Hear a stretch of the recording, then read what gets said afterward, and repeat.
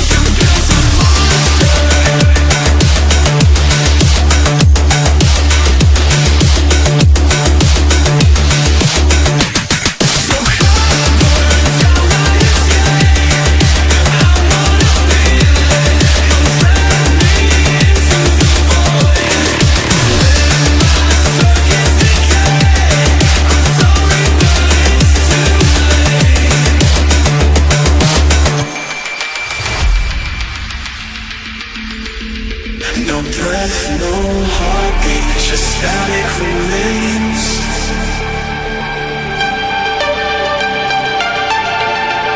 Hollow reflections, ghosts in the cold.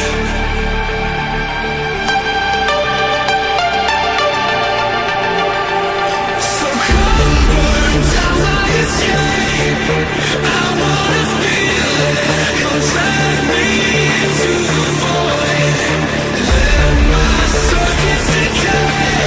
I'm sorry, but it's too late. You build a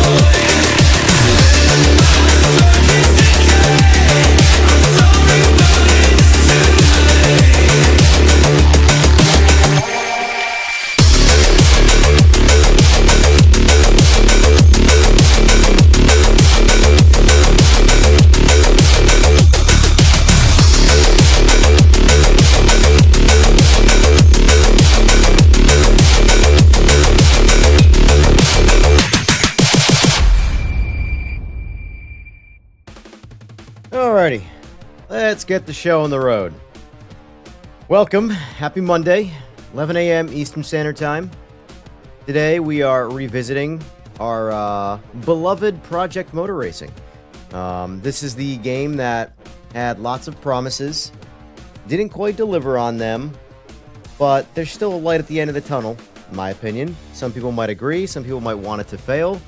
I say roll with the punches. And in this case, I've spoken to a lot of the people behind the game, somewhat, I don't want to say privately, but, you know, between Discords, stream chats, stuff like that. And the guys that are developing this game do seem to have a lot of passion about this game. It's sort of like their little baby. You know, there's a lot of hate towards the leader of the company. I personally couldn't care less. I didn't even know that person's name, which I'm trying to avoid saying that person's name because I just don't feel like regurgitating the same nonsense that I hear all the time. At the end of the day, guys, it's a video game. Relax. It's digital pixels on a screen. Video games, I get. People are very passionate about. Calm down. Give it time to cook. And in 6 months' time, in a year's time, if the game still is not in a good state, in my opinion, then you have the right to complain. I mean, you can complain whenever you want. You have the right to do that whenever. But I think it would be warranted after some time. However, just sort of chill out. Relax. If you enjoy the game in its current state, then play it. If you don't, there are other options. Revisit it after a patch. We right now, we'll be revisiting the game pre-patch. Kind of going over things, just chatting about it. I might even try ranked. I do believe that I have to qualify for ranked. I haven't really spent any time in ranked in this game. I'm not much of a ranked player. I'm much more of a casual player. Doesn't mean I'm not competitive. I just don't care about the process of ranked racing, which is why I don't play LMU or really deep get deep into iRacing, things like that. I have them all. I have every single one of them. Look, here you go. Race Room. No, we can't see. Hold on. Race Room. Rensport, Project Motor Racing, Le Mans Ultimate, F125 for the arcade F1 fans, BeamNG, AMS2, AC Rally, AC Evo, AC Comp, AC. Mind you, I don't have a lot of time on AC, or even ACC for that matter. I've played them all, though, and I see where everything sort of shines. I have R Factor 2, which I have 13 minutes on, as you can see. Where I have most of my time is PMR, Race Room, and AMS2. Those are my personal podium sims. Anyway, get the idea. For me, this hobby, this industry, whatever you want to call it, is about having a good time, having fun. That's what video games are for me. Not to go down a spiel of my background, but I come from the world of motorcycle racing, and I have built, in my younger years, many a street car, you know, up to 1,000 or so horsepower. And so I come from some level of racing. Now, I don't come from this specific form of racing, GT3 racing, hypercar racing. I've never experienced any of that in real life, outside of what most people have, seeing it with their own eyes, not feeling it. However, I do have some racing background to, in my opinion, have a little bit of validity on my opinions on, like, say, tire models and stuff like that. Because, you know, tire carcasses, tires in general, they all kind of work the same in all of the sports. But that being said, I'd like to remain critical on these games, but I also like to remain fair. Because at the same time, they are video games. This is a place where I go to have a good time. And if something is a little different in a certain game, you just kind of get used to it, and you adapt, and you play the game and you enjoy it. Not every game should feel the same. For example, like I said, my top 3 games is Race Room, AMS2, and PMR. And PMR's driving sort of physics is sort of right in between Race Room and AMS2. AMS2 is very, very slidey. PMR is medium slidey. And Race Room is virtually no slide whatsoever, but you do understeer. So they're all very different sort of characteristics. And by the way, how's the voice versus music volume going right now? I like to have a good balance of both, but I don't want the music to overpower my voice. Anyway, folks. PMR today. Jumping back in. We're going to kind of drive around. We're going to explore a lot of things. I'm even going to try the ranked racing. I do have to qualify. I don't know how far down the ranked rabbit hole I will go.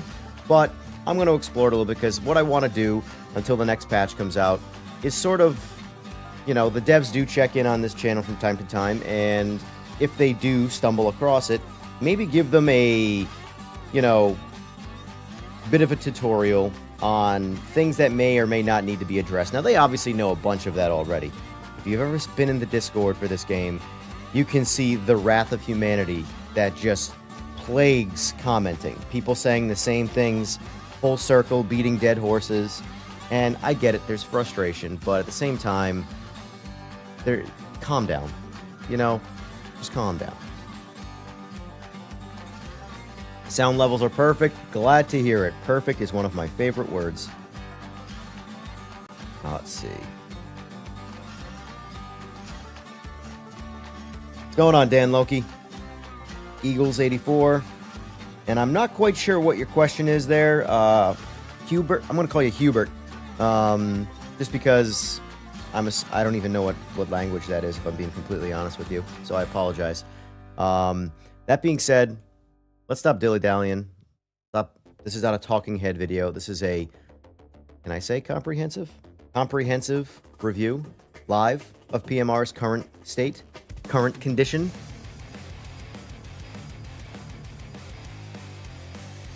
I don't know if you guys caught any of yesterday's stream, but I went live for a little while. I don't normally stream on the weekends, but the wife is out of town, or the future wife, I should say, is out of town. So I had a little more time this weekend to just do what I wanted video game-wise. So I chose to continue to sim race and stream it. Yesterday, we jumped in here. We had a great time in open lobbies. Great time in open lobbies. Over the course of a 5.5-hour stream, we had 3 lobby crashes for me. Other people sometimes didn't make it in, obviously. That is also... Most of the issues with it seem to involve on the back end, either server or peer-to-peer, just internet issues, connectivity issues.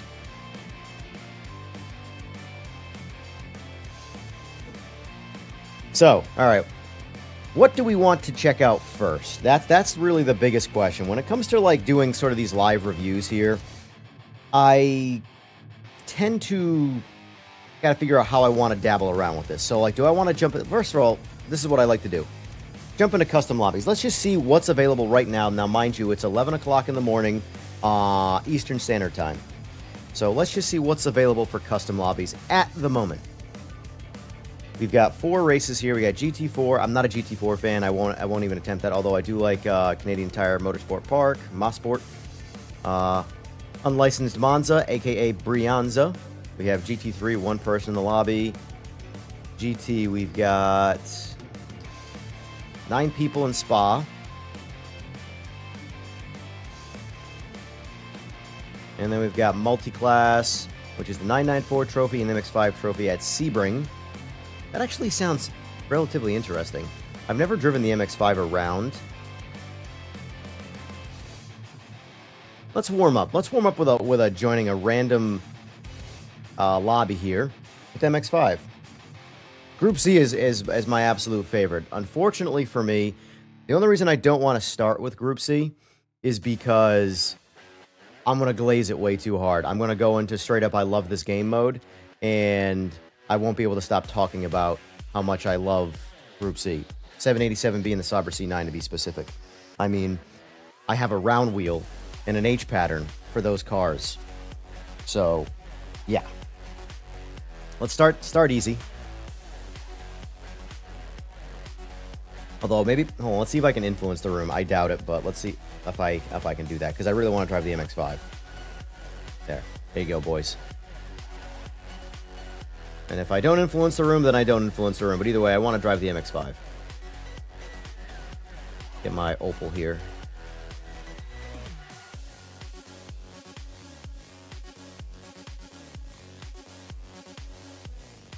All right. Oh, they must have switched it up. They added some classes. Got it. Well, I still want to stick to my MX-5 here. They added NG. Oh, wait. Did they get rid of... Oh, it still looks like it's still there. Not sure what the host is doing here. Cooking Rudy.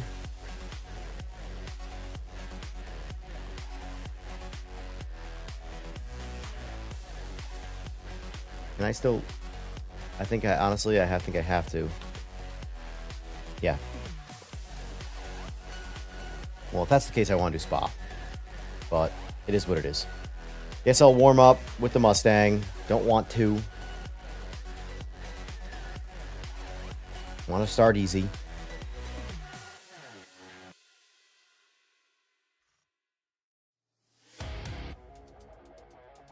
One of 2 PC users, by the way. Now we're doing San Marino.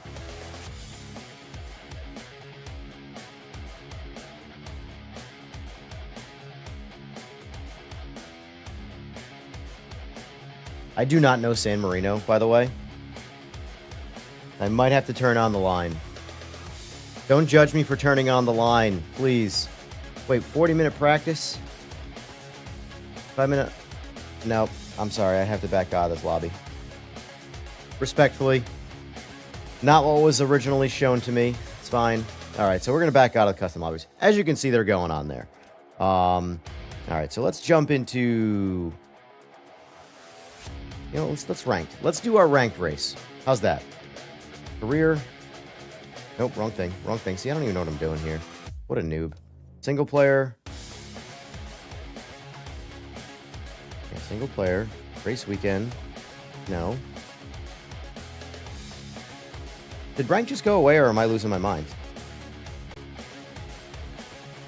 Oh, I'm losing my mind. Listen, I haven't been up very long, okay? Cut me some slack. So as you can see, this is where we stand with ranked racing. We have to do the actual trial. So we're just going to send it and see what happens. From my understanding, yeah, the difficulty is 100%. So we're going to go round wheel here.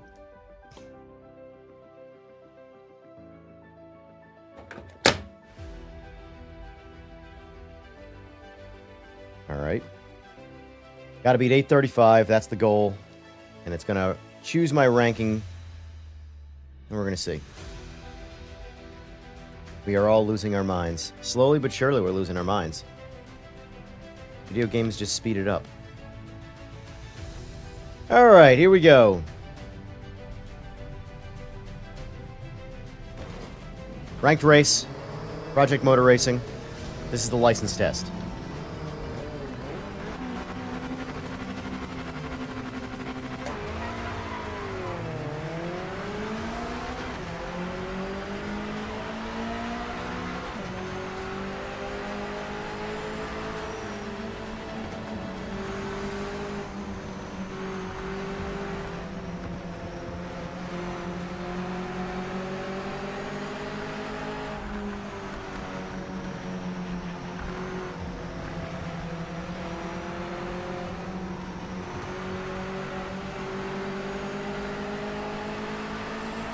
Hold up!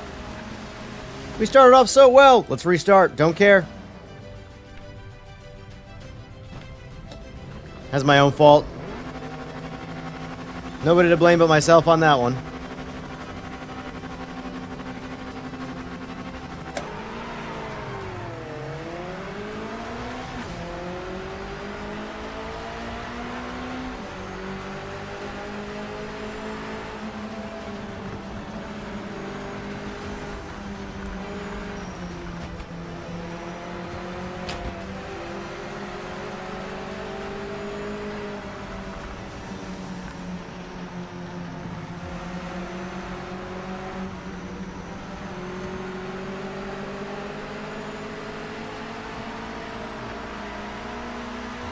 I do like the way the MX-5's driving this.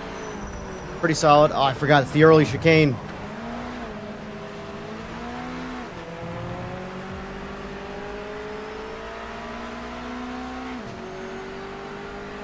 We're going to restart that too. That's my own fault. I want to get a good first lap started here for this. No dilly-dallying.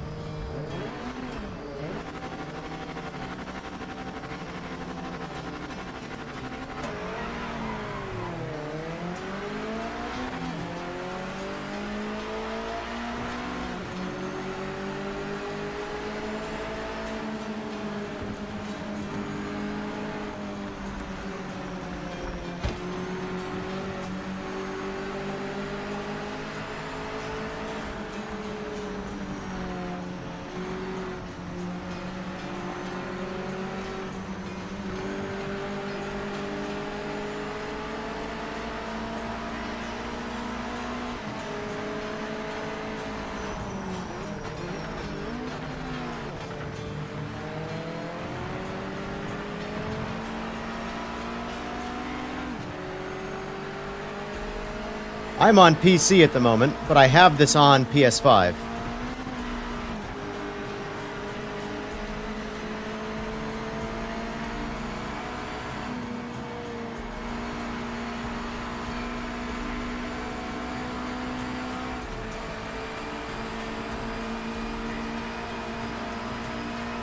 So I did have my ranked at one point, but for some reason it's like it got taken away. I don't really know why. I gotta get on the brakes harder there. That's my, So, what's funny is that I have my actual brake pedal desensitized, and I just kind of forgot right there.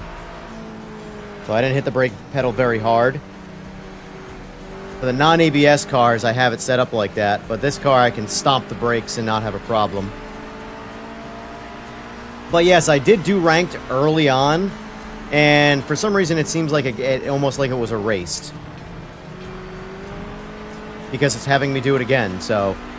I never did a single ranked race, so maybe that has something to do with it, and the patch just kind of... One of the patches, anyway, just reset the ranked. I don't know. Either way, I'm not complaining, though.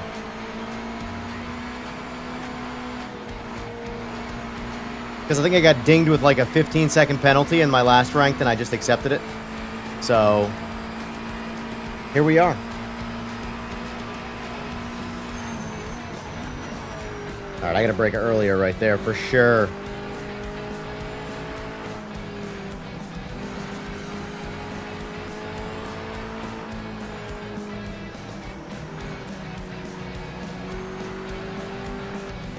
A lot of people like Lime Rock. I'm not a fan, personally. Lime Rock was very close to me where I lived previously in the States. But as a general track, I find it to be... I don't know. It's whatever. It is what it is. My opinion, it's a good slow car track like this.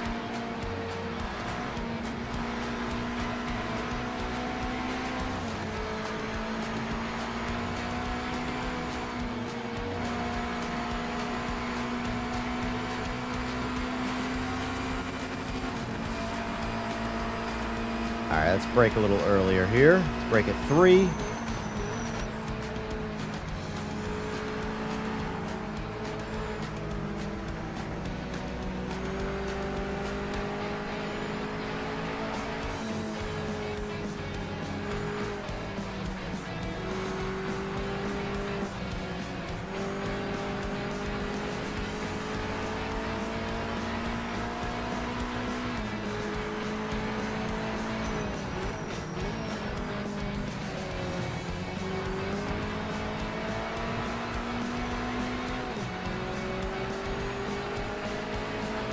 Alright, coming up on the halfway point here.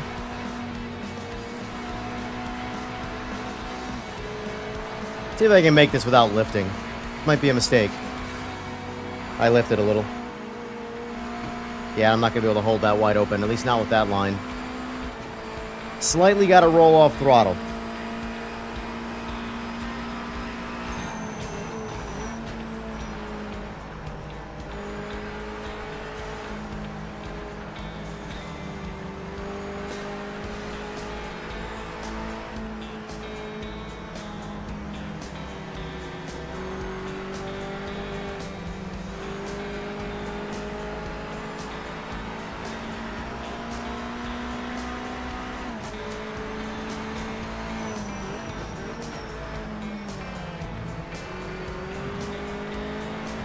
So in chat, do me a favor. Do you want this game to fail, or do you want it to succeed? Truly. Set aside all emotion for this game's Lord and Commander. What do you truly want this game to be? Are you a secret GT7 lover that wants this game to flop miserably, so GT7 can somehow remain successful, even though this game's success will have no deterring factors on Gran Turismo 7, in my opinion? Gran Turismo 7 to me is like an iRacing. It's not going anywhere, regardless of what else is successful around it. The only way GT7 or iRacing fail is by their own hands.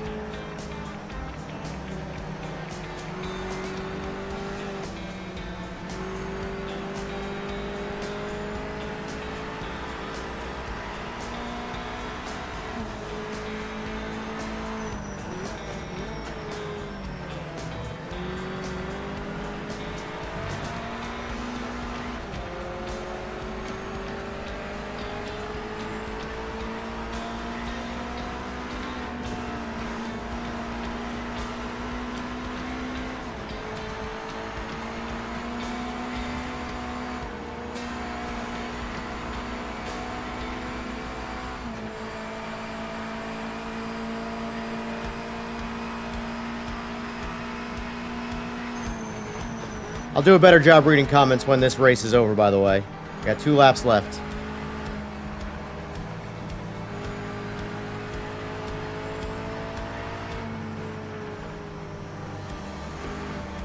Oh.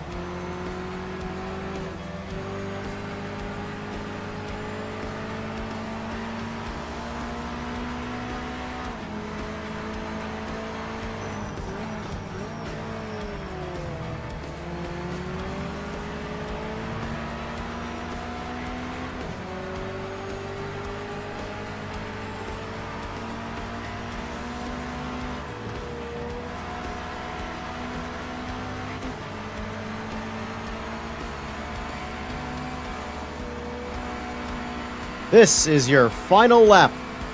Lap, lap, lap.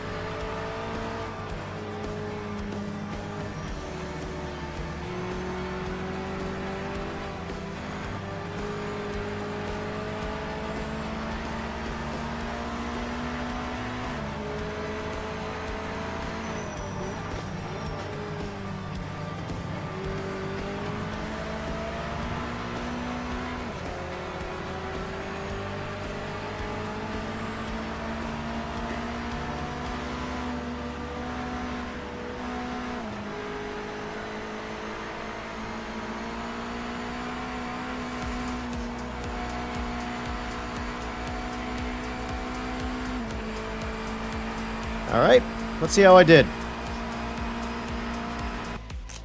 67, Division 3, whatever that means. That's what I got. 814.2 is my total. No, wait, that's Lucas, whoever that is. Mine is 8, looks like 816 and change. Okay. I want to say the first time I did this, I got a 30, because I got a penalty. Oh, it says right at the top, 816.16, got it. So, alright, that was better than our first try. It, for the most part, went the same, except I think on one of the last laps in my previous test, I got a decent-sized penalty for cutting the corner, but that was also when I last played it on, like, 2 penalty systems ago, so... I think it was patch 1501 I tried ranked, and now it's 1504, so... Alright, am I sure? Yes, I'm sure, I don't care. The ranking means very little to me because I know that no matter what happens, I'm going to determine that in the long run by racing. Alright. Let me go look on here and see what we got.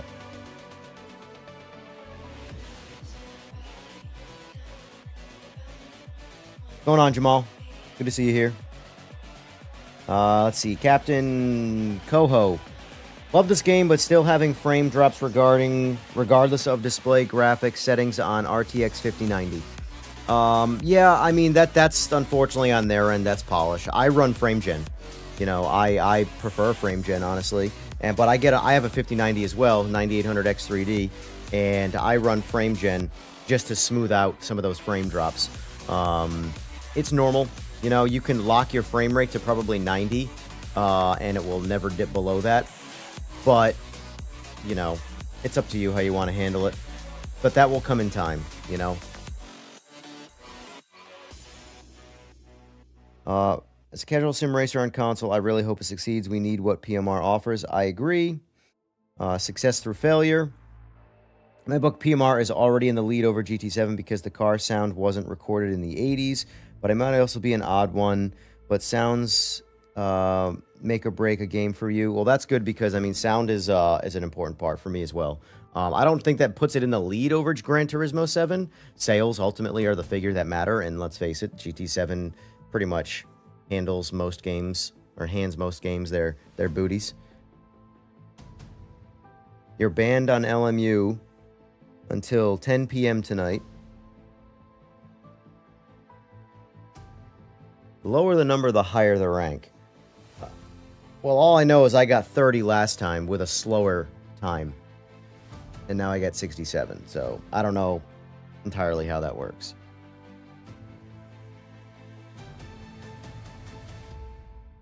I want to say it was like 818 was what I had before with the penalty.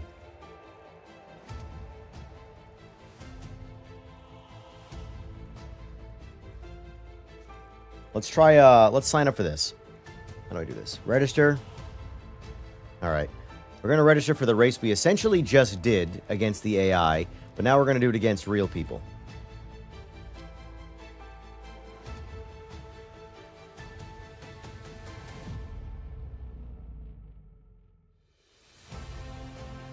All right, so let's see. Got my vehicle. Registered players 2. Race starts in 8 minutes. I've registered. Qualifying is 5 minutes. Race is 6 laps. Those of you guys who can play this right now, jump on in.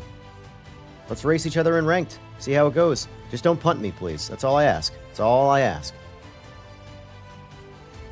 So this round overview thing, can someone explain the round overview? Because again, I have spent 0 time in ranked on this. I'm actually learning kind of on the fly here.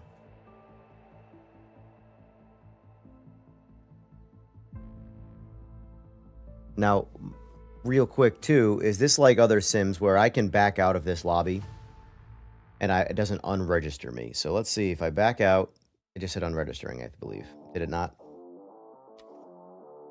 Yeah, I'm pretty sure it just did. So, looks like I have to sit in the lobby and wait. So that is something that they have to adjust. So, yeah, in all forms of ranked racing, you need to be able to, if you're registered to wait, you need to be able to go do other things without losing the registration. That's a very important part of the ranked experience. Because if I have to sit here and sit at, now mind you, this is 7 minutes, I could always come back in. I don't know if there's a maximum on this. But, like, realistically, I'd have to go in my brain, okay, I have 7 minutes. Let me unregister and go do something, and then come back and have my alarm set for 7 minutes.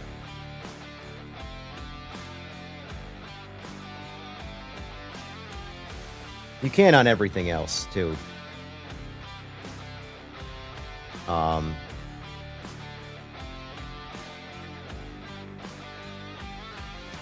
We got 7 minutes. Let's come back.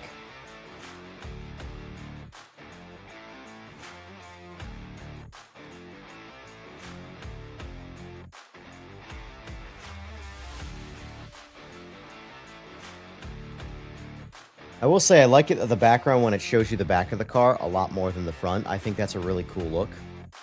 I don't know what switches that, but I would rather this be my, like, stationary background of the car than the guy chilling in the corner with the front of the car here. I just think it's a better looking picture. But that's just me nitpicking, I guess.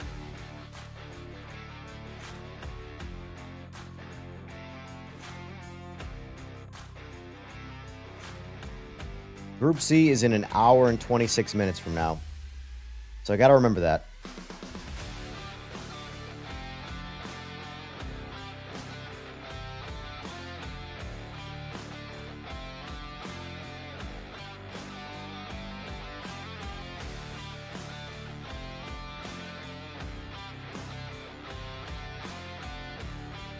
All right. I guess I'll wait it out for this 5 minutes. It is what it is. I'll wait it out, chat with you guys. We'll converse.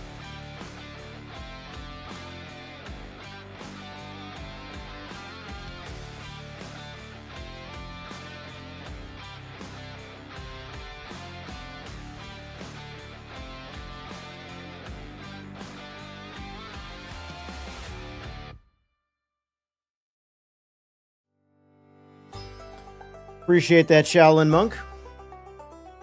I'm sure I'll get punted.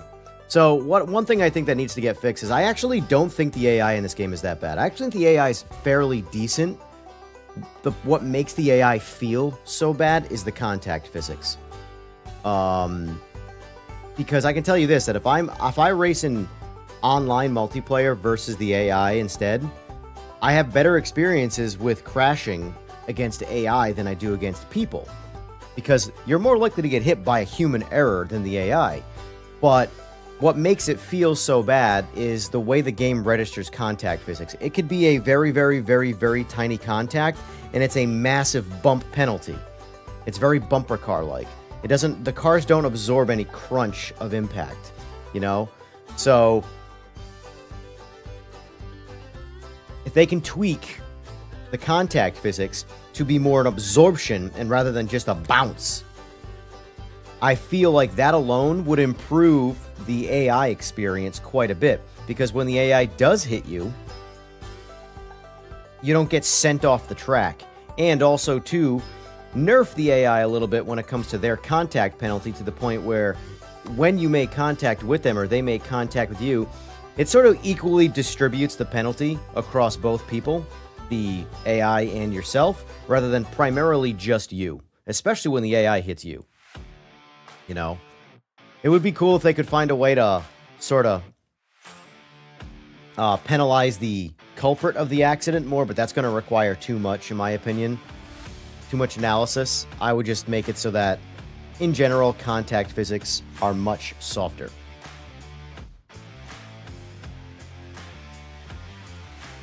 You know, because there's a reason why the term fender bender exists.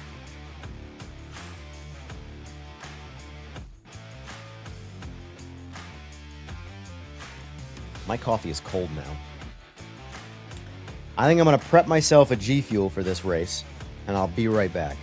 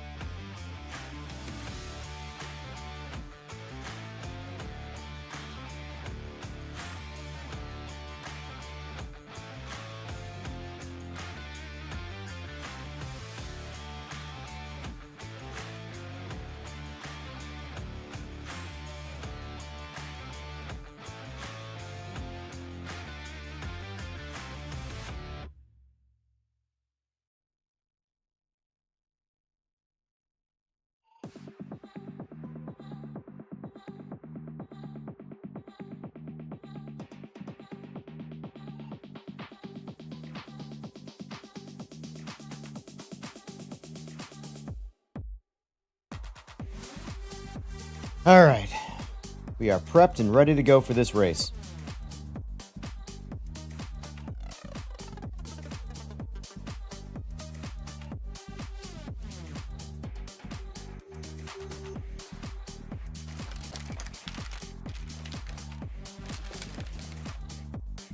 One minute, 6 seconds.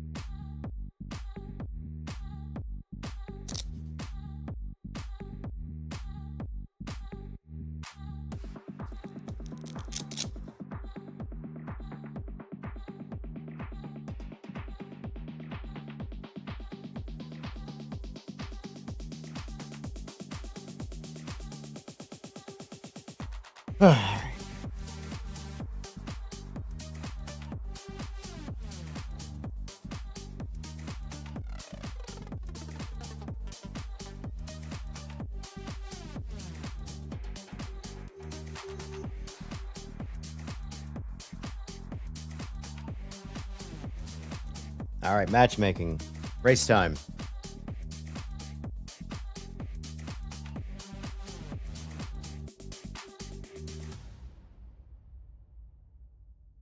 Now, from my understanding, connectivity issues at this point can get rough.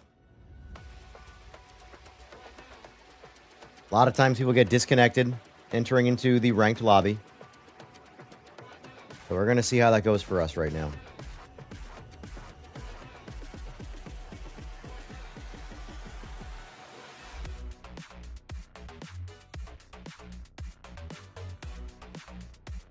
And if we do get disconnected, we're going to jump into the game itself with the AI, and we're going to play around with that. We're going to explore all different classes. One class at a time, go right down the list. That's the plan for today. And anything I don't get done, well, there's Wednesday.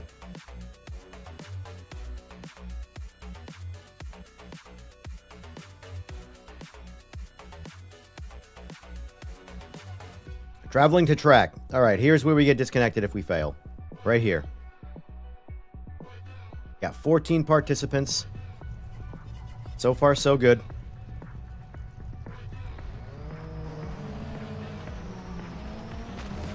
We're in quali. Let's go.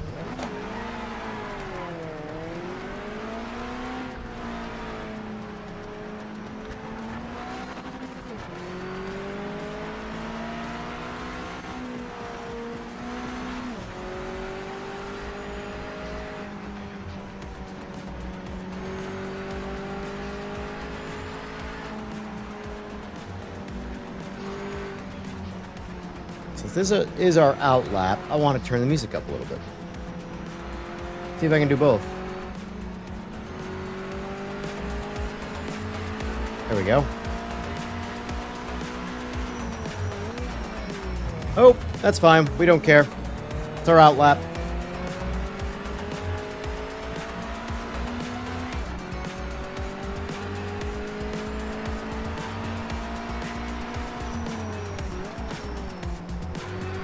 I gotta pay attention to which layout we're using here. This is both chicanes.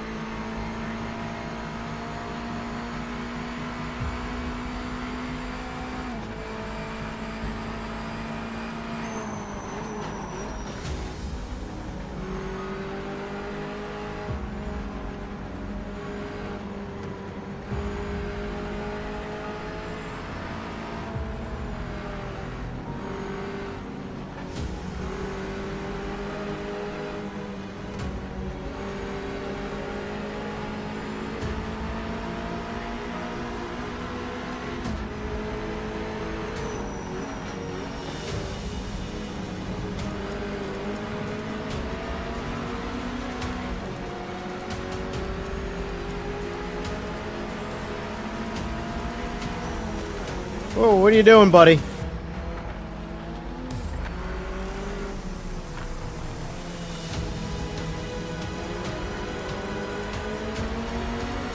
Slowing down my qualifying.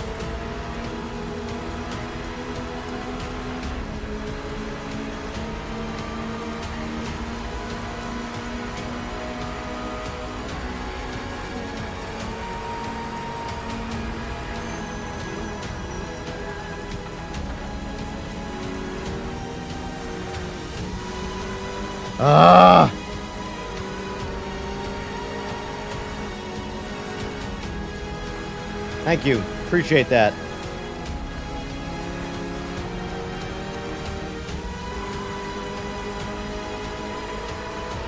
Alright, here we go.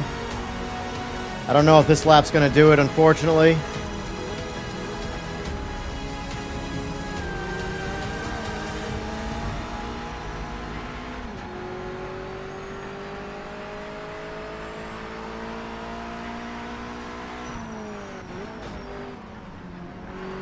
I gotta learn this particular chicane.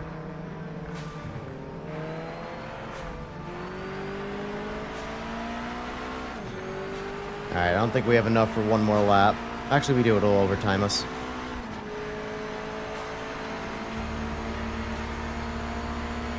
$105, eh?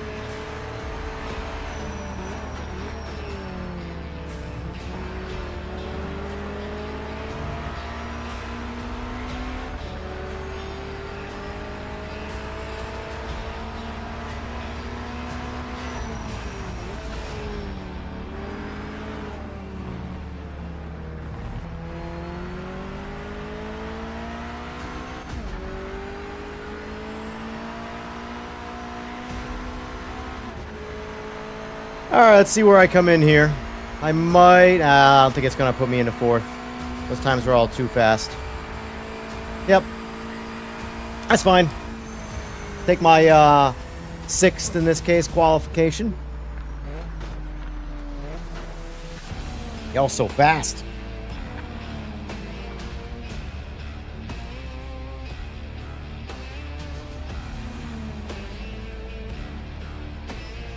All right, good luck, folks.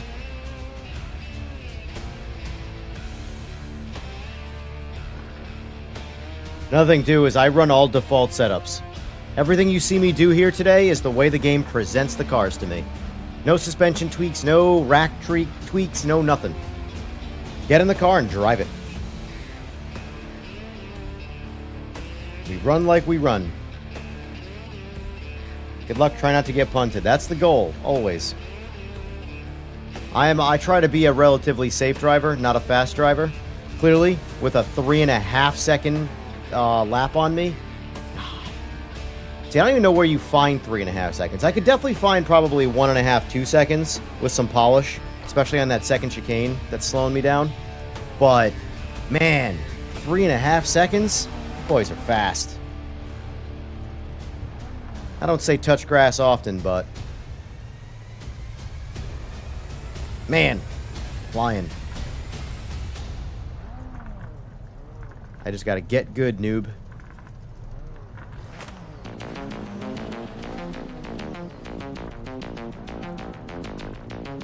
Man, this game has so much potential graphically. I know people don't want to admit that, but there are some good graphics at the core here. Very good graphics at the core.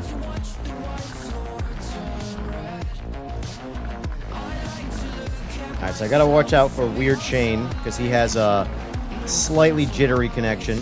That's why he's moving. Here we go.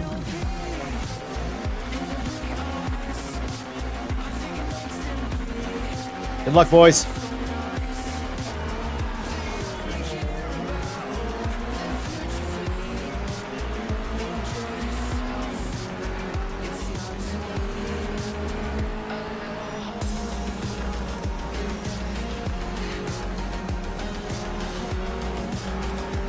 Uh-oh. Guy in first place over there's got some real good lag going on.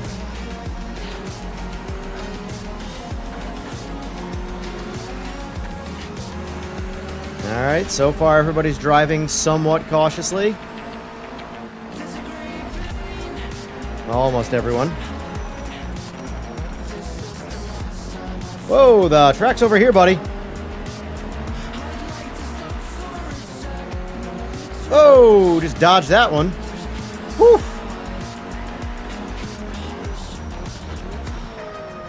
This is the chicane I really don't know. Like, I'm almost like a dog without a collar on there. I don't know where I'm going.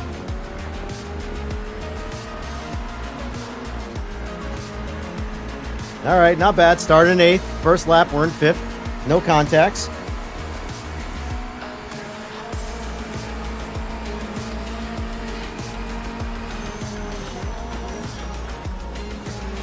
Oh, bumper cars over there, boys.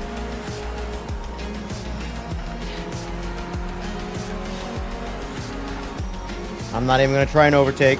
Whoop. Oh, of course, though. Thanks for bumping me off.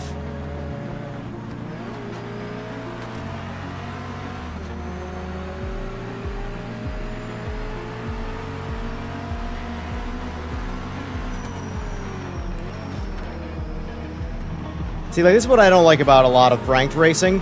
Tryharding and lack of skill tend to combine, especially in, like, rookie lobby style stuff, which is what this is, essentially. Like, if you can't overtake clean, don't. That guy that's 2 cars up there, I had an opportunity to overtake, but it might have involved contact, so I didn't even attempt. I just backed off. And then the guy who just passed him punted me. Not very aggressively, but he punted me.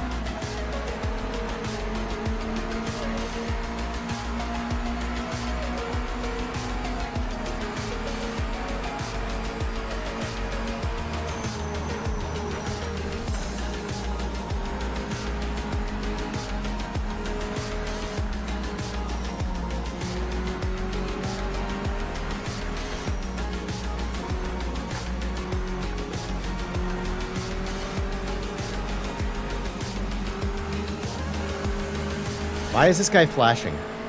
Like, chill out, bro.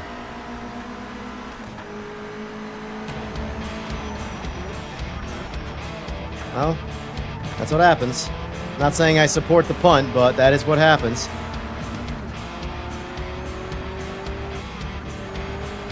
See how I backed off to avoid contact? There needs to be more up as I say that.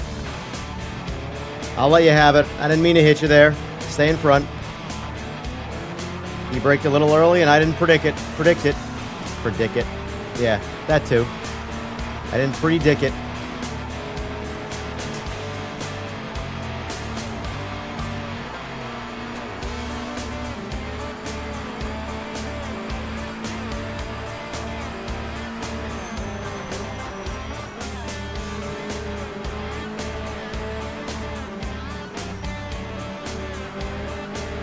Trying to get around this guy in a safe way, not just hit him. That's the difference between me and a lot of other driving. Like, for me, this is just, I'm having a good time. So I'm not trying to pass at all costs for an imaginary ranking number that means literally nothing in life. Ruin someone else's day because you gotta have a fictitious number be better.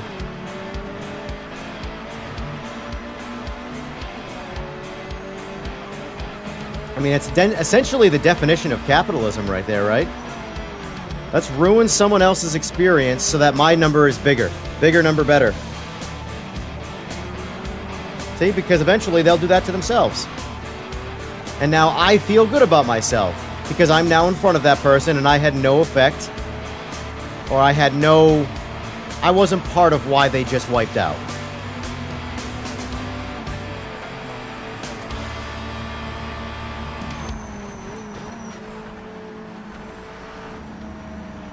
Braking a little too late there, buddy.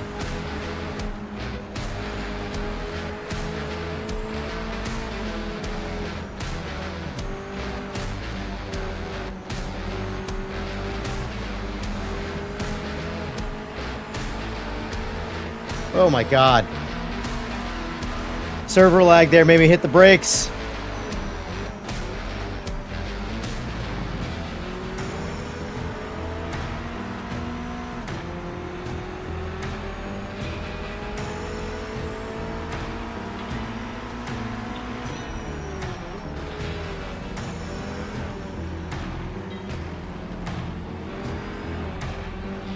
Gotta be real careful right there about getting back on the throttle too soon.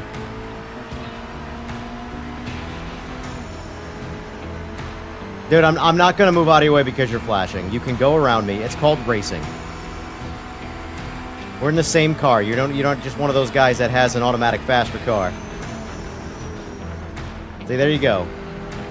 Take it the old-fashioned way. Just pass me. But I'm not gonna move over for you because you're flashing. You're not in a hypercar. Chill out, bro.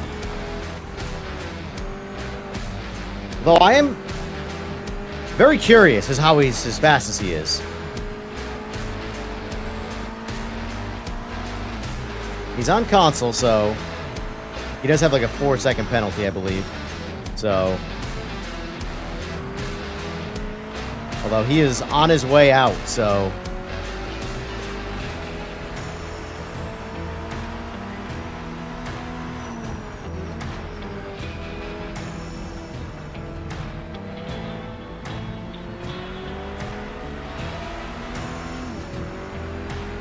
Alright, so we worked our way up to 4th. Potentially 3rd if we come in within 4 seconds of this guy right here, because he's got a 4-second penalty. And look at that. We pulled it off, boys. The only PC player in the lobby on the podium. See, this is where I tell people all the time, racing is real. Qualification is like this made-up, like, it doesn't matter. I qualified 8th. I came in 3rd. I only bumped one guy accidentally because he braked a little earlier than I was expecting. I didn't predict it. And I didn't overtake. I could have overtaken by being a dick and just sort of bumping him and then going, but I waited for him to get back into his line.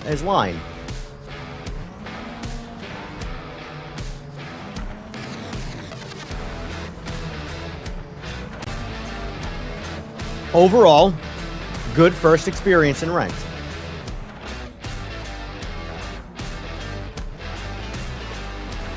Wanting to record or stream on a mid-tier or low PC in this game is impossible. Unless you're scared of frame gen. If less people were scared of frame gen, I'm just saying. Frame gen's solid. It's solid.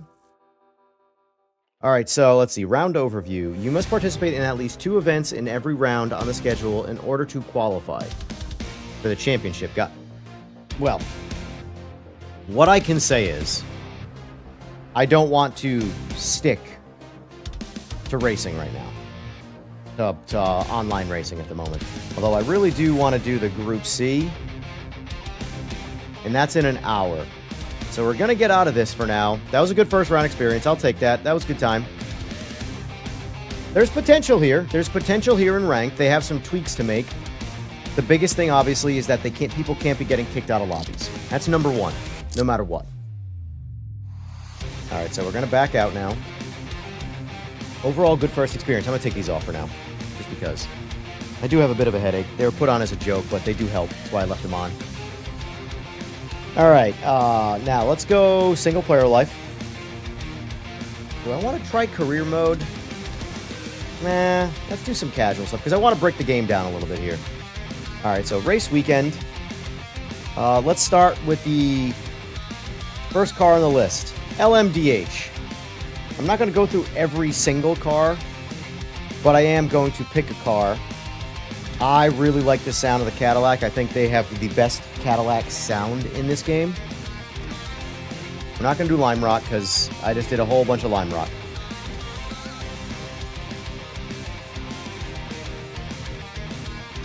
I feel like Spa and hypercars kind of go hand in hand. Alright, so let's do that. I don't know where the AI sits, generally speaking, so I'm going to set them at 50%. The halfway point. So the halfway point is 50, right? Okay, so 20. So the halfway point would be then 60. So, call that halfway, number of cars, yep. Now I want an identical vehicle, but we want the same class. Or should I dabble in multi-class? I think we're going to do that.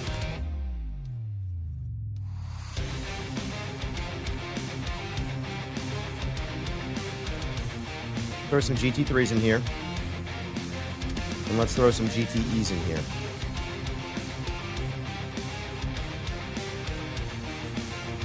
Confirm. How many cars can we add? What's the total? Oh, 31 is the total grid.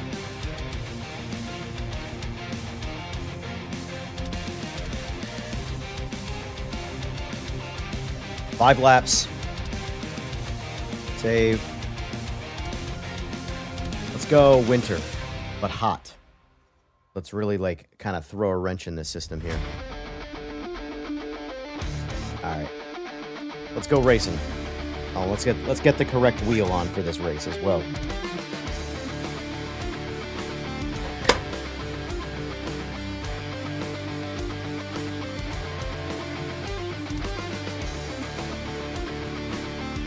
Hot winter.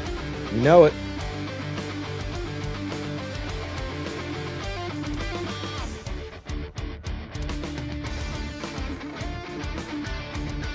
What is the... I'm just curious if I can see the live weather right now. What it is.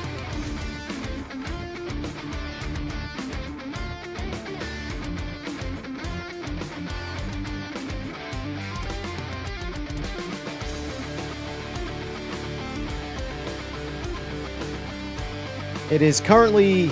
Oh boy.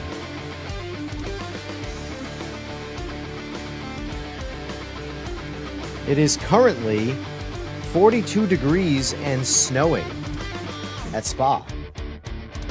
42 degrees Fahrenheit. If you couldn't put that together for my non-American friends.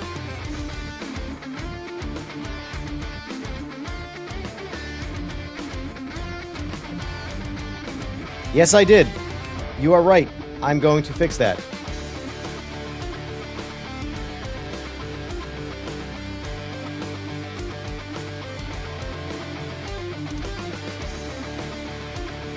So we got 31 across the grid. We'll do 10. That. There we go.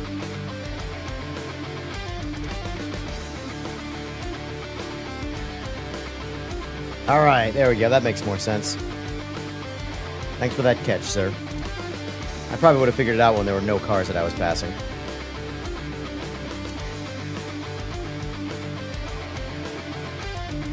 Love the background music. Well, thank you. It's copyright. Or it's non-copyright, for me anyway. I paid for the licenses, is what I'm trying to say. Jesus, words are hard. Alright, vehicle setup. We want to stick to mediums. This is a 5-lapper on Spa. Although it is... Hey, look, the ambient temp is 46 degrees, and it's actually 42 degrees at Spa right now. Pretty good. Maybe we should go softs, because it is 42 degrees. Or 46. And the wing angle, let's max that bad boy out. Alright, so the only changes we're going to make are soft tires and maximum rear downforce. Because we know how unhappy these cars are.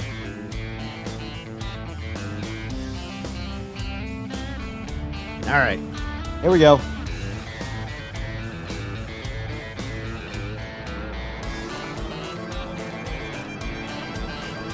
It's weird. This game has the best and worst graphics in a sim simultaneously.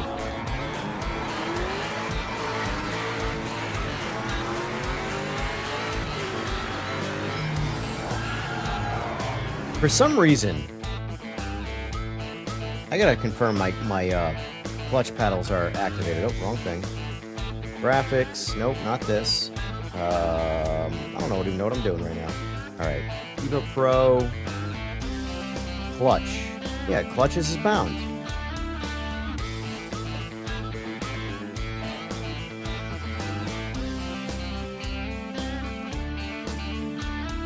Save.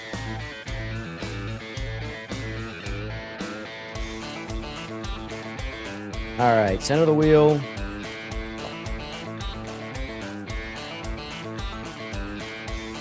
Wheel centered.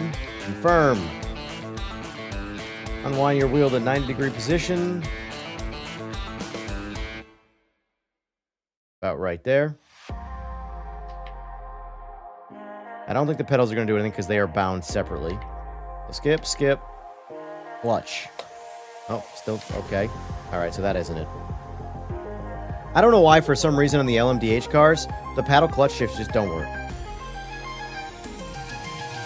Anyway, race time.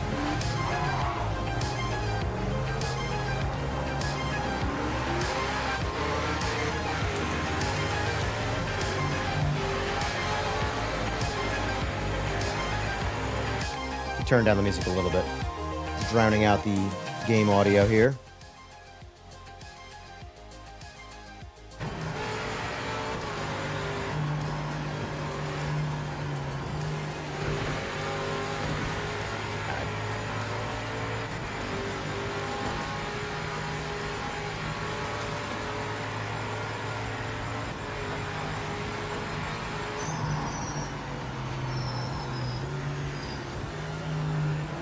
Oh, oh, what a save, though.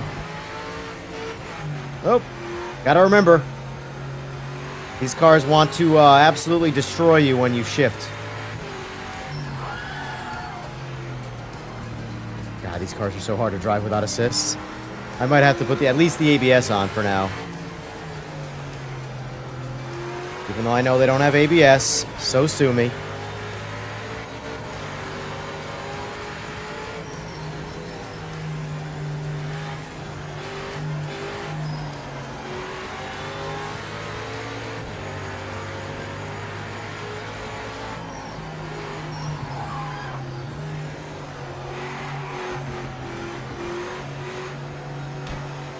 Excuse me.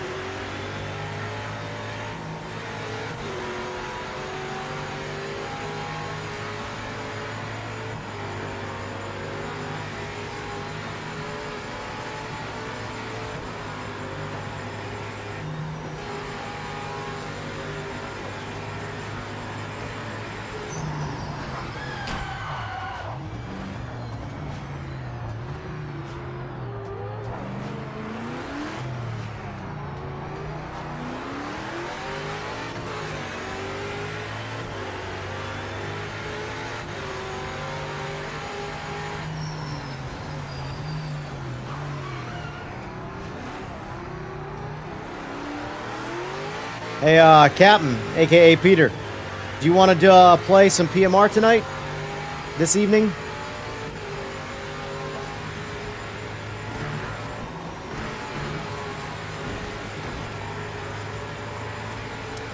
Yeah, they gotta soften up that track limit right there. I feel like that's a bit disingenuous. The first one, yes, I definitely was over track limits, but that one I felt like that one was pretty solid.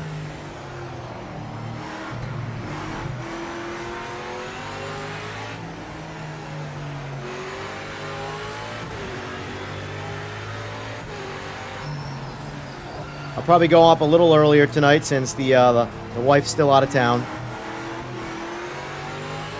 Normally I go up at 11 to spend some time with her. Whoa, whoa, whoa! I will say, I don't know if it's just me and I'm used to other sims right now, but I have recovered from every slide so far in this race.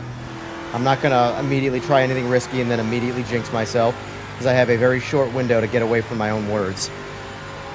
But so far, I've been completely sideways, what, 3 or 4 times now? And I've recovered it. We all know iRacing, I'd have crashed every single time. But even in the other sims, I wouldn't have been able to recover that.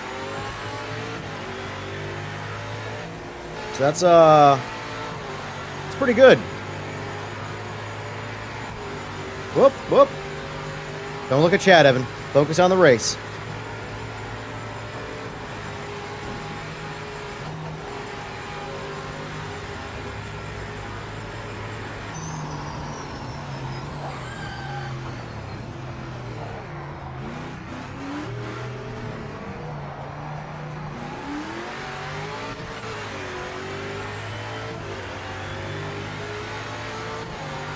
The tires still feel better than iRacing's tires.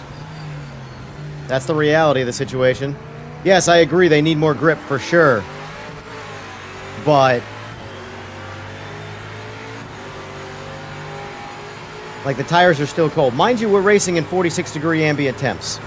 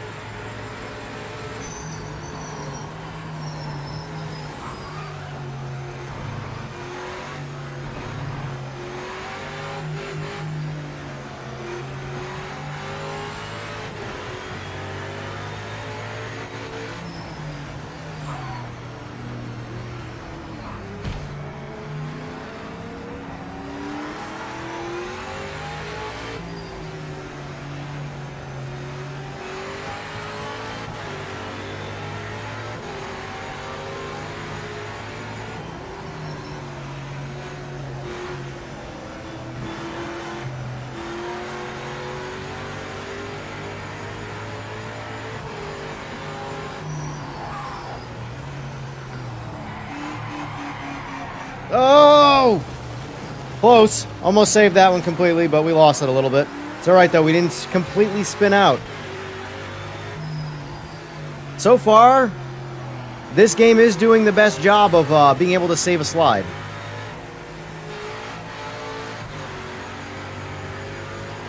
A little more fine-tuning on that, and I think we'd really be nipping at the heels of realistic sliding. Because there's nothing more frustrating than when a sim just punishes you. Oh! For a tiny bit of oversteer. It's surprisingly easy to save a car in a slide with some oversteer in real life. But these sims make it seem like, you know, it is next to impossible. So far, this has been the easiest one to try and save a slide.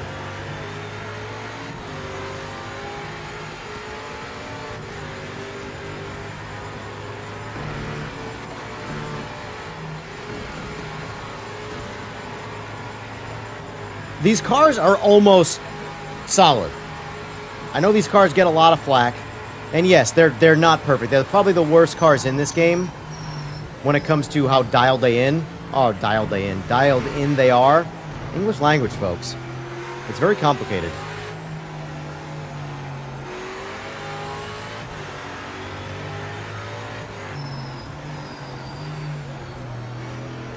But, like, this isn't bad.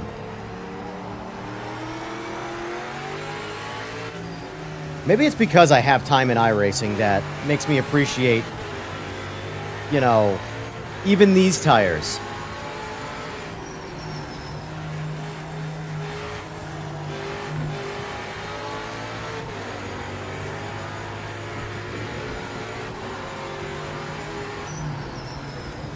Ah! That's my own fault there.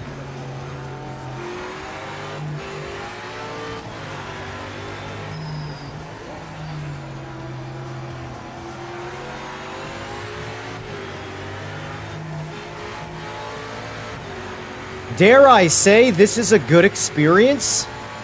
Dare I say that? There's no way. This game is bad. Ask the internet.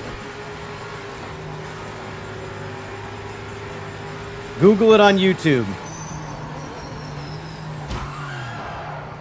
Oh! That's what I get. That's what I get for giving you a compliment.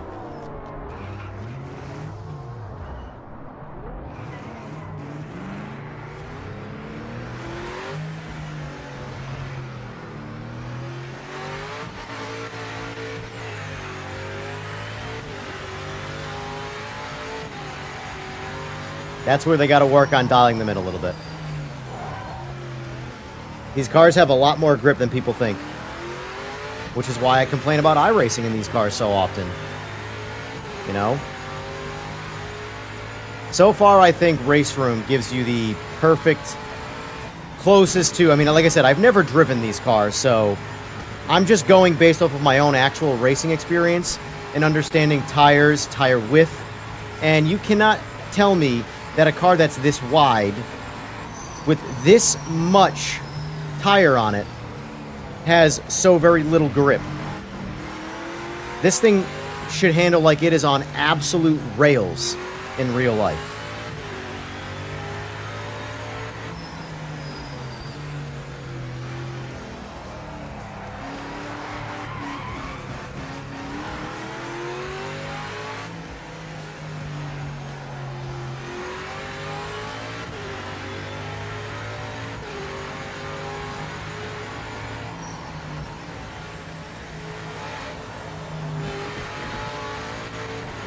Oh, learn to drive, Evan.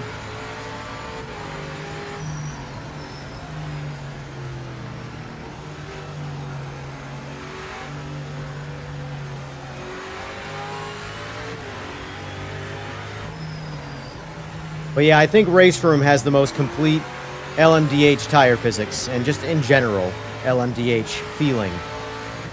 It's the only sim I play where I believe what I'm being told about the LMDH cars. So, you know, if any of the developers do stumble across my words here, I know everybody has a vision for their own sort of game and their, you know, their baby essentially. Oh, but I would recommend the Race Room sort of model for this car. It makes you want to drive these cars, I'll say.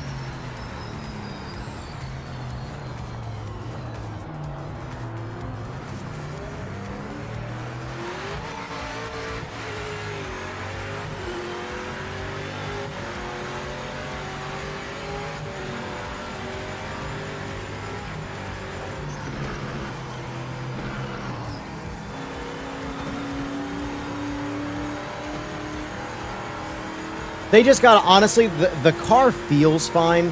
It just feels like the tires are struggling to maintain grip. They just, across the board, need to increase the tire grip. That's really all there is. It wouldn't be very complicated. You know, like I said, they have their own vision, but in terms of the way these cars drive, they drive great. They just need more grip. That's it. The tires just need to work better, that's all. It would be I feel like inside of one patch, done correctly, these cars would be fine. You know?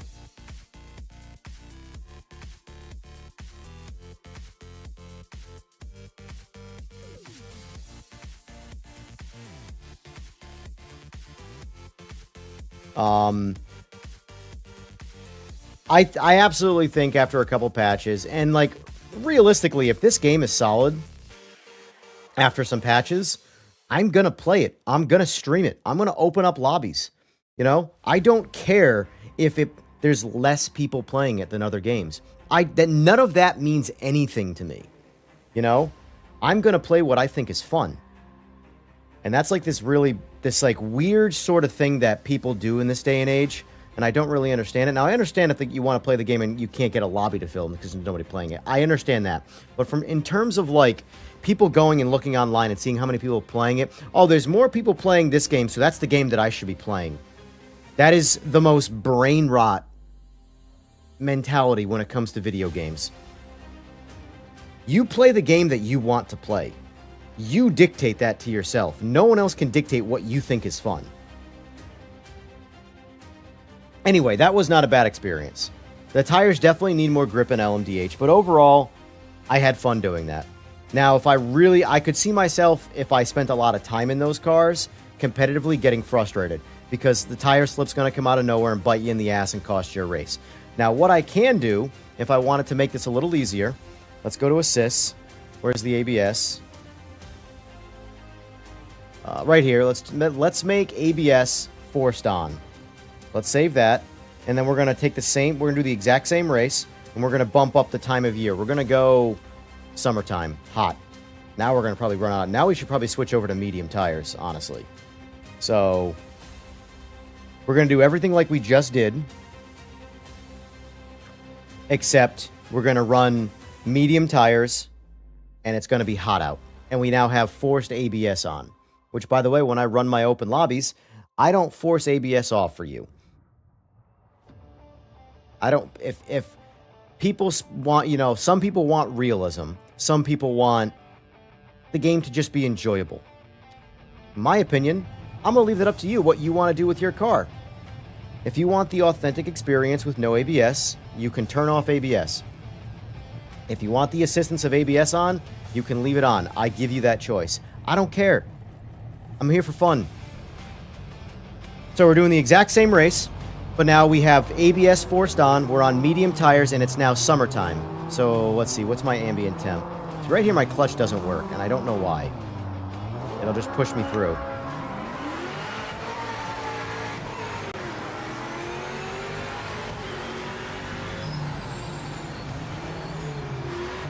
Oh, you are in a hurry there, Mr. RSR.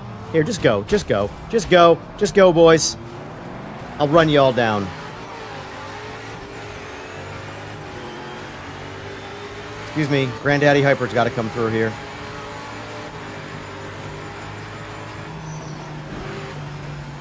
Yeah, I already have like 10 times the grip. Whoop, whoop! Alright, see, I got to turn the AI difficulty up if I want to pack the grid like this, because they all get bound up on each other. And that's the contact physics I'm talking about. Making it less bouncy, I think, is a big, big, big part of how the game feels.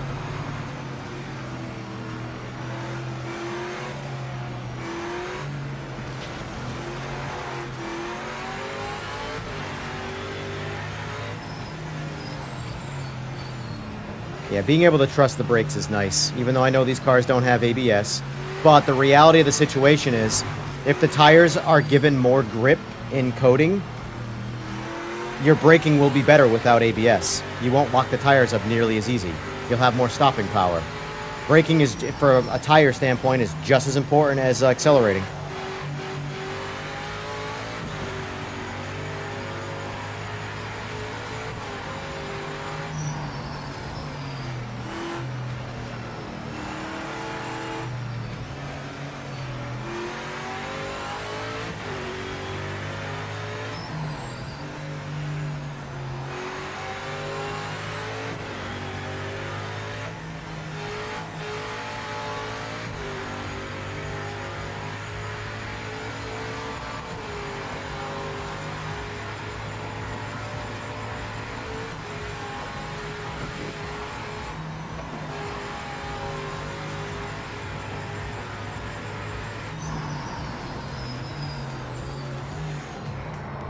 Whoop. Alright, time to hunt down the LMDHs now. Yeah, you missed out on the Christmas special. They have another one up now. It's not nearly as good as the Christmas special, but it's still decent. But in my opinion, the driving experience of Race Room is pretty dialed in. It's PC only, so obviously console players, you're SOL when it comes to that experience. But, you know, I think PMR, the developers, Stray 4, should borrow some of the physics model from Race Room. A lot of Race Room feels really good. See, it slid out right there, but I saved it. That's something that's very unique to PMR so far. No other sim I can save a slide like that. So, I have to give credit where it's due. You know, this game has its problems, but it has a lot of other, like... See? I swear to God, Mike, my mouth is an immediate jinx of all things said. If I say something, I immediately regret it.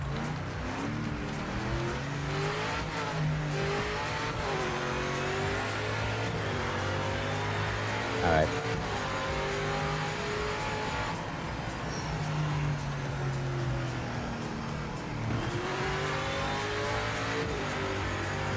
Yeah, if these cars are granted more grip overall, they'll be pretty solid. They're very Oh, I know what I did wrong.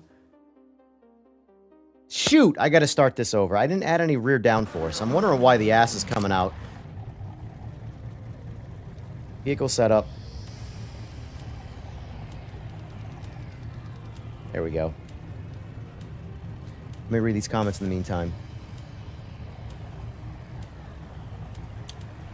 Let's see. You actually kind of explained why I like iRacing with your description of GT3 racing yesterday. What in particular? Let's see. I should read probably the rest of your comments. Maybe I'll get the answer. Ralph Euler, thank you for the sub. I appreciate that, sir. Let's see. I think of iRacing like baseball, which I play. It's boring to most. That's fine. There's a lot of good in iRacing. My only complaint about iRacing, well, only two complaints, is the egregious paywall model, but that's never going to change because people keep buying it. So you vote with your wallet, not your words. So if people keep spending the money, they're going to never change that. But it's the tires. I can't get behind the excessive punishment through tire model. But overall, though, there's a lot of iRacing I very much like. I think the AI, the crash physics, top tier, like top tier. A lot of the driving is really, really good. When tires are warm, they feel great. On most cars, anyway. But I don't want to have to do a bunch of laps to get into the racing, you know? I want to work on finite movements, trail braking, gaining 0.1, 0.2, while constantly failing. Same as in baseball, I'm going to fail 7% of the time, and that's good. I enjoy the grind to better myself. And that's where iRacing shines, the grind. Tried Race Room. Oh, I already did that, yep, for the first time, yep. What game am I playing tonight? I'm probably going to do some PMR again tonight. I'll be honest with you, when it comes to the casual lobbies, nothing fills up for me quite like this. You know? I know the streaming obviously boosts a lot of the lobby situation, but bottom line is when I stream Race Room, when I stream AMS2, PMR crushes them in terms of filling up my lobbies.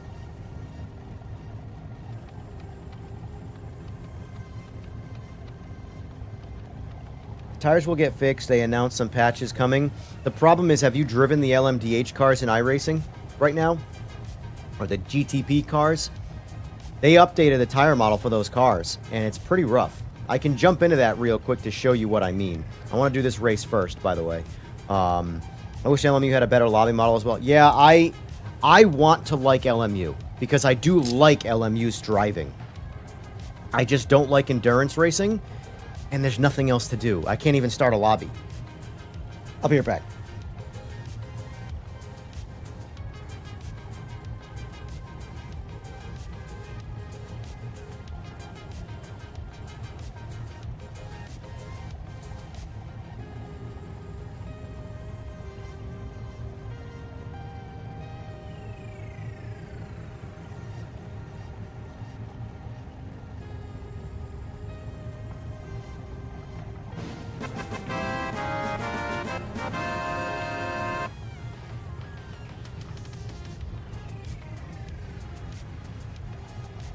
what's up, K-Zone? E1.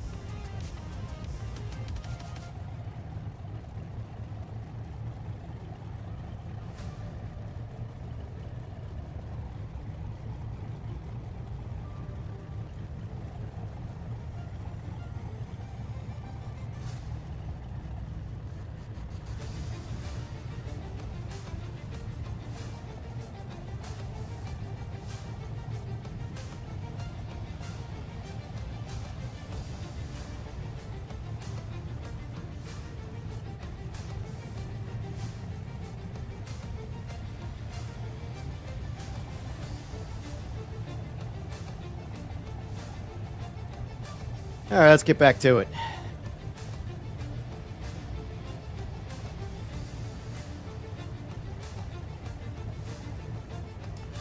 So, all right, we're going to try this race again now that I added the downforce, because I forgot to do that. Trying to keep it apples to apples here, and I was wondering why the rear end was a little extra slidey compared to when it was ice cold out, and then I forgot I didn't max out the rear downforce.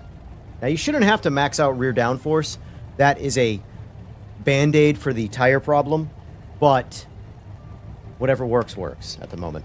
So right now, maxing out rear downforce helps these cars quite a bit. So by default, whatever downforce the game allows, especially if it's the rear, max it out. For these cars, anyway.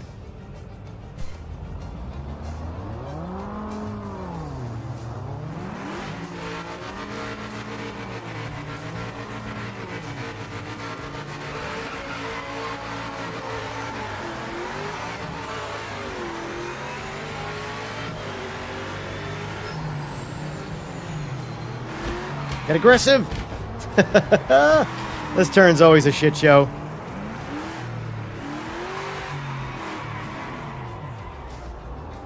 Alright, let's make chase now.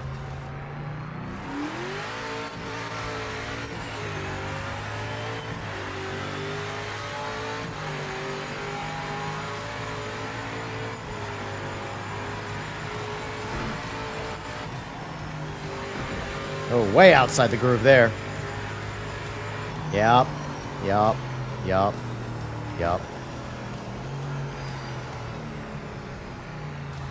Two quality of life things I did request. I don't know if we'll get it ever or not. For the sake of like casual lobby stuff, being able to turn off, or casual single player as well, because you can in lobbies, is the ability to turn off penalties altogether, and the ability to turn off tires, meaning, for example, in Race Room, you have the ability to turn off tire temperature and tire wear, so you just put the tires at peak grip and no tire wear. So it just completely removes tires from the equation, so you can kind of focus on just the race, which, yes, is not realistic. I fully understand that, and these are racing sims. However, casual racing, a lot of times, people want to just race. Wow, that came out of nowhere. That's the downshift right there. Don't go into third gear right there, folks.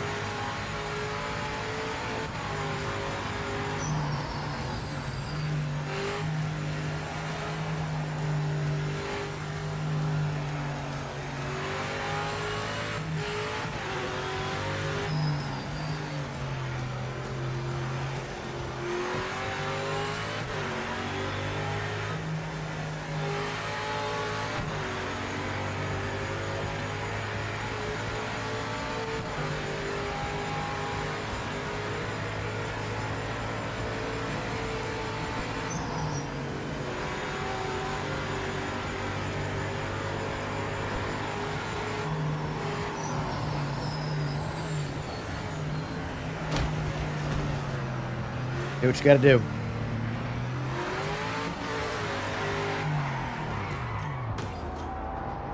I gotta stop looking at chat.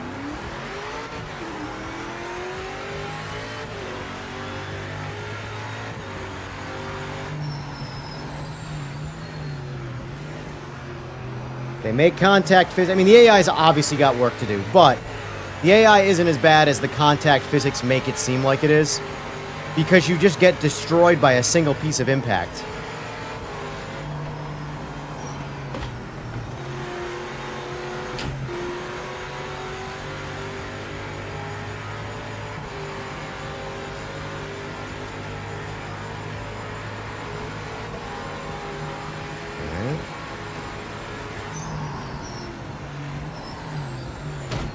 Like that right there.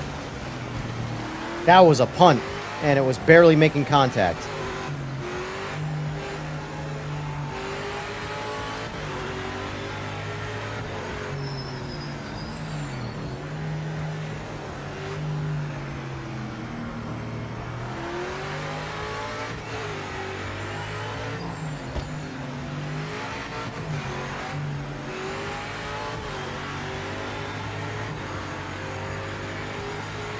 Yeah, I mean, the AI definitely doesn't respect blue flags, that's for sure. Oh, who cares?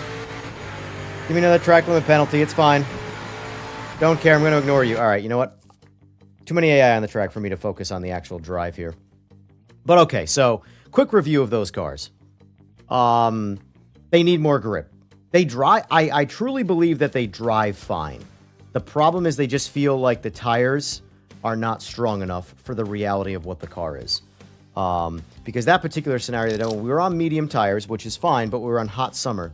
So medium tires, what you're going to want to use. Because if you use a soft tire on Spa for 5 laps, even just 5 laps, you're going to be chewing up tires in that kind of heat. So for the sake of simplifying some things here, let's go turn multi-class off, even though I do like multi-class a lot. All right, so keep it simple. We'll go 20 car grid. Confirm. And now we'll switch up off of these. Now let's go over to LMP cars. I actually have very little time on these cars. Do we have a preferred LMP car we choose?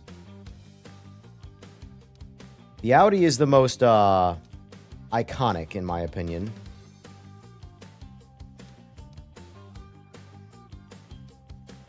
But I don't have any real time in these cars. So we'll just jump into this one here. We'll get off Spa, because I don't want to keep grinding on one particular track.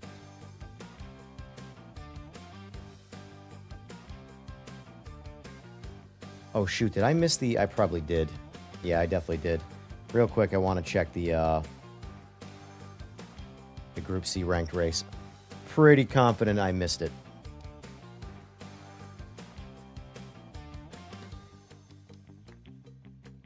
Alright, we got one in 20 minutes. Let me put a timer up for that. 24 minutes. I'll set the timer for 20. Because I do want to race that race. So, let's see. Stopwatch. Nope. Timer. 20 minutes, which will leave us 4 minutes to register. Countdown has begun. All right.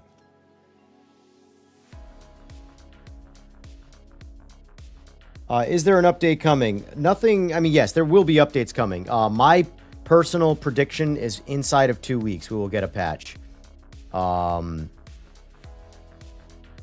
What's going to be in the patch? I mean, they have a roadmap.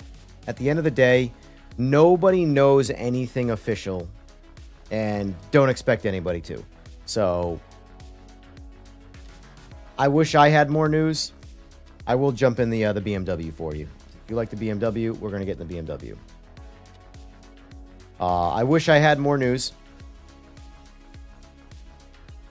but I don't. To our good old quote-unquote Spielberg, a.k.a. the Red Bull Ring.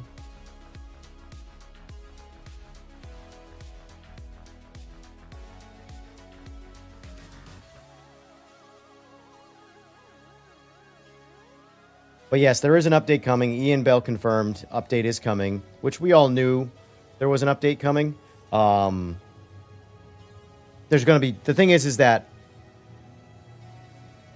no one update you have to understand video game development in general. No one patch is going to fix everything. All you can hope for is that each patch progresses the game towards the end goal with no steps backwards.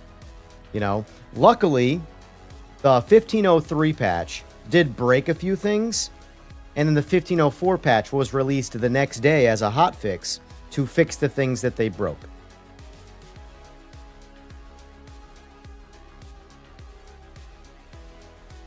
I've only done one ranked race, and it was decent. But I haven't done the whole system to compare. As far as, you know, if it's a shit show or not, I can't say. Alright, so we're going to go... Alright, all we got is hards. We're going to max out on the rear. Always max rear downforce. For me, anyway. I don't like my... I like to have some grip. Alright, let's go. Let's give it a shot here.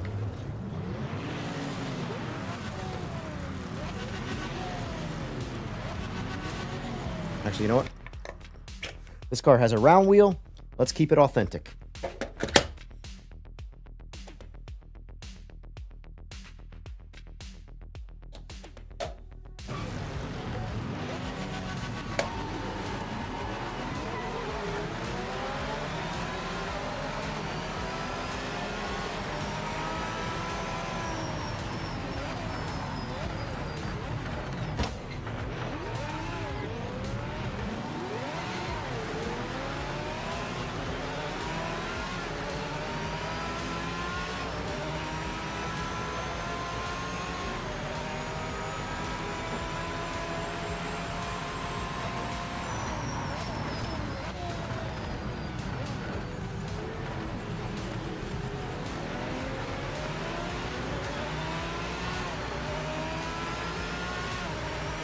This turn right here is the big determining factor. LMDH cars hate this turn in this game. There's almost no grip.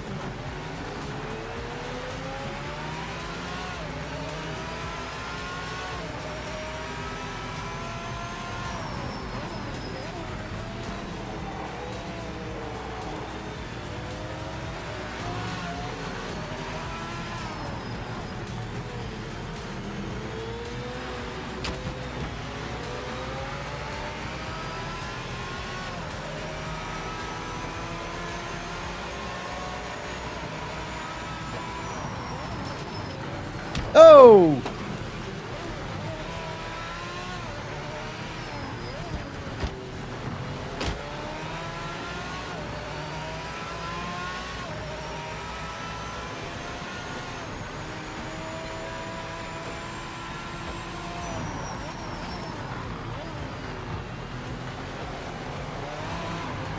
My fault.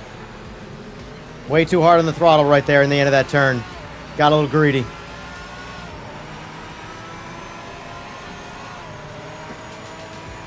Now, this car does not have TC. I could force it on if I wanted to, but I'm trying to drive it a bit more authentically. No, the radar's on. I just moved it.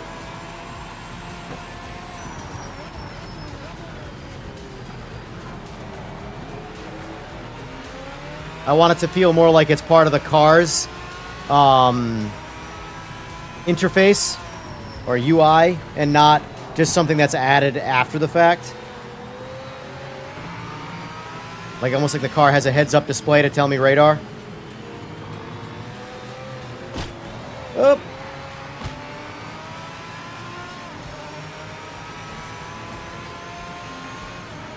For the sake of being able to push hard right here, I do want to see how this car drives with forcing TC on. So TC forced on, save, okay, back, back. All right, let's see how we can push now with TC.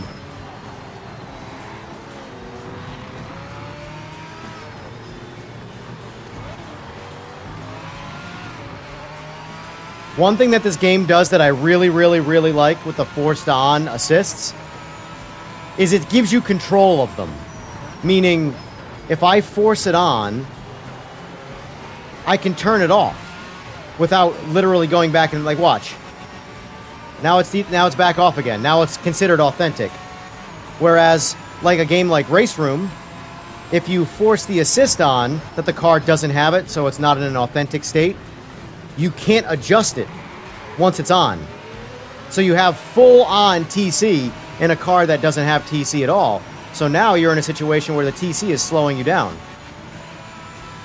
Whereas this, it just gives me the feature like it's a real feature on a real car, where I now have adjustability over it. I like that. That's a small little thing that's appreciated. You know, because Gran Turismo 7's like that. You can force on the assists on cars that don't have them, but you have control to be able to slowly walk your way out of it, you know? A little bit of hand-holding, but sometimes it's... the hand-holding is in a good place, you know?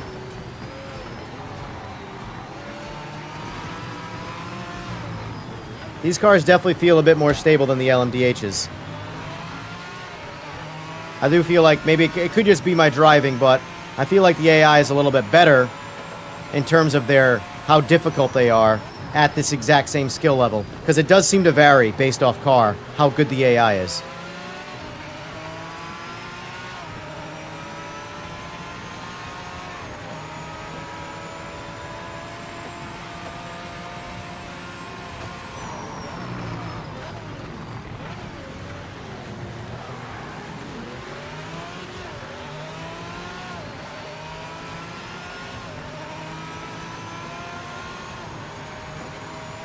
Yeah, this car with maxed out downforce and a little bit of TC, very, very easy to drive. Very easy to drive.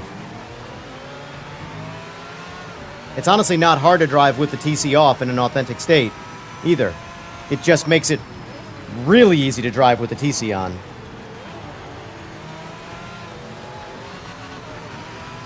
So, like, let me step it down to 1.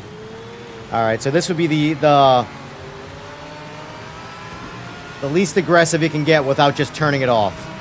Let's see if I can kind of force the car to spin out from traction loss.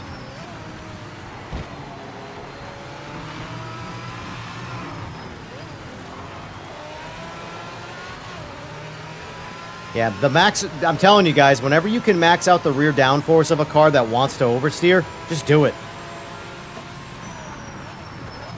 You know, maybe with time, once they refine the adjustments a little bit more, you might not want to max it out. But for now, max it out. The cars all just drive better.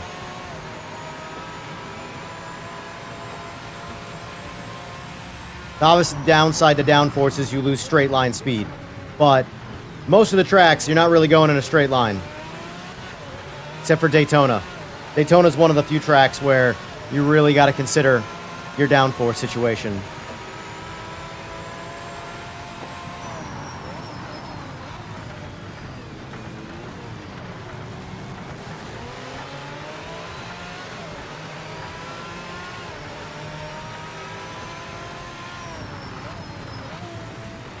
Now, I only try and drive at least one car in each class. I know that some cars get different treatment in each class, but if the other cars drive even comparable to this class is honestly fine. Like, I would not look at this class as problematic to make adjustments to right now. This is fine. I have no complaints about the way this drives right now. LMDH obviously needs more grip. We all kind of know that already, you know? This car, in my opinion, this is fine. No complaints whatsoever. Car drove fine.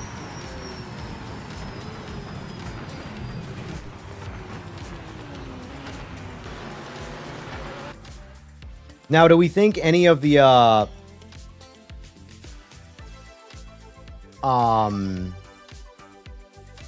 what do you call it? Do we think any of the other LMP cars are worse? I know you said, Dan, that you like this car.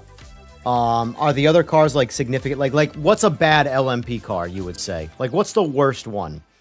Because you said you liked that one. There's only, obviously, 4 choices here. We got the Cadillac, we got the Panos, we got the Audi, and we got the BMW. Which do we think is the worst? Because I'll drive that one.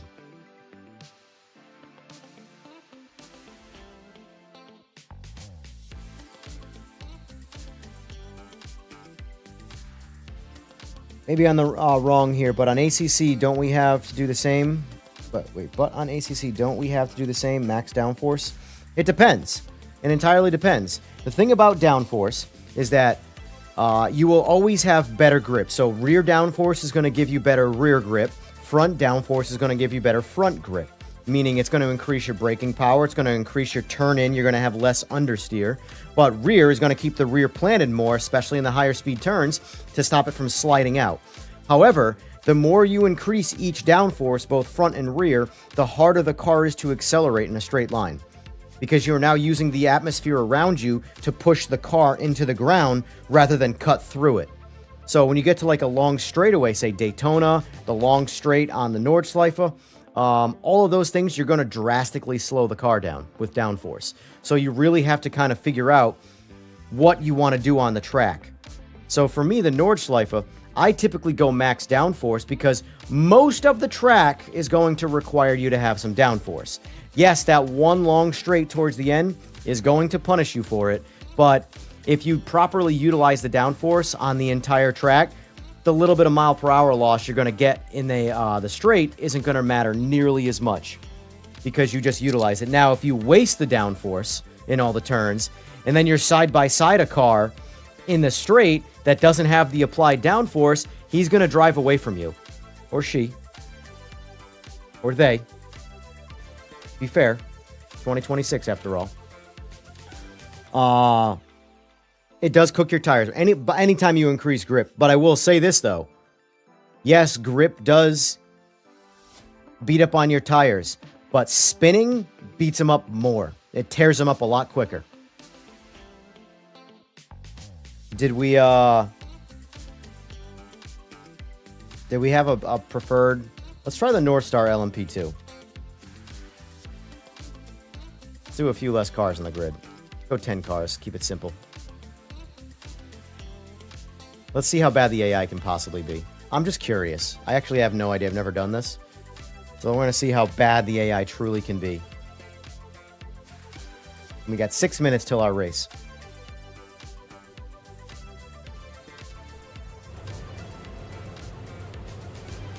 Let's not forget vehicle setup here. Oh, not essentials. Tires. Rear wing angle. Max that bad Larry out.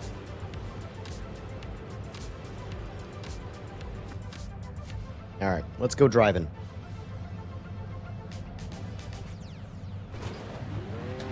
Everything is to stock except what you just saw me do. Add rear downforce. Oh, God, the Cadillac sounds are so good in this game.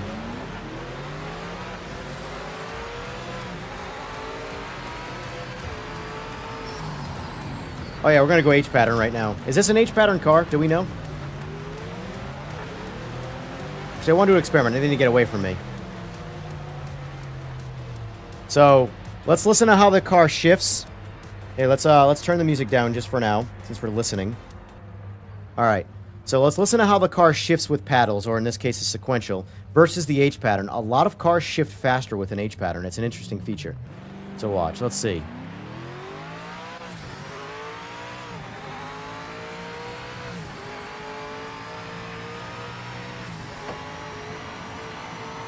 Now let's try the downshifts.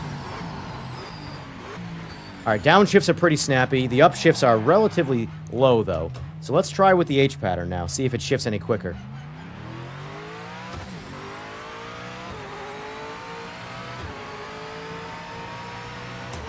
Notice how much faster it's shifting?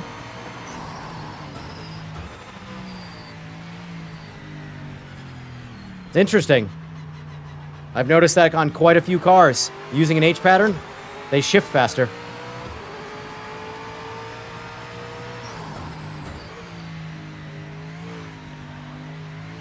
Now let's go back to the paddle quick.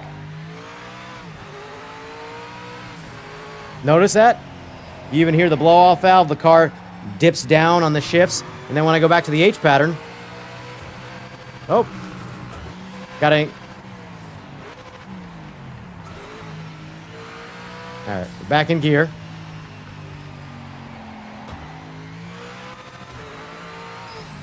Anybody else picking up on that?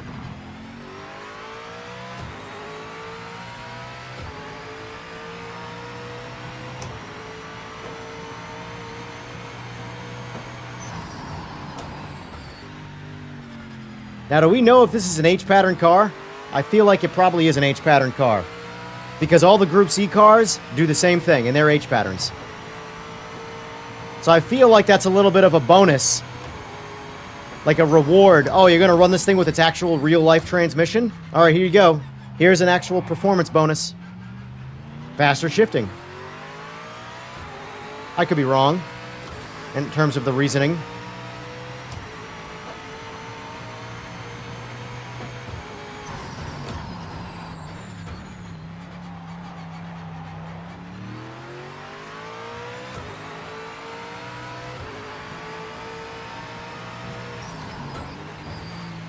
Anybody noticing that?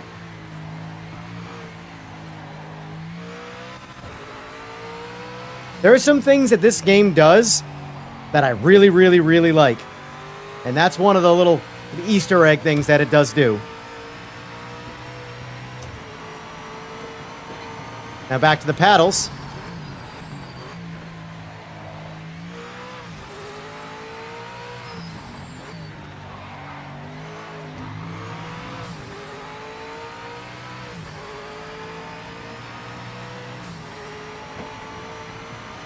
Shifting is not the same. It's 100% not the same.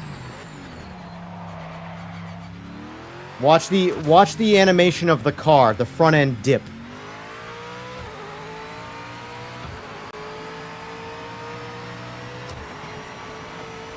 And then now watch it when I use the paddles. Watch the dip of the front end when I use the paddles.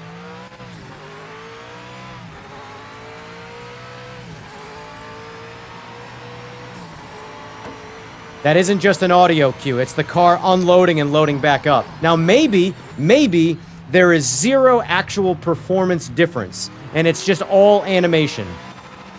But there is 100% a visual difference with shifting as well.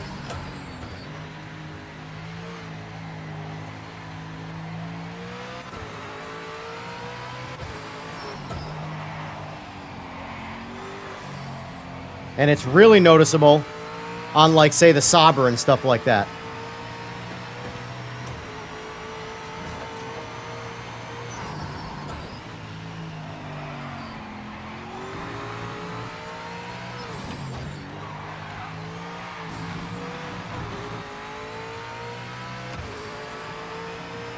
And what do they say that smooth is?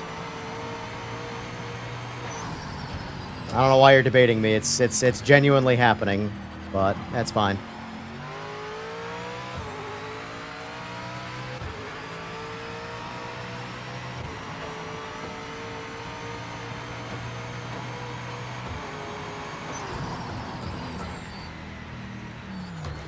Anyway.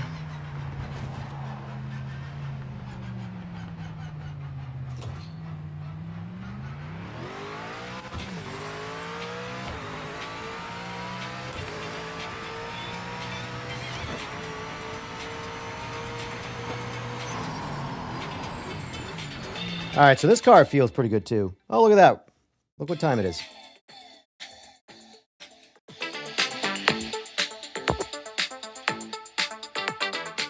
You know what that means? Put the music back on. All right, get back to it. Multiplayer. I gotta start driving these LMP cars more. That's actually really fun. As long as you put the downforce. If you don't want to put the downforce in them, they get a little sloppy. Register.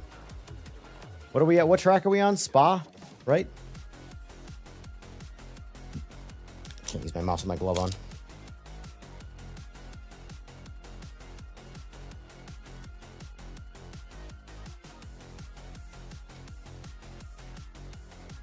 Yeah, we're on Spa. Now, I would probably choose the Saber for this, personally. It is a good amount faster in a straight line, but I'm going to run the 787 just because I like it.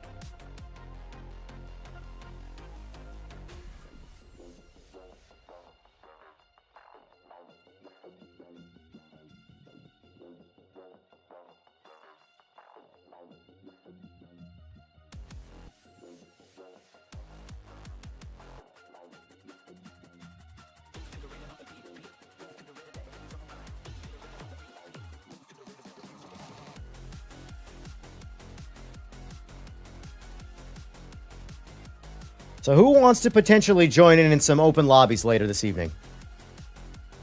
Because my open lobby sessions are typically this, Race Room, or AMS2. But I feel like this one's the easiest to populate lobbies. For the open lobbies, anyway. Now, obviously, this, like I said, the stream is part of it. The stream absolutely helps. But the thing is that when I put up the stream, the same amount of people could be watching, but the participants are not there for the other two games.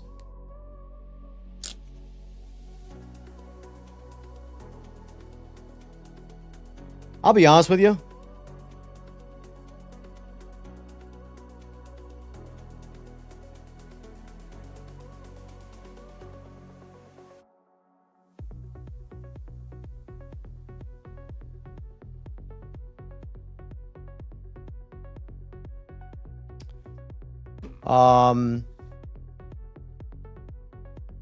As long as the game gets repaired, I really don't care if a bunch of people don't come back or not. I don't care. I don't play games based off popularity. I play games based off of my own personal fun. And if this game is more fun to me than every other sim, but less people play it, oh well. That's how much I care about that. Zero. Truly. As long as there's enough people to play it with, or just my friends. Gran Turismo 7 is hands down the most popular racing game right now, with the exception of maybe Forza Horizon 5. Although I think Forza Horizon 5 is much less of a racing game, much more of a shenanigan game. But I have zero interest in playing Gran Turismo 7, and I have over 1,000 hours in it. No interest.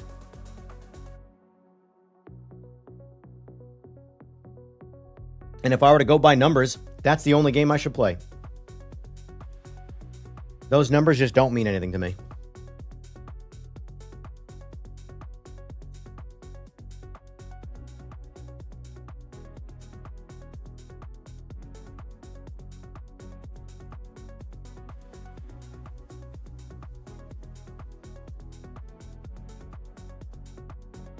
$20-minute qualifier, huh?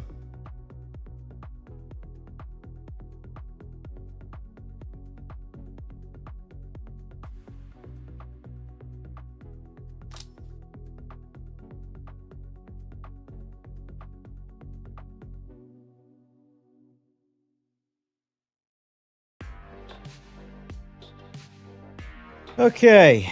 Hopefully we don't crash out. Both literally and figuratively speaking. And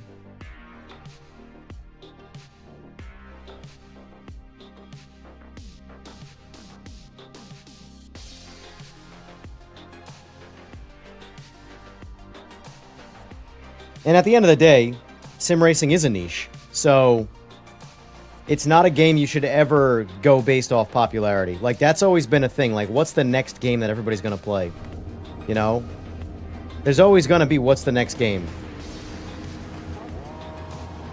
This game has a shelf life. They all do. Play what you think is fun. You know?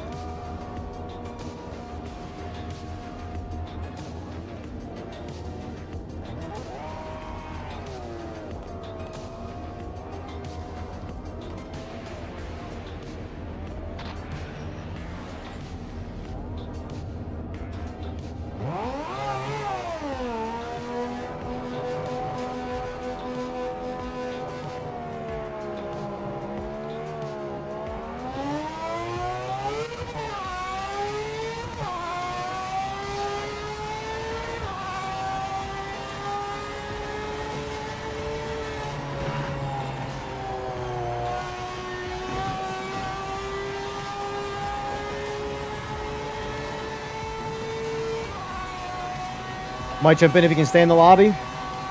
Yep. They got their share of work to do for sure.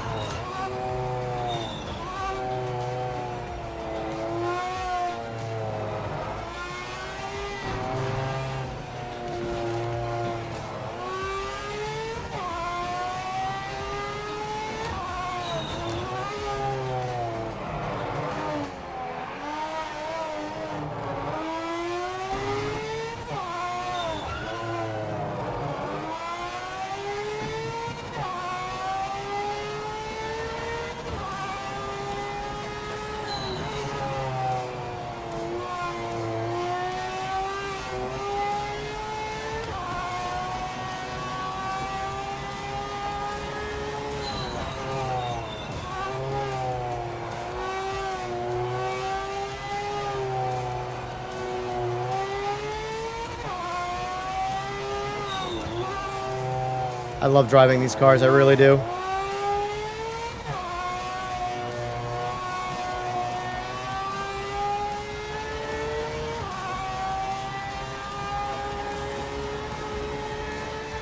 I hope this lobby goes well, because this is just like the best class to drive.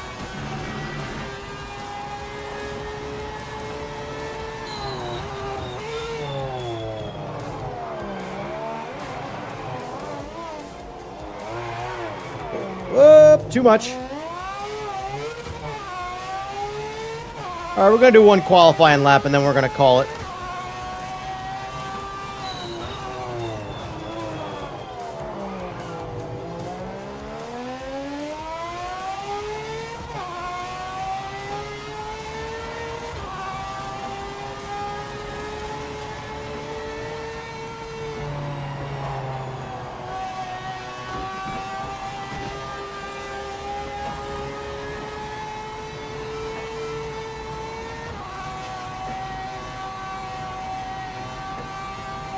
See someone was zigzagging the name. Yeah, that could go poorly for sure.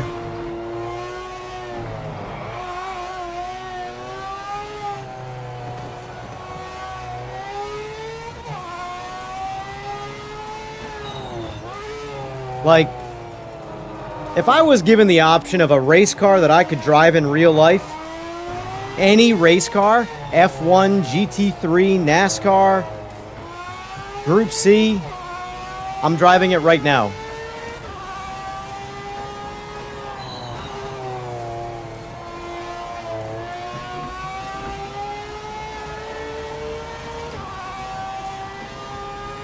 This is the dream. And when I say GT3 is boring, that's why. Oh, son of a bitch. All right, that's fine. That's fine. I don't care enough. I'm gonna spectate. I don't really feel like watching the our qualifying. I'm like, when I host my lobbies, I rarely even do the qualifying stuff. I just want to race, you know? I understand qualifying is a big part of racing, but I want to race. I'm a sprint guy. Get me in the race. I don't care if I'm in last place. Let me run through the pack if I can. If I can't run through the pack, then I don't deserve to be in first place anyway.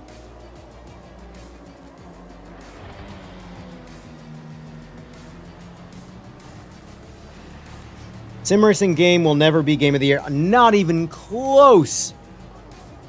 We don't even get driver updates. Think about it like this. On PC, when's the last time you saw an NVIDIA or an AMD driver update for a sim specifically? They're not on the radar. They never will be. And that's fine. I don't care.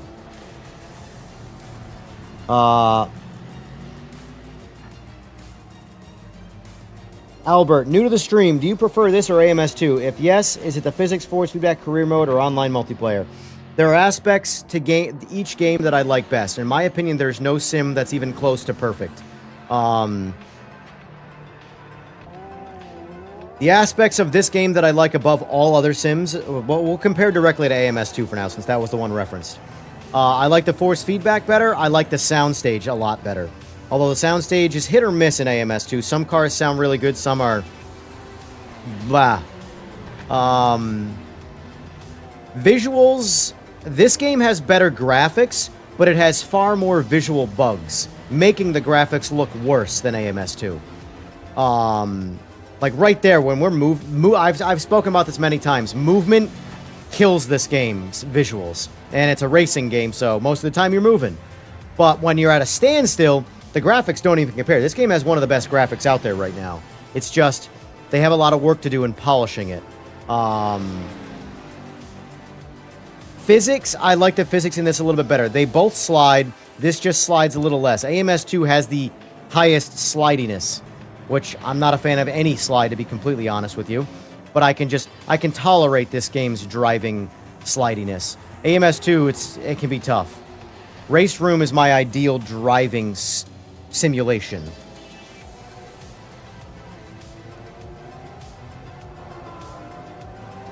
Anytime I see someone with zigzagging their name, I get worried.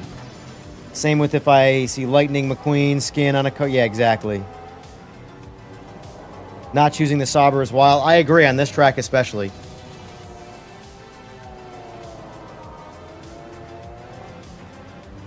Porsche 962. They're all, I mean, bottom line is this. These cars in this game are why you play this game.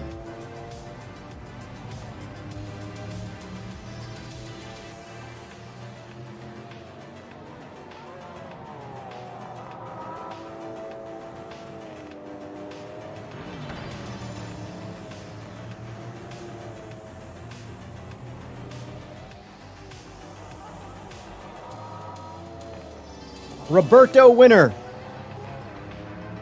We'll see about that.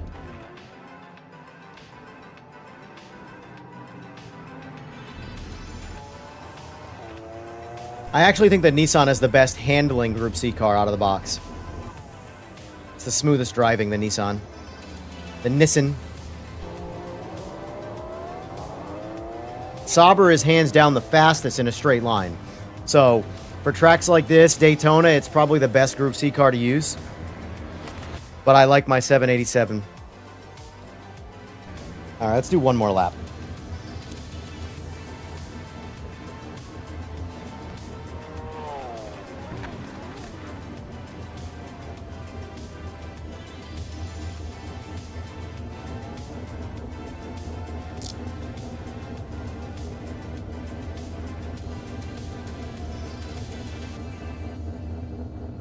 Yeah, I mean, if you have, I have all of the DLC content for AMS2, which is a lot more than just about every other game on the market. But in my opinion, old school car for old school car, PMR does it all better than AMS2. But I would exercise a little bit of patience for this game right now. It needs some work. But they all do. They always need work in the beginning. This game is not exempt from the sim racing release day curse.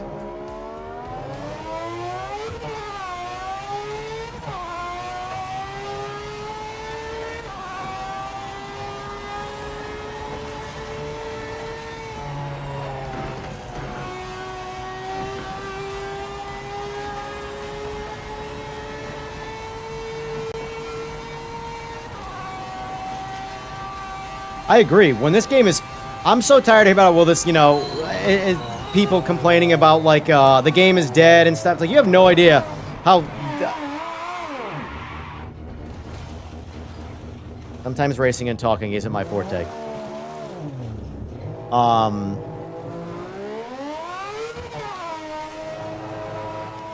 I know. Wait, did it stick?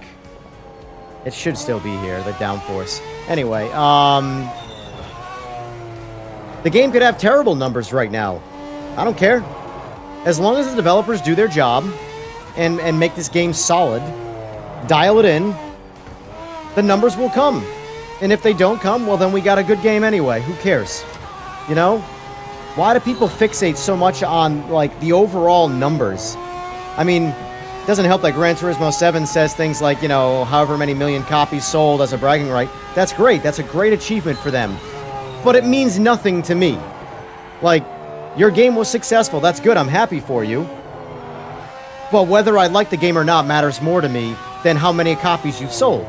So in the case of PMR, if they sell 1/100th, for every one copy of GT7 sold, they sell one copy. Let me say that again. For every 100 copies GT7 sells, if PMR sells one copy, I don't care. I'm one of the people that has it. In fact, I've bought this game twice. Once on PS5, once on PC. Although I really don't play it on PS5. But I have it for when I travel and want to bring my PlayStation along for the ride.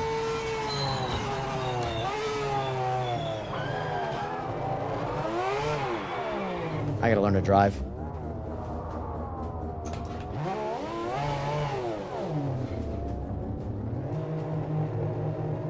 How many movies are legendary but shit in the box office? I actually, believe it or not, am under the... If a movie's bad in the box office, I want to see it even more. Because that means it didn't fall under mainstream bloat criteria. If something is popular amongst the masses, it's essentially made for nobody. And it's very average.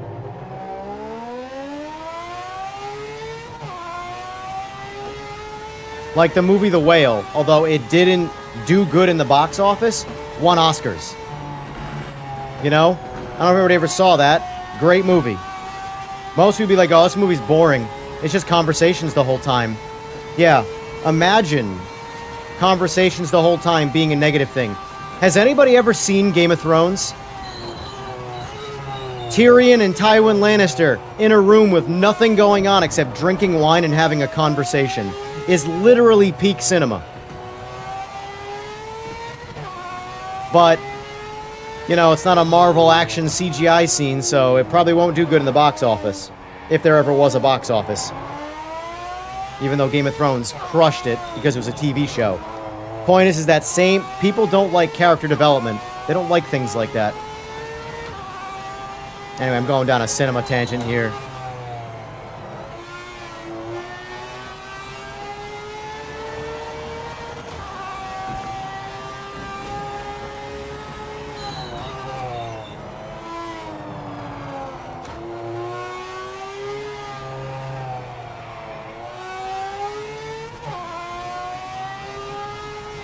Oh, red chat.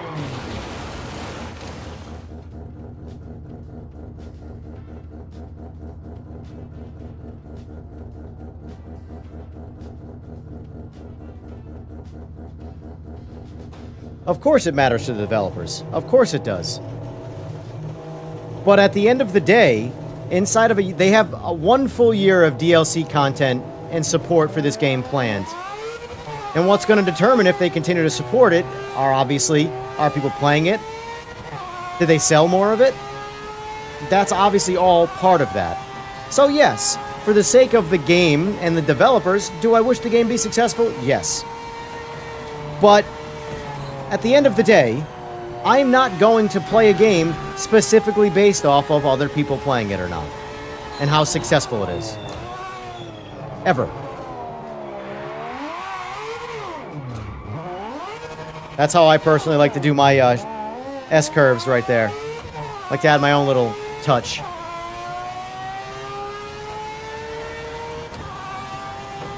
No, there was not a new update. It's the same 1504 build from before Christmas. There is a new update coming. My guess is it will have it within 2 weeks. So I'm just revisiting the game.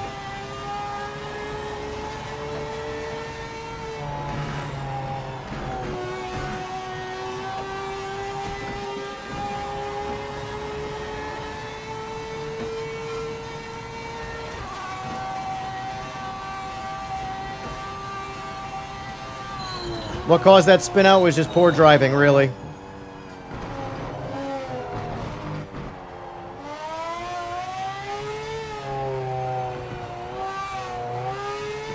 These are very, very, very, very fast cars. You have to drive them with the side of caution.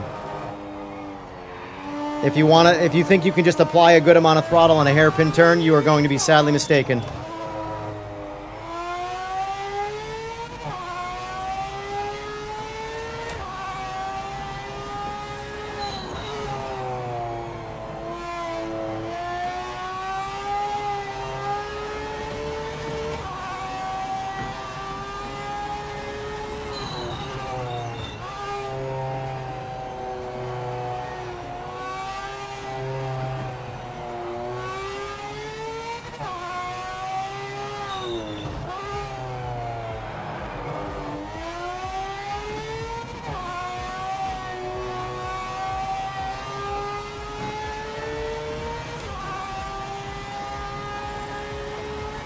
These are cars you really need to focus when you drive.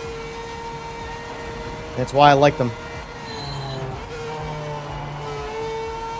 I'm driving cautiously right now. Just to post a lap time.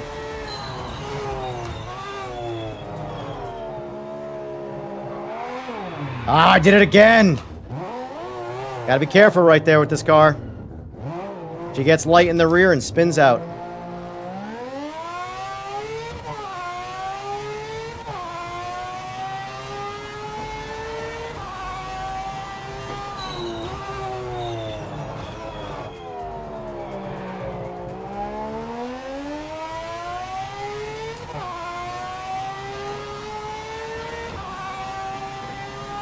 See if we can get a lap time without spinning out right there.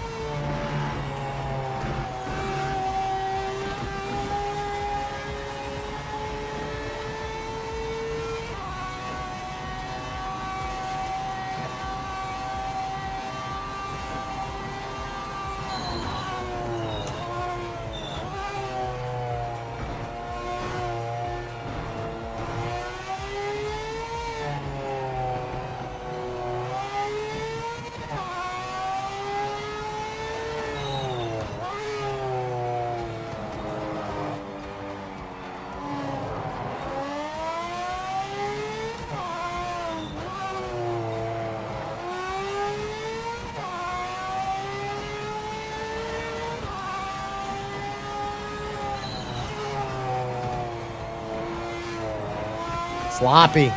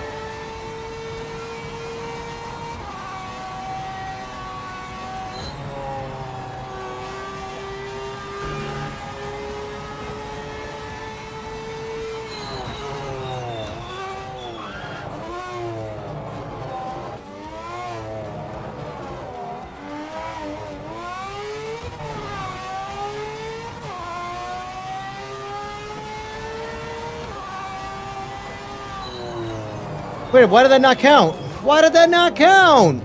You son of a bitch. That would have put me in second place. Well, that's fine. I don't care enough.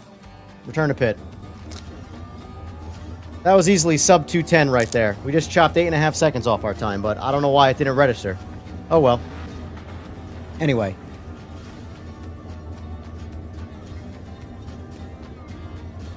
Had a warning at Eau Rouge? Gotcha. Oh well. I felt like that was smooth through Eau Rouge, but oh well.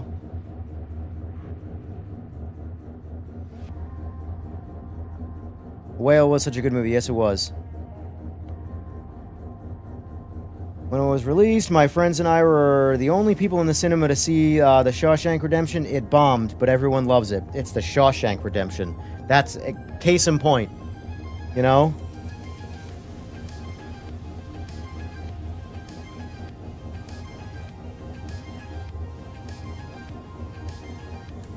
Yeah, the LMDH cars just require in this game. They still, here's the thing, they fundamentally need more tire grip. That is something they need. But that doesn't mean you can't drive them. You just have to be more delicate with them. If you think they're hard to drive in this, you really need to drive. Maybe I'll do that next. Maybe I'll jump in iRacing just to show you how hard they are to drive in iRacing. Because they are literally 10 times harder in iRacing to drive.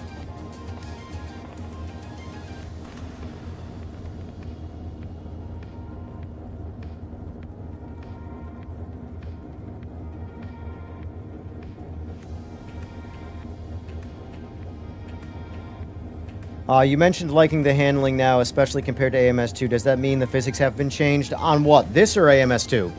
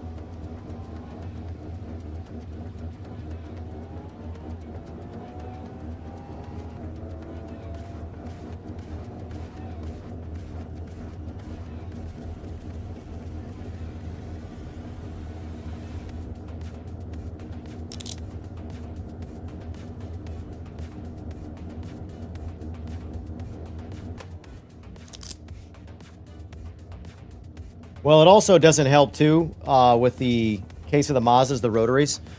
The throttle. They're literally an on-off switch. Anybody ever driven a rotary in real life?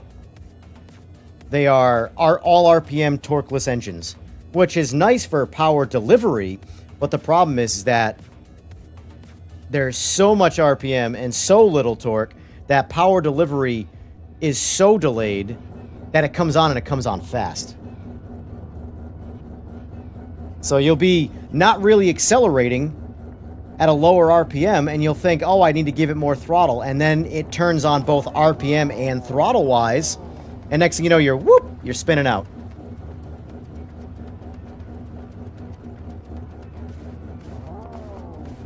Rotaries, I'm genuinely upset that rotaries didn't do more in the real world than they.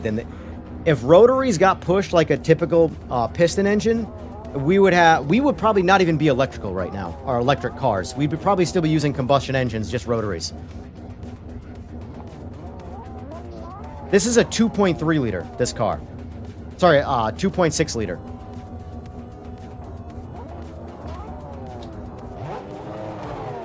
Size versus power output, naturally aspirated, a rotary will do 10 times what a piston engine will do.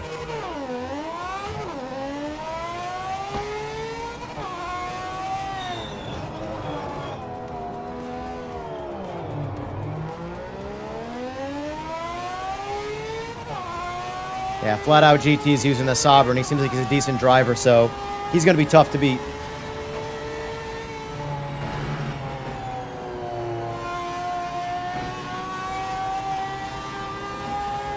This is where the Sabre just motors away.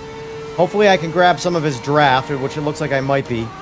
But ultimately that car is way faster in the straights.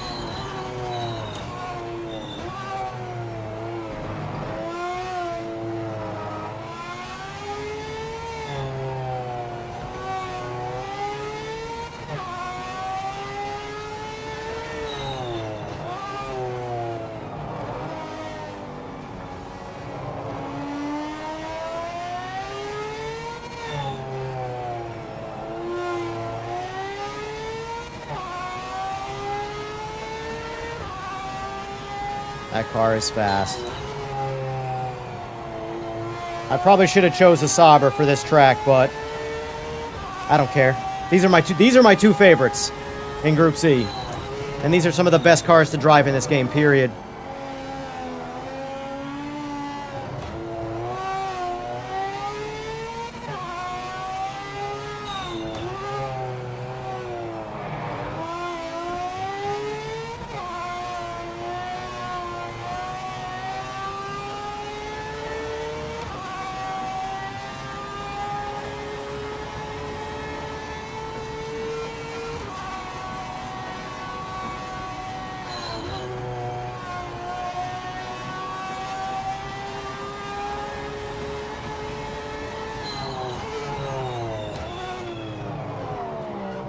Gentle. Gentle.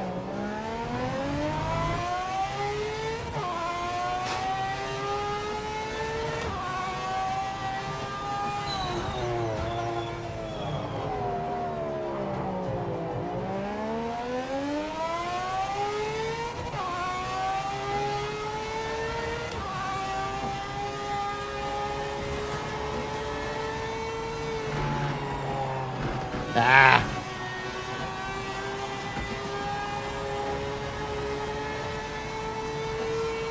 See, like, that wasn't a track limit. I would have expected that to be a track limit. But it's fine.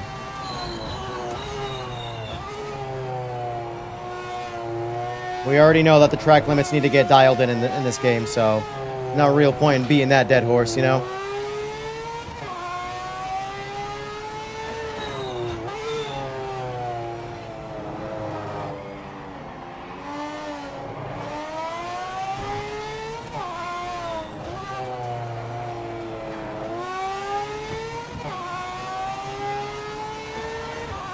I'm probably driving a little too cautiously, but so be it. I don't really care. It's a ranked race. Go easy. Seems pretty good, and he's in a faster car for this track, so it's going to be real hard for me to get him anyway. So So there's really no sense in pushing aggressively just to try and catch him and spinning myself out. And then actually losing real position. So I'll drive my pace. And if he makes a mistake, I'll capitalize.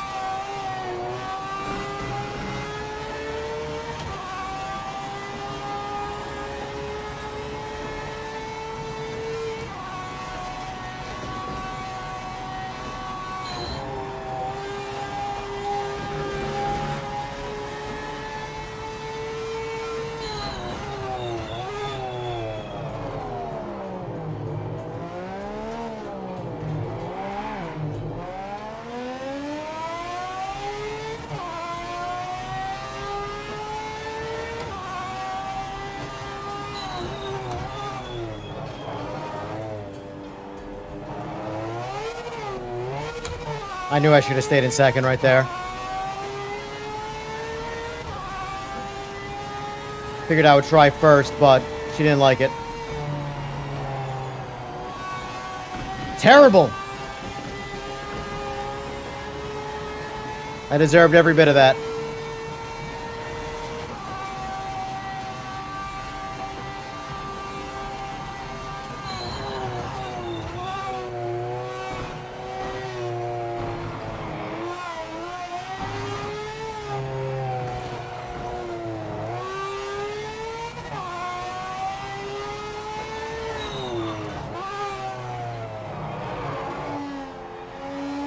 That front tire's coming apart.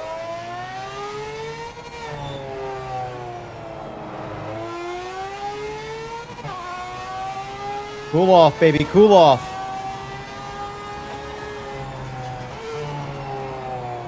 I'm coming apart. Oh, that just ended me. That just ruined the race for me. It's not even coming down. Yeah.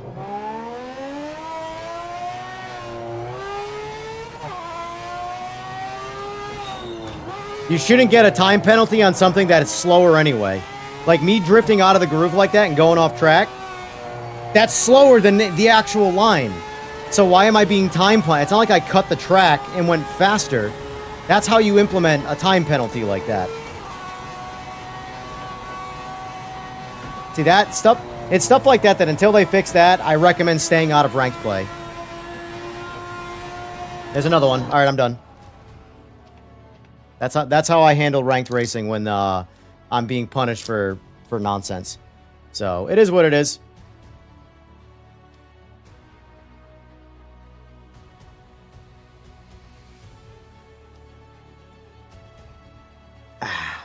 So, I do recommend, this is my personal preference, and between my own thoughts and a lot of the complaints I've seen, I recommend until they at least fix the track limits, stay out of ranked racing.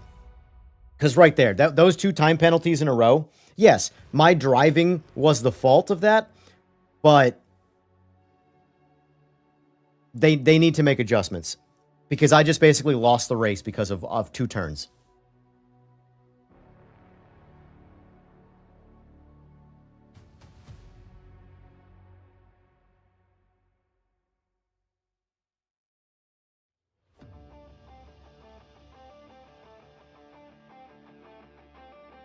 I am playing PMR right now, yes.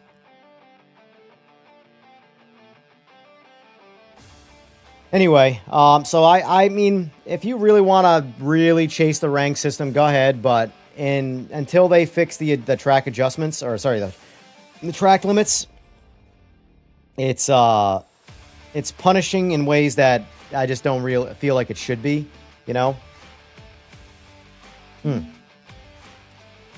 All right, so let's get back to the testing we were doing. So we definitely like the North Star. We already know Group C. That'll count as our Group C test. All right. Let's see. So the GT1 feels good in this. The CLK is my favorite, but it's got a lot of oversteer. Let's see if I can drive around it. I'm going to get away from that track, though.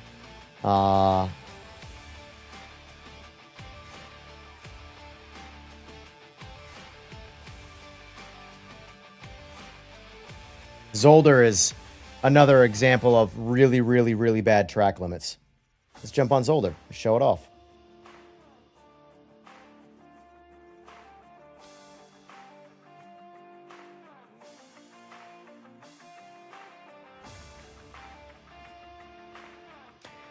The Toyota, it seems to have the least amount of, like, lift-off oversteer. Whereas the other cars are kind of plagued with it.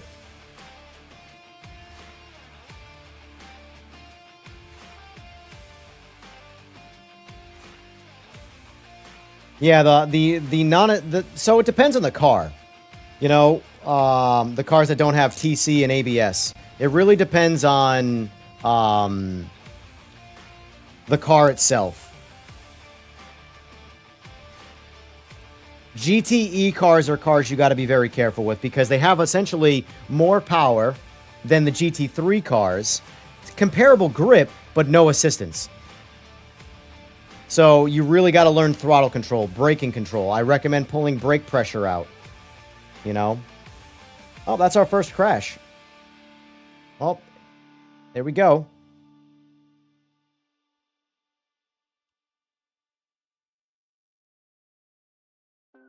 Low and slow. I'm down to play if you want. If you want to do some multiplayer lobby stuff, I can throw some in here.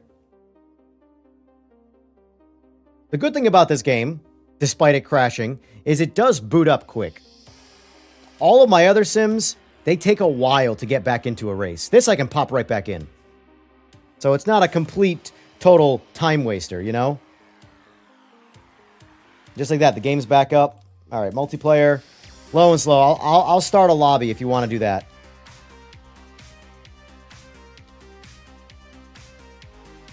I'll do a multi-class.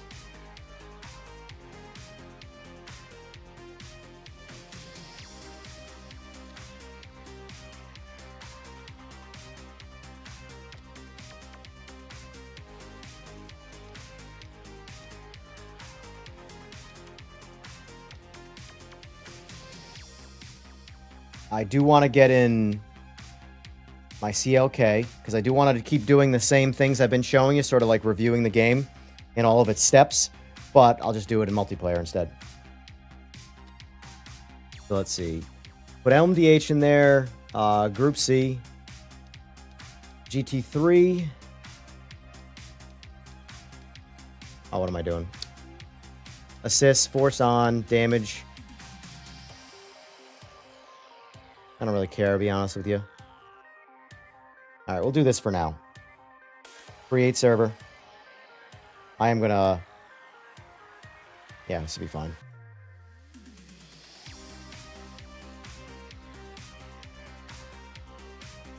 If anybody's on and wants to join up, lobby is up.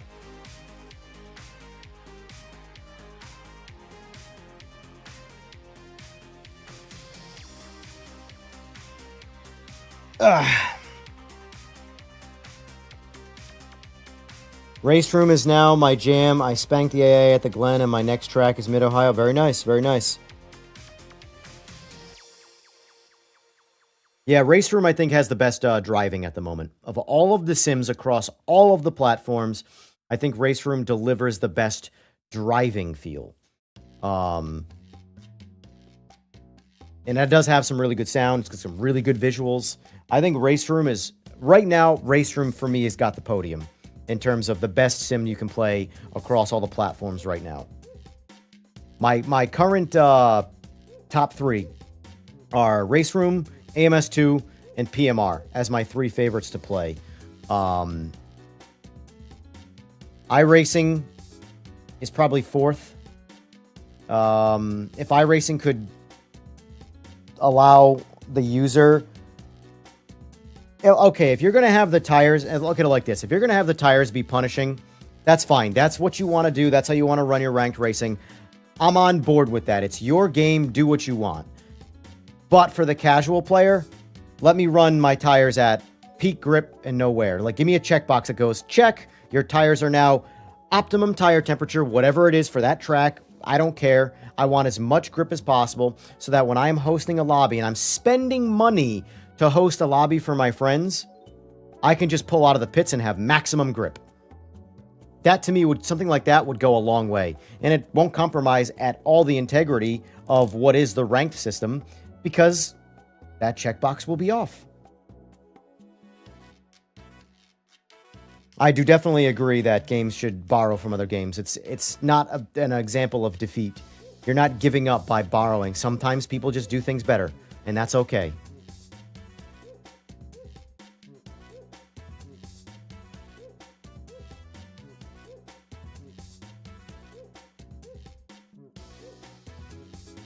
I'm trying to argue with no one but the GTP cars in iRacing all of a throttle shape, which should be an option in this game for people with heavy feet. Oh yeah, gotcha. Well, you can do that. For example, here, let me show you. This is how I run I have a heavy foot, so at least braking anyway. Where are we at here?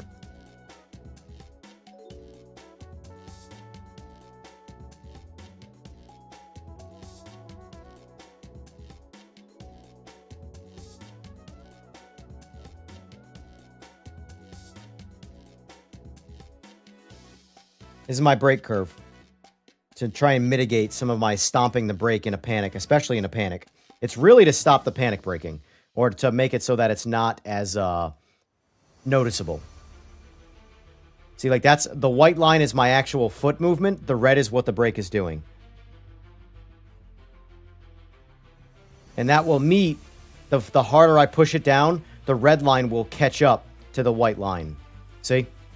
Until I get to 100%. So that shape is like that. In the case of where I like to step on the brakes a lot of the time, I panic. I go to blip the brakes. Whoop, whoop, whoop. See my foot movement versus what the brake is actually doing? These are pre-programmed. You can obviously custom make these however you want. But again, I'm only using Simagic here. I'm not using any of the other ones, so I couldn't tell you about the other softwares. But, like, this is linear, so this is 1-to-1. This is the opposite of what I have. This is the first portion of the braking is more aggressive, so, like, if you have a very, very sensitive light foot. This one here, the S-curve, is an interesting one. It plateaus more in the mid. Like, it's low at first, and then mid-feel gets aggressive, and then it sort of takes it away from you again up top. And then, of course, clutch I don't really utilize. But throttle, I'm much better on with throttle control than I am with braking control. So that's why I run my brake like that.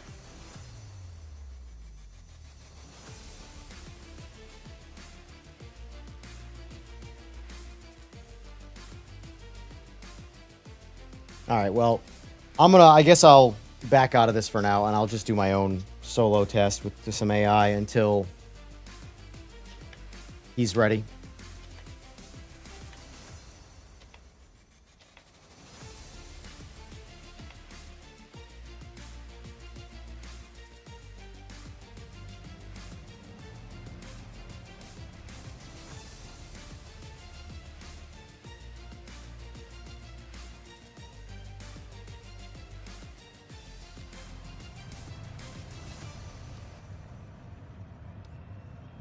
Rear wing angle, max that out.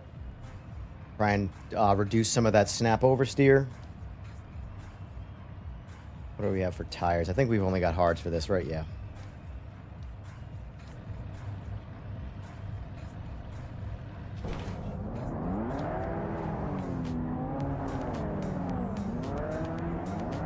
Oh, and I do have my assist forced on right now.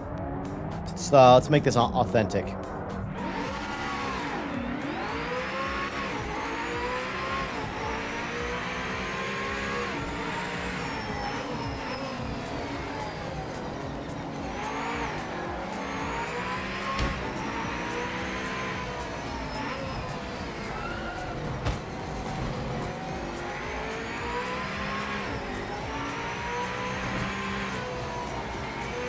This car sounds amazing in this game. This is the only game that does the CLK better than AMS2, in my opinion. And I really like... This is one of my favorite cars in AMS2.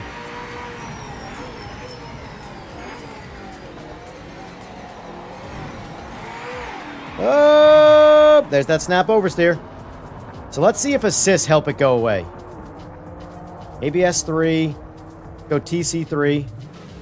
Yes, I know these cars don't have this. This is not authentic. I get it.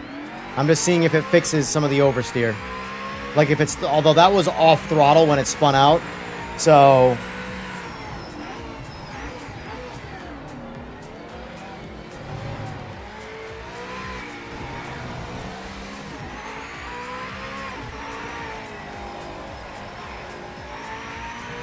I gotta pull a little bit of TC out of it. It's pulling a lot of power.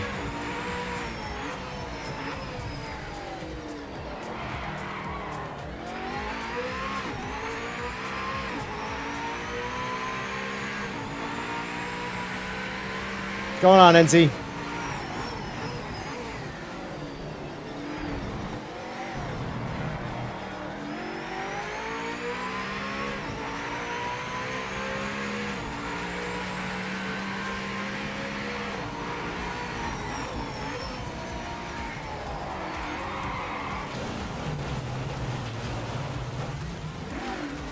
Too much entry speed there, but you can see what's giving out first. Yes, I am making mistakes, Albert. But you can see where the car's physical flaw is. The ass wants to slide out.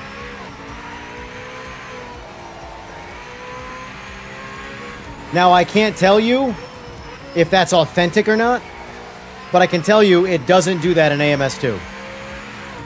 That snap oversteer on lift-off throttle is specific to this game in this car. Like, I missed right there. It is what it is. That's just me not knowing the track.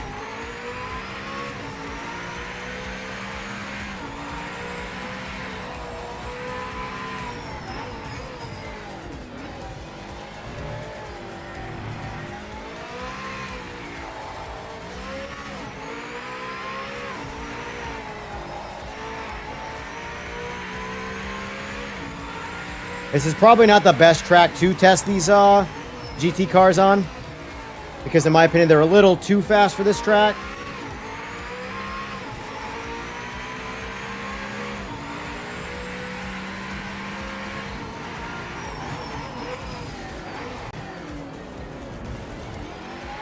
See, even under heavy braking right there, the ass got light. This car will oversteer long before it understeers. And that's with max rear... See what I mean? See how the ass comes out right there? It doesn't do that in AMS2. But this entire class is sort of plagued with this, except the Porsche GT1. Did I say... The Porsche who makes that? Am I losing my brain right now? Either way, the GT1. Maybe it's a Mazda. I don't even know.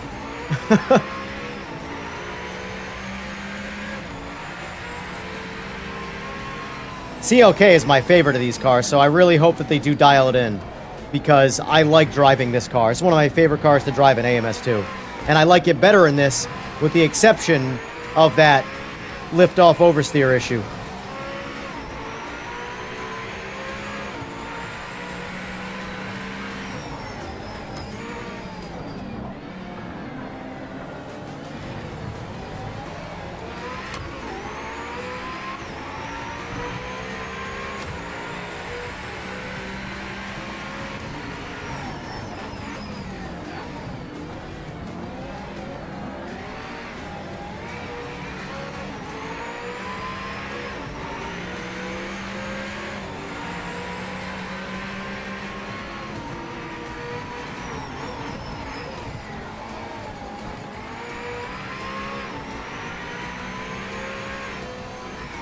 Remember, the AI right... Jesus. The AI right now is set to minimum, so they're extra slow. That's why I just kind of caught them and went around them like that.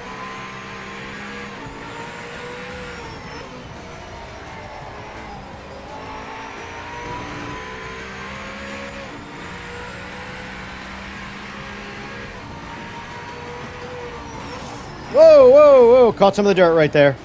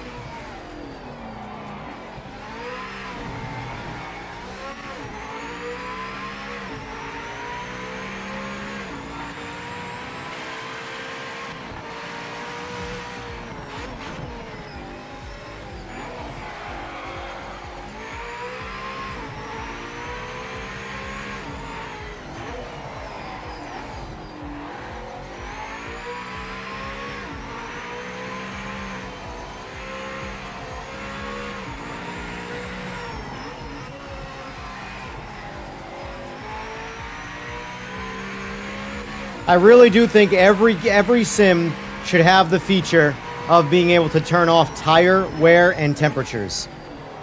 I know it's not a realistic thing, and in a sim world that's like cardinal sins getting away from realism, I get it. But for the sake of casual play between friends and stuff like that, not worrying about your tires, just chasing peak grip and guys having full-on send sprints, to me is just a lot of fun, you know?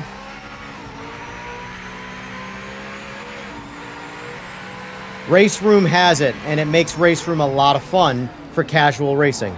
Because I don't got to worry about my tires, ever, if I have it on. Obviously, you can turn it on, and it adds the dynamic of, well, now I got to worry about my tires. Don't take tire out of it completely. I am not saying that. I'm saying, for more casual use, have a checkbox that just eliminates me worrying about my tires. I do like driving that car. When you get used to driving that car, it is a lot of fun, even with the oversteer.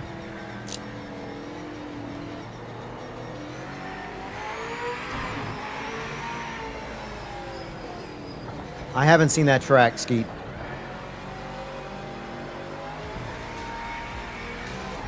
NZ, I wouldn't worry about mods yet. You don't want mods to happen right now. You really don't. I know mods are a fan favorite, but this game needs to be in a much better place on its own before mods become the thing. Low and slow. Are you ready, by the way? Or should I do more? Okay, perfect.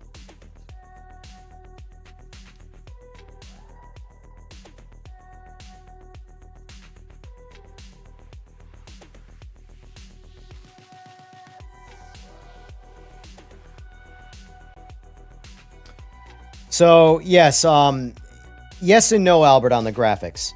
Movement, and I know that sounds silly because it's a racing game and you're always moving. But under movement, like, if you're not... I have to do a drive around the track, although I don't know how well the stream's going to pick it up anyway.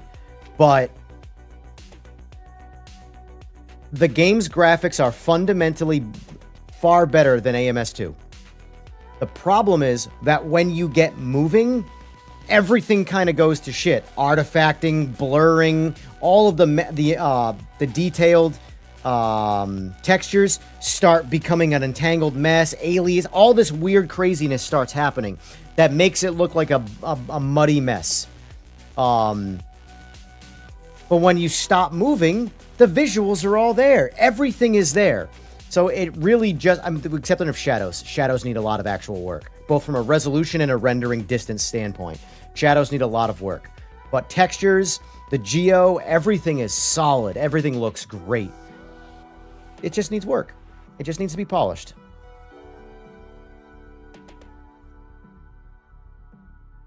That should be Straight 4's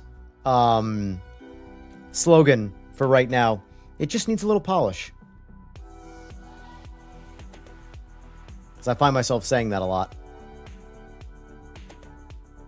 All right, let's do it's a bit of a short track. I want to race some faster cars. All right, let's warm you up.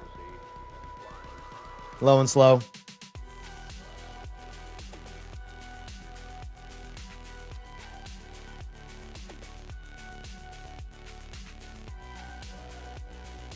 Yeah, the resolution of the virtual mirror is pretty rough. Agreed. But that's most Sims.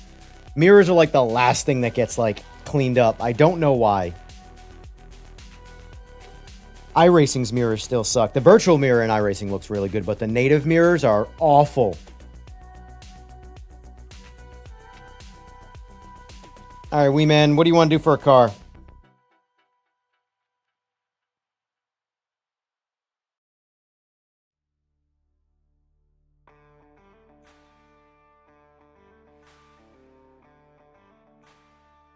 I'm playing at 4K too. There's still a lot of going on. I remember I play everything at 4K, so I'm comparing it still to the other Sims. And stationary, the other Sims look better. Movement, stationary, this Sim looks better. Movement, the other Sims look better. Race Room looks fantastic, I think. All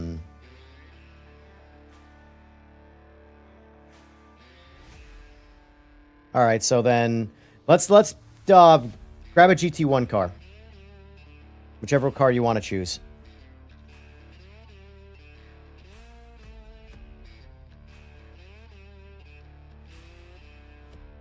I think, if, in my opinion, what console needs from a graphic standpoint is just a resolution bump. So, like, as they make the engine and the game more efficient, meaning by more efficient, the graphics can be better for the same amount of horsepower you have.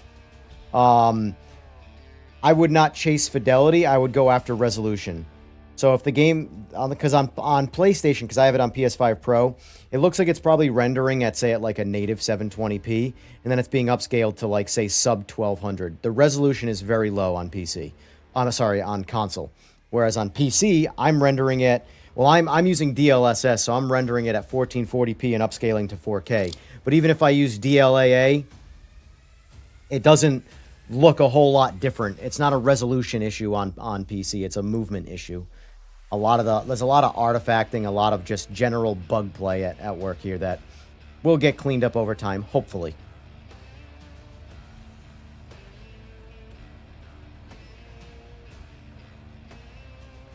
Yeah, I run all the default setups because I'm reviewing this from a more casual standpoint.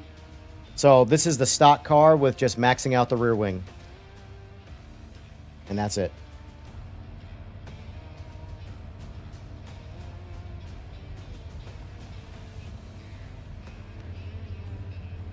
Look at that internet connection. This game lets you know when someone has a weaker connection.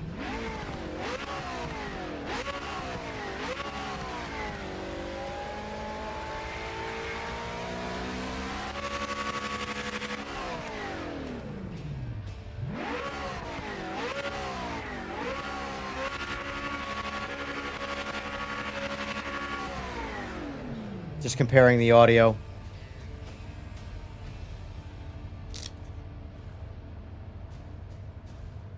That was poor timing.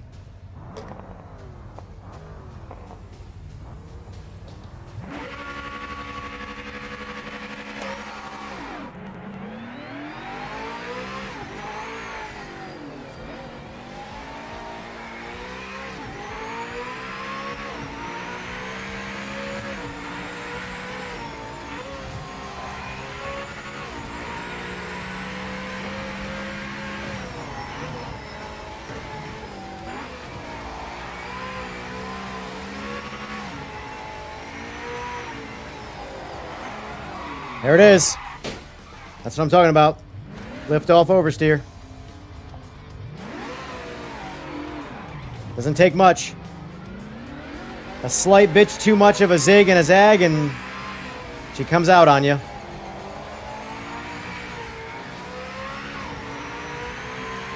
It's a bummer that it does it, because it does not do it on AMS2. This is a very, very stable car in AMS2.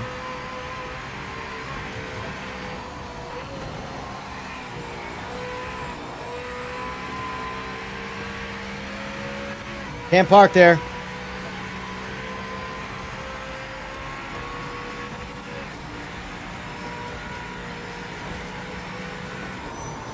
Whoa. I don't know where you are right now.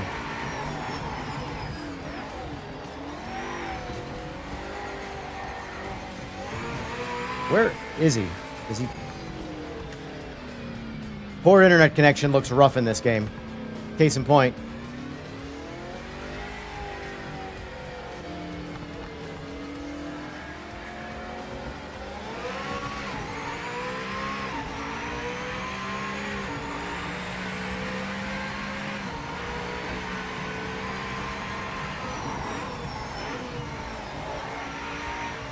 I don't know if he's actually, like, there or not.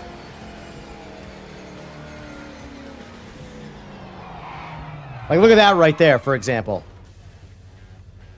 I was barely moving, and the ass just drifted out.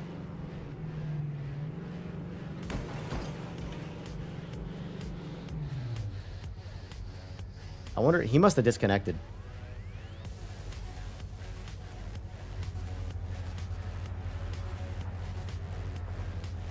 Oh, there he is.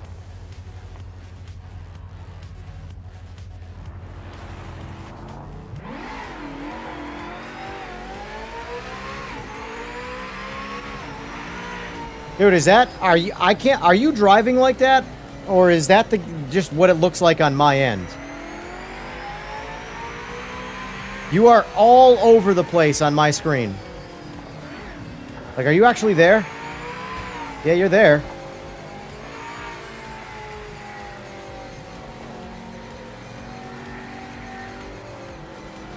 I'm so confused as to what's happening right now.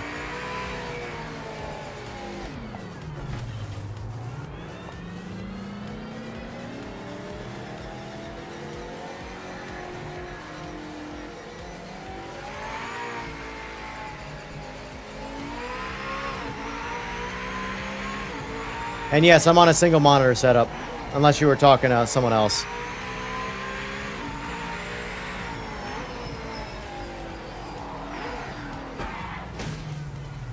Yeah, see, like I'm not even pushing it, and the tail is just coming out on this car.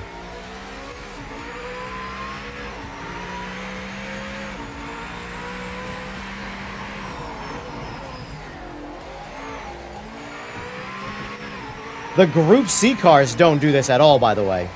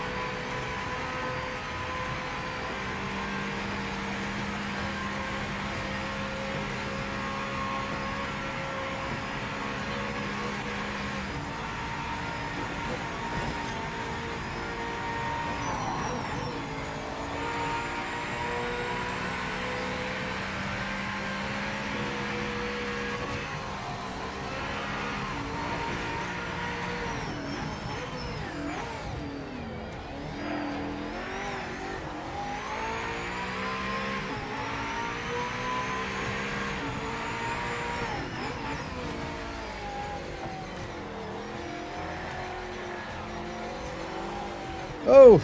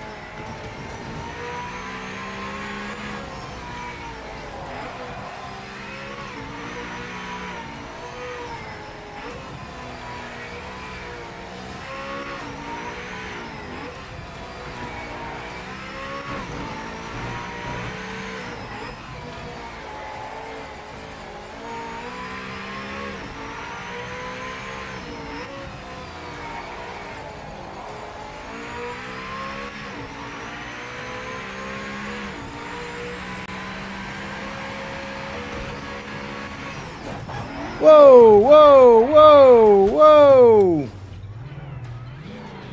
That was a weird one.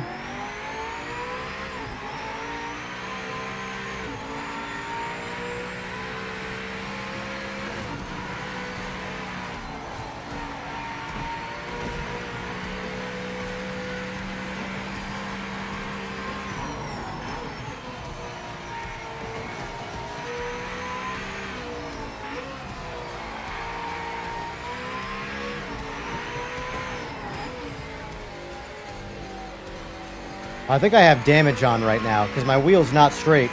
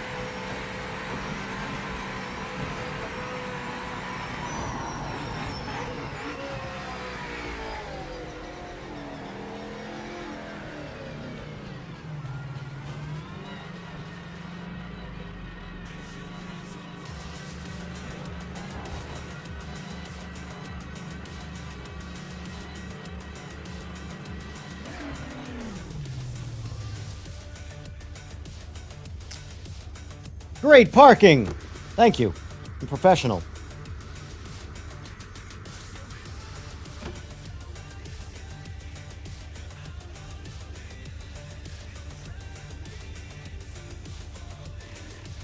Give Low and Slow a chance to do some catching up. Do a stretch. Fix my car.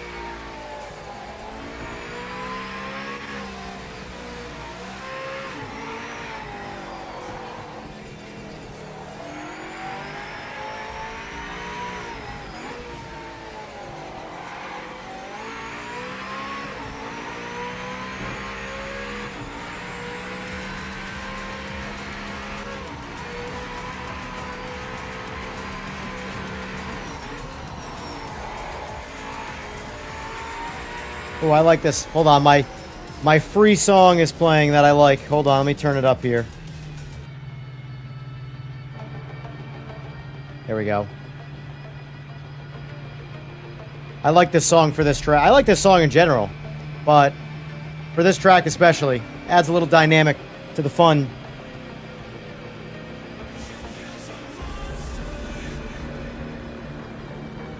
Funny thing is that this song was also in ACC's most recent advertisement for when they released all the liveries. Where you at, Low and Slow? Alright, whatever.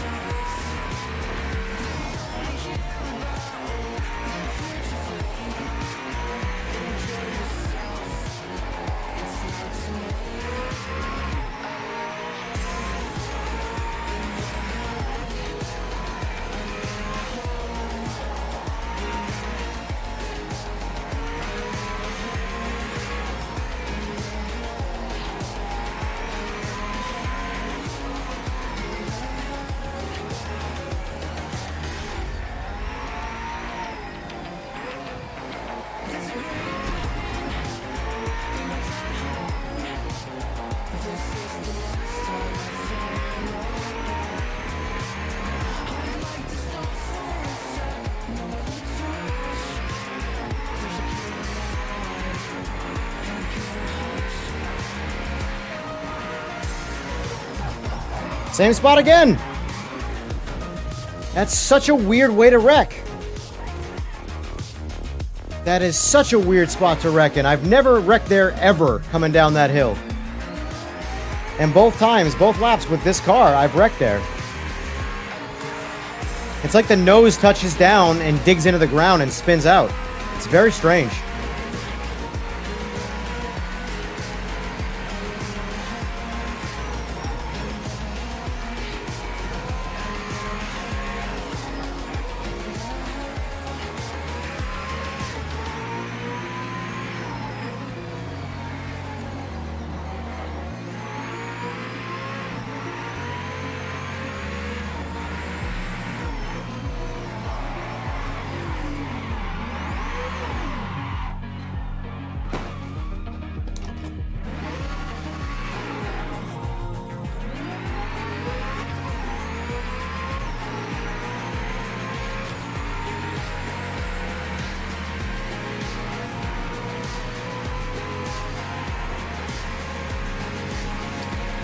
Bonjour. I don't speak French, but bonjour.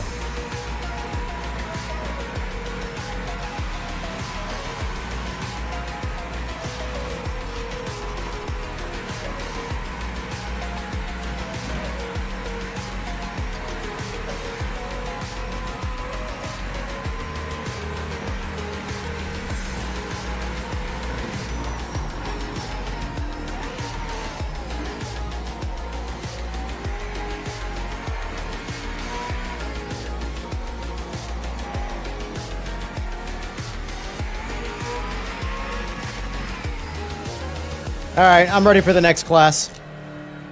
I'm butthurt that spun out like that twice.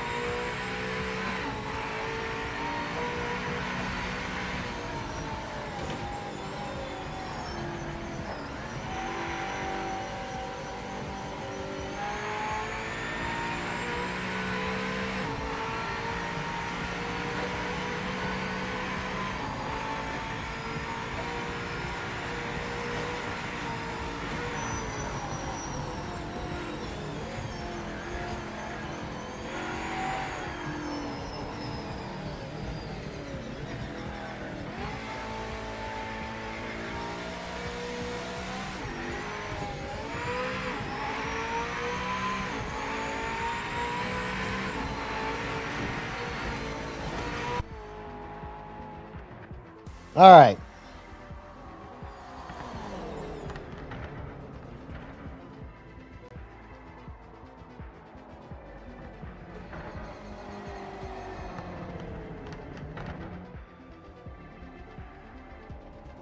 There's a struggle in that car.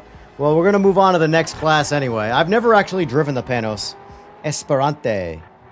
Or Esperante. There we go. It's a better pronunciation the second time. The Forceback MS2 for this track is epic. I like it better than ACC EVO. I don't think ACC EVO, or AC EVO, sorry, has a whole lot going for it right now. It's a playable demo in my eyes. Alright. Oh boy, this class. Another oversteer class. But I do like the Murcielago. I'm going to go Murcielago. We're going to do the same track. We'll do one-lappers, though. We're also going to turn off damage for the sake of testing the cars. I don't want damage to get in the way of, like, what I think is the car being problematic. And it turns out it's actually just damage.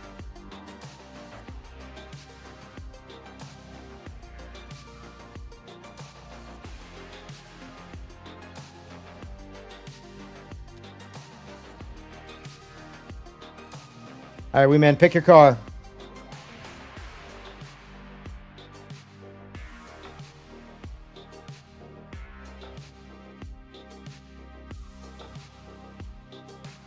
New Handbrake coils installed. They are firm. Very nice. Very nice.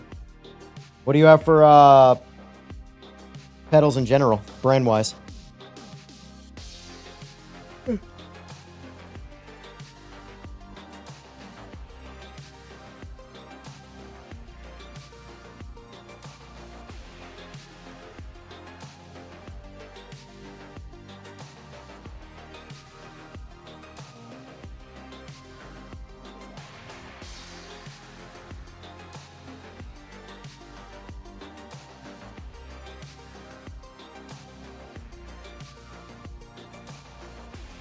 Yes, damage is not on.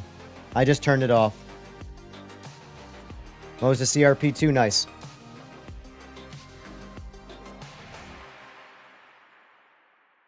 Yeah, I'm in the process of, I don't know if I'll be approved or not, but I am in the process of being, I guess, partnered? I don't know if partner is the correct word with Simagic.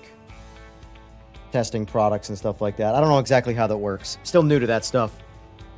Because it wouldn't be like, I'm used to, like, in my main industry, I'm used to being called a dealer. But in this case, I wouldn't be a dealer. But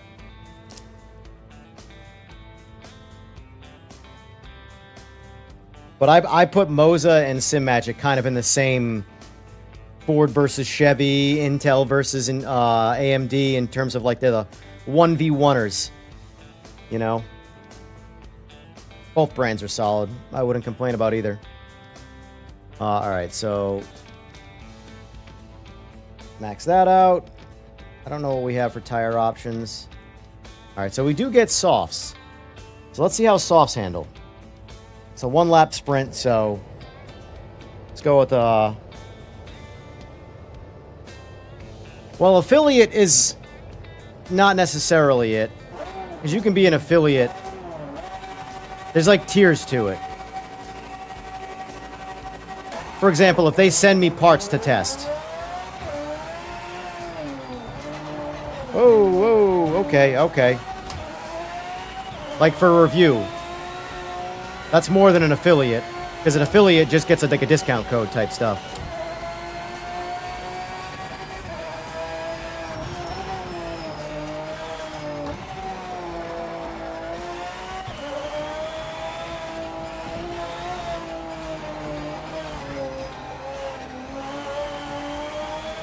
I probably shouldn't use the H pattern for this. I really should focus on driving.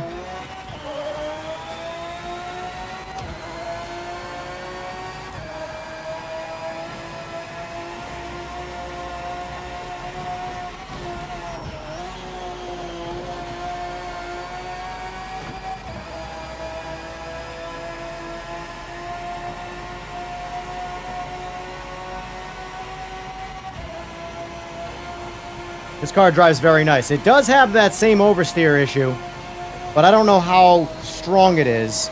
This is my first time adding rear downforce to this car, so we'll see if the downforce was enough to fix it. Let's go TC1 too, because this car does not have TC.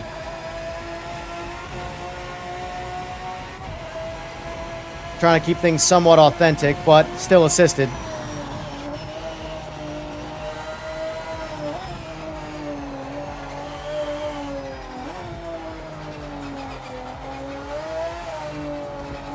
Oh.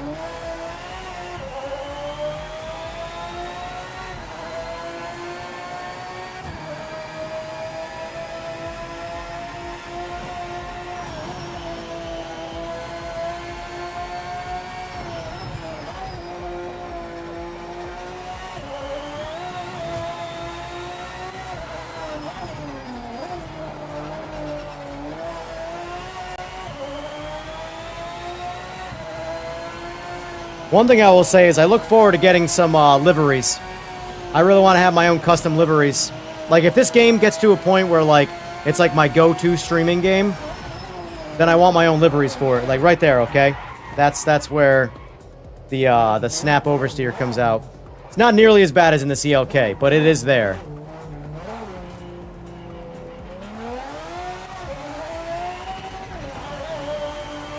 Because I can think of all sorts of livery ideas.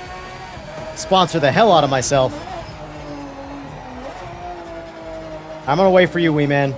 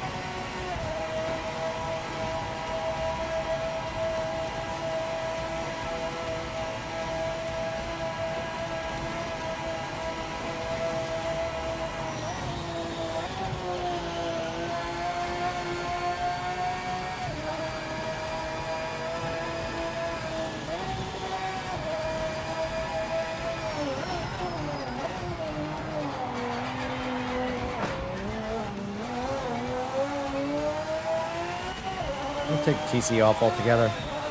See if I can chase some of that oversteer with the throttle.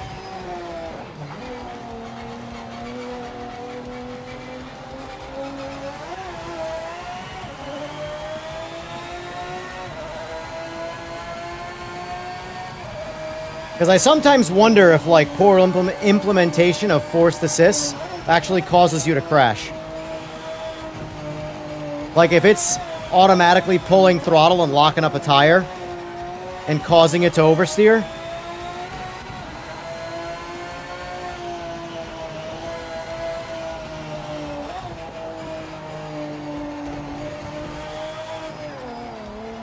Oh! I thought I was clear of that one, but I guess not. Alright, that didn't work.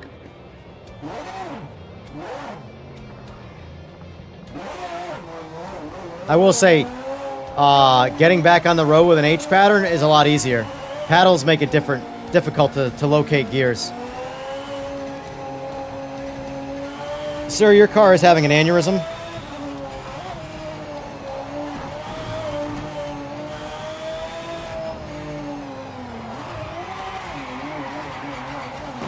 Nope.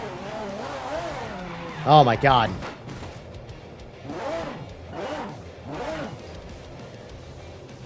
I'm gonna give him some distance.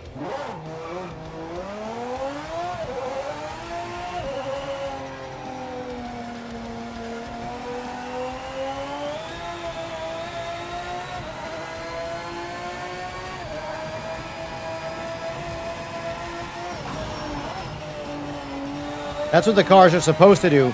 Coming over that little hill right there. Just land and go. But for some reason the CLK, both times, face planted and spun out.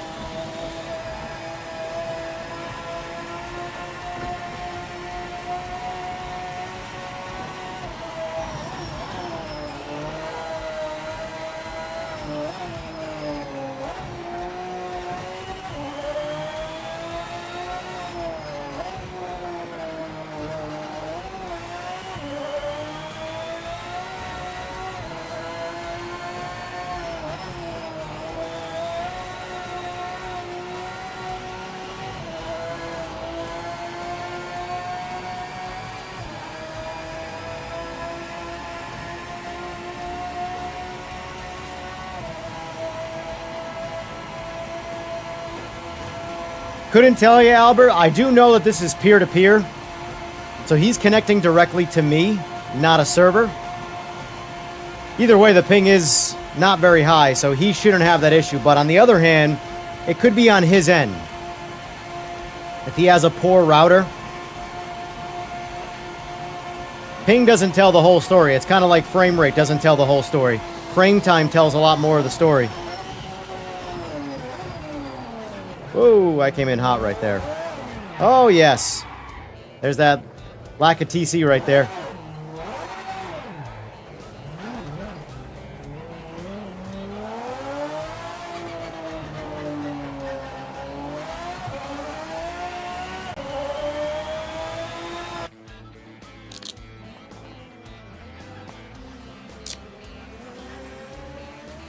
You happy with the amount of feedback in terms of Newton meters? I don't use SimHub, never have. Since I came from G923, I used to only play in GT7, so don't know, care what I miss. Alright,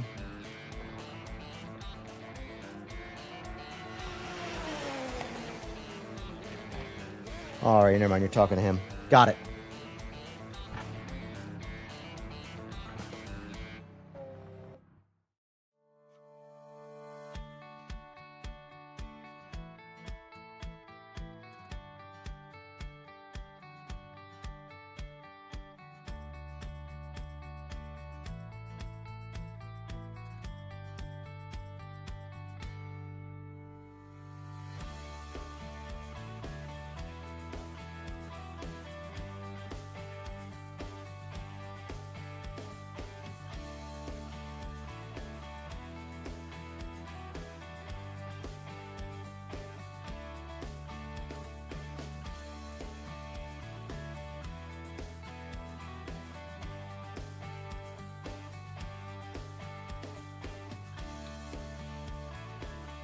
I'm gonna switch up my personal car now to the next class. GTEs, I don't have a lot of time with GTE at all. What's a good GTE car that everybody likes?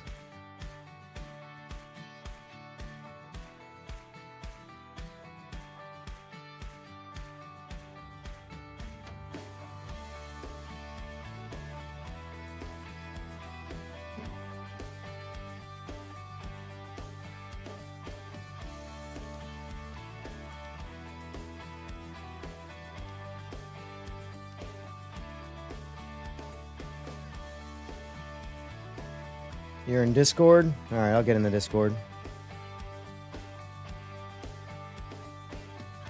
How's my button there?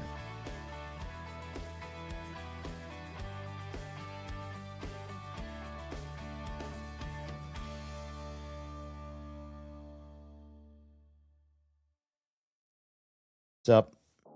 What's going on? Oh, living the dream. Sounds about right. Let's see. Alright, what do I want to do here? Porsche, RSR. I don't know if I've driven the RSR in this game. RSR is good in every other sim, but you never know with this one. I've driven 0 of this class, honestly. That's kind of where I'm at. Guess I'll give the RSR a shot here since I have the most amount of time with that particular GTE in other sims. I will say... Oh, shit. That's for GT. I don't have shit. So, I'm stuck to the RSR.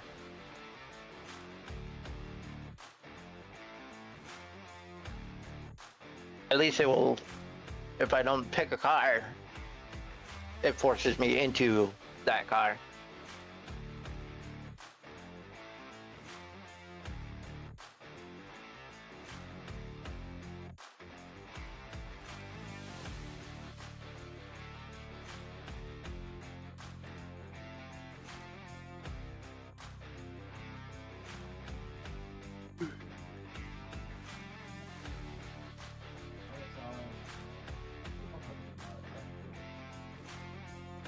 Hello? Hello? Yeah, the one dude that joined. He had the stream open. Oh. Oh, yeah, I can hear me in the background, by the way. And that's what. That must be me. Oh, wait, is there someone else in here? Yeah, Teason. Gotcha, gotcha. I think you don't have the I don't have. See, I overlay have. Oh, hey, you know what? This is why I'm disabling the streamer mode. I don't like streamer mode on Discord because I don't know when people come in and out of the Discord. So it just like, you know, plays. But anyway, all right. I turned my TV down. You're good. You're good. I just was wondering where it was coming from. All right. You can't hear it now? No. All right, let's try this. Actually, wait. Shoot. Might have screwed up. Wow, how's that for Worst case timing? scenario, you give me a head start. You're good. Just go. Oh, I'm already spinning out. Sick.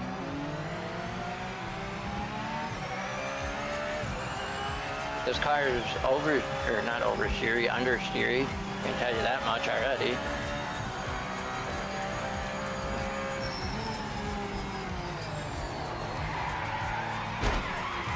Now that's the ass. So off throttle, off throttle, understeer, on throttle, oversteer. So the ass is too soft.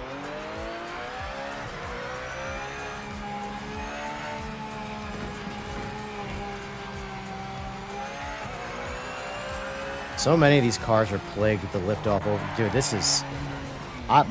Dude, this car is almost useless in the liftoff oversteer. My tires are already smoking hot in the back.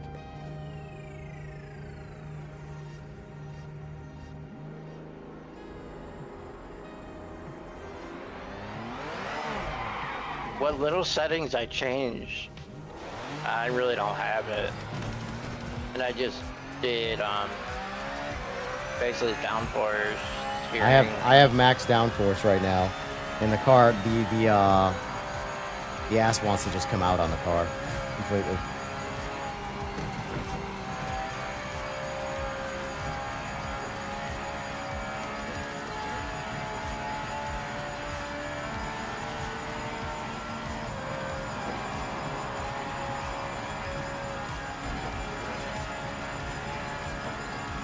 All right, I'll wait for the I next did also order. raise. All right, no problem. I did also raise the ride height as well. I can tell you, I don't like driving this car. This has been my least favorite car so far of that I've used.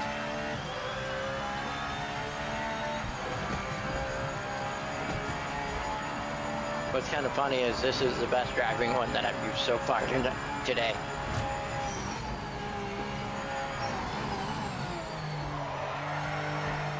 Dude, the ass just doesn't stay out. I'm gonna back out of this. I already tell you, I don't even want to drive this car. Check that car off the list of cars that drive good in this game. That's goofy that we're having so different experiences. I don't like cars that have liftoff oversteer problems are like the death of me in driving. I hate cars like that.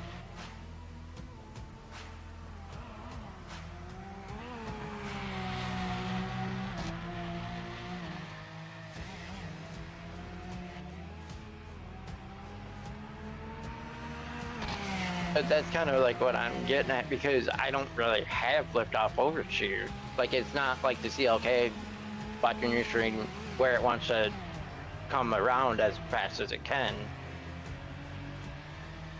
Yeah. And that didn't really change much, not enough to fix that problem if it's that bad.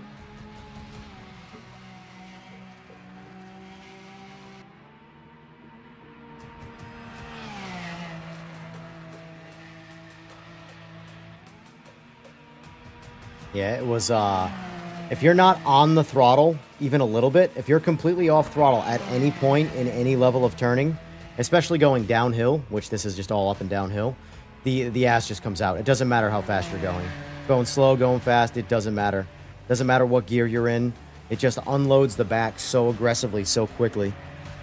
Cars that do that to me are just, I don't even want to, I don't care about learning how to drive them. I don't care about tweaking them. I'd rather just drive something that doesn't do that, you know? If I'm in this, if the car is classed, man, your connection is terrible. Don't understand it because Yours is always bad. yours has always been like this though. For us anyway. For whenever we were on this game, you're always jittery.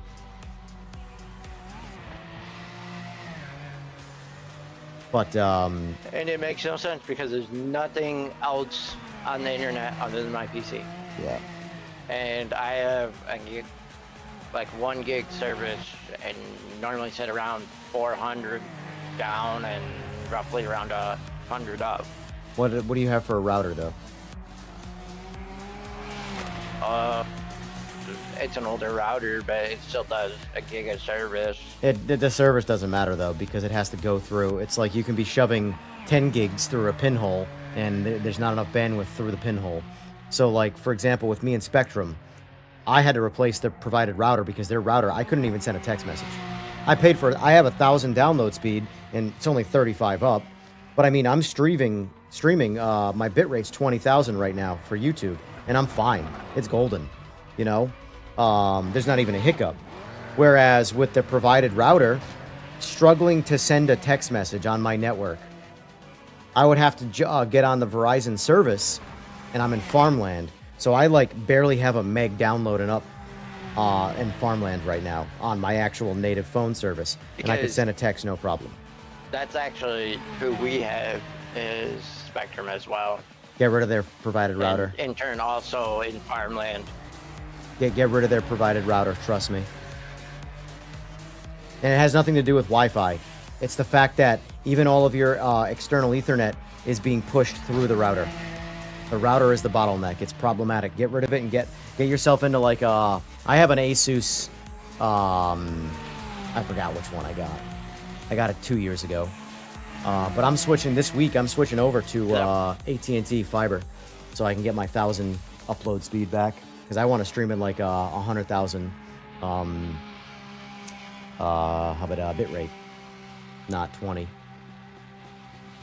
I just want my stream to be as like, you know, good as possible. Never Fluent be as possible. yeah, and 100,000 pretty much covers that, you know. Yeah. And I'll still have so much more in reserve compared to what I like right now. I've only got I stream in 20,000, and I've got about 15,000 in reserve for other services. So if I were to get my gig up and it be a true gig up, then because I had fiber, I had Verizon when I was in New England, and since I moved to farmland, they only recently AT&T got fiber. So Yeah, we don't have fiber here. yeah, most Right. places don't, but there's like a development near me that brought AT&T fiber in, so I get to work off that. That's like the town below me is now just getting fiber in a lot of places. So once that big city gets it, it might branch off more. Yeah, yeah. For now, I would go to Best Buy and grab yourself even doesn't even have to be expensive router. It's gonna be a crazy good router. Just any router any decent brand router to replace the one that you have there. Because the problem is it's not the speed. So like it's not gonna show in your ping, but it's a lot like frame rate versus frame time. Your frame times are all over the place right now, but your general frame rate is decent. You know. All right, I am switching cars here because I'm good. Dang, while you're doing that, I don't know if I want to try GTE again or if I just want to switch over to something else. I'm gonna go to GT3 for now, but I'm gonna do something different than the Mustang because I really like the Mustang. I'm gonna try the hard to drive Porsche. Did I torture myself? No, I'm not gonna do that. I'm not gonna do that. might as well. Nope, I'm gonna get in the Audi. I'm getting the Audi. I'm gonna rip on the Audi.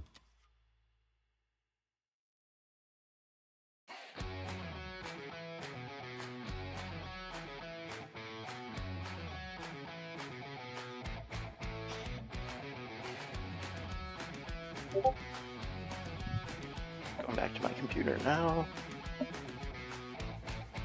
Because I just sent you the router that I have right now. Put it over 10.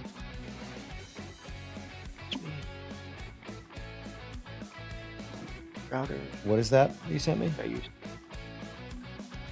My router that I currently have. Gotcha. Maybe you can point me in the right direction.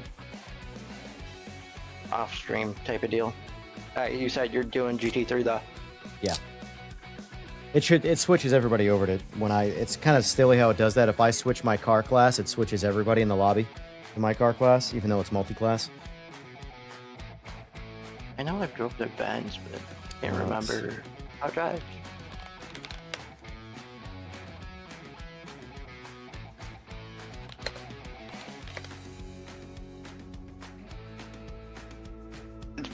Right, because class 1 changed.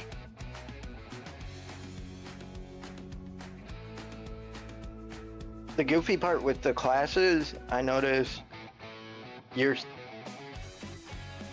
ends up putting the class twice Yeah.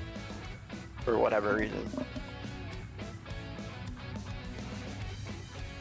This is a tri-band router. You don't necessarily need that, but it's on sale. There's a lot you don't need. Routers are always overkill, which, I mean, that's fine. That's what in turn the one. It's just one of those things where it's $50 cheaper than the dual band one of the exact same kind, so it's like, you might as well get extra for less. You don't need it, but... Alright, so... Because that's what the router I have right now that I sent you was a tri-band. I did see that listed. Yeah. Alright, let's give this a go here.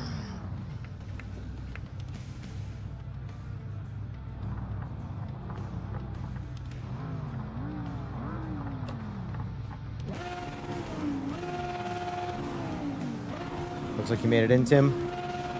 Yep. You always put me on a track. I don't fucking know. Oh, it's the Nordschleife. Oh. It's the track. No, Mosport's the track. Well, that one's close and personal to you. We can get on the Mosport after this. That's fine. This is only one lap anyway. Does this game have like Laguna Seca? Yes. Wait. Yeah, it should. Sorry. Whoever that was. No, I don't know. You're My all brain's good. not working.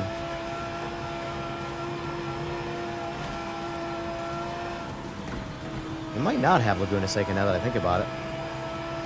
I didn't see it on there.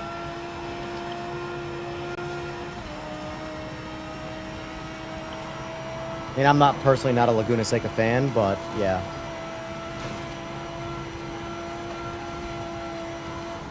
It's just one of the biggest tracks for the U.S. That's why. Yeah. You got that one, Road Atlanta, Road America, Sebring, like Daytona are like your big. Yeah. I feel like your must-have tracks. Yeah, this game definitely needs more tracks than it needs more cars, in my opinion. It's got plenty of cars, and like everybody always talks about cars, we need tracks. And I don't think they have a lot of tracks planned for the game, unfortunately. The other guy looks like he's driving a hovercraft. Yeah. Yeah, we were just talking about my internet being crap for whatever reason. It's crazy how much easier this car is to drive.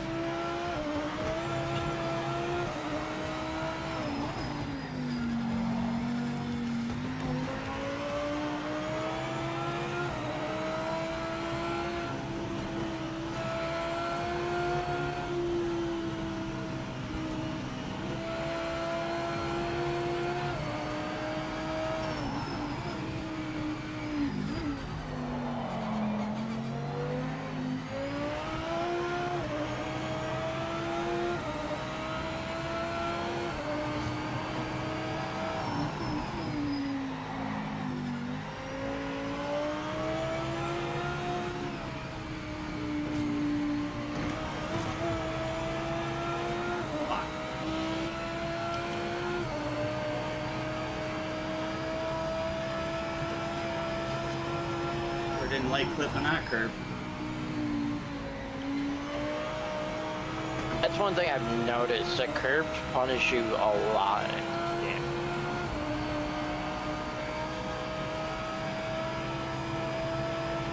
I feel like it's pretty consistent across all the sims with the curbs. Some curbs are good to bank. Other curbs are punishing.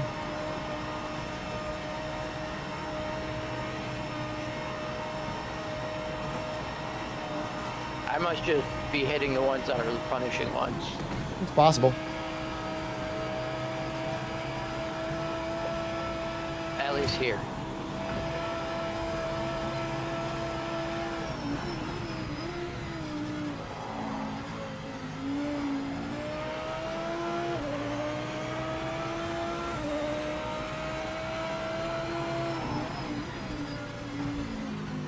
How was my ping on a This server? Mercedes for is start? slow Did down you there. look, Evan? I actually didn't look. I'll look next time.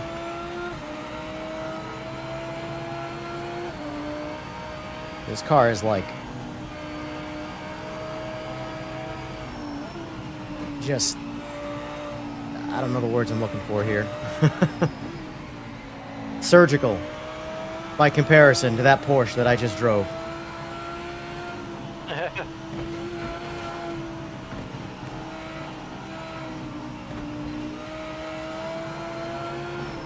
Shit. I even took the carousel. Good.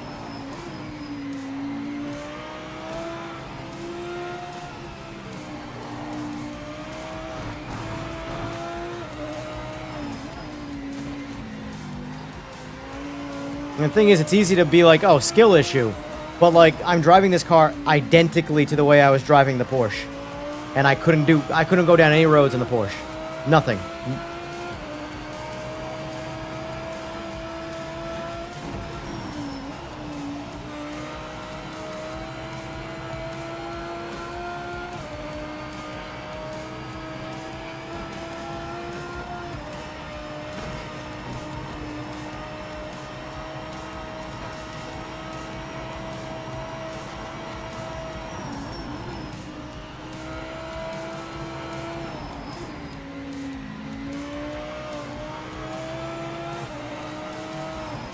It's actually the first time I've maxed out the wing on this car.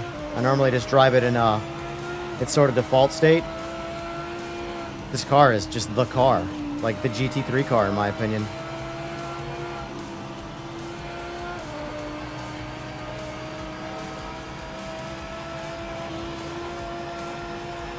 In most games, it seems like the R8 is typically a good base car. Yeah. Like a well-rounded, kind of your generic go-to.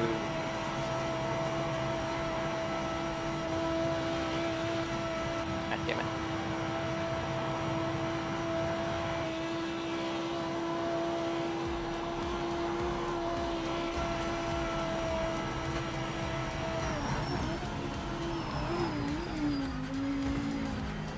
I do say 100% this game is way more forgiving than my racing. Yeah. Yeah. Yeah, I did 640 on that. Oh, no, sorry, 642. Wait. I don't know what I did. One of those numbers. Effortlessly. And that was on a stopped lap. Like, that would be faster if we did a second lap and I could actually roll through at wide open throttle and wasn't a standing start.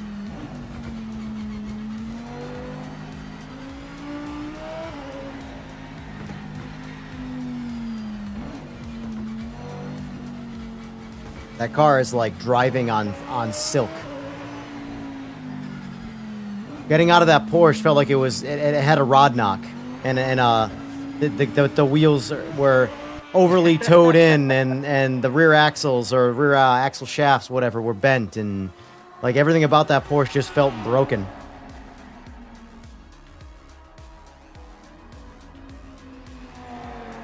And that was effortless, like barely tried. Yeah, it's just a good driving car. Okay, how do you not get bounced out of here? What am I supposed to click on? You don't click on Can you anything. switch? Don't click on anything. Oh. Yeah. And Nothing. Okay, Yeah. gotcha.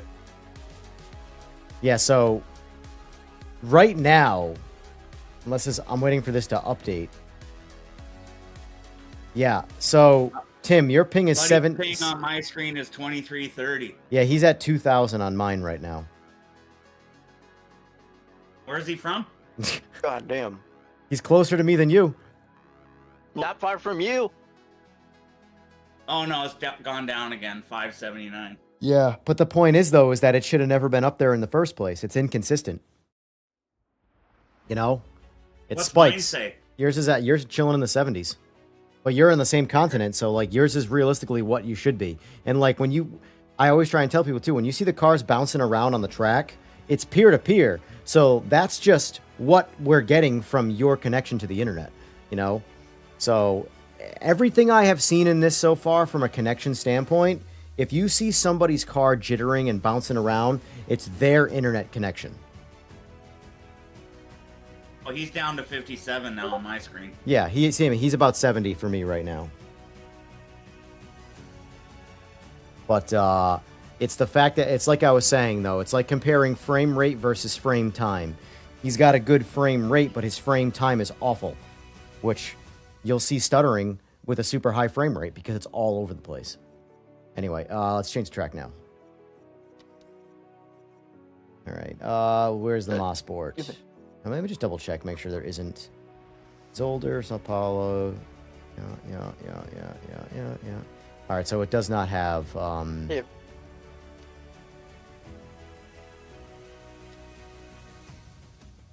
I didn't see Laguna Seca. Yeah, it's not here. That's goofy though. Yeah, that's a weird one to miss. I mean, I didn't even notice it wasn't there because I don't, like I said, I don't really care about the track. But yeah, I just assumed it was. But I mean, it's missing like Le Mans, even though Le Mans is on the docket for what we're getting. But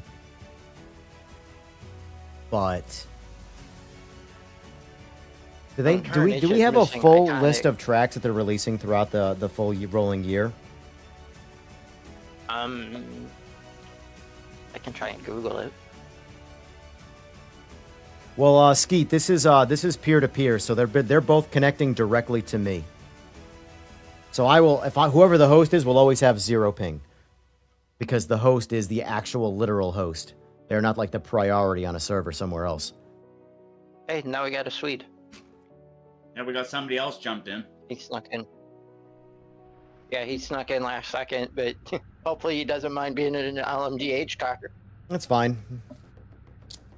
He can toy with us as long as he doesn't hit us. All right, vehicle setup.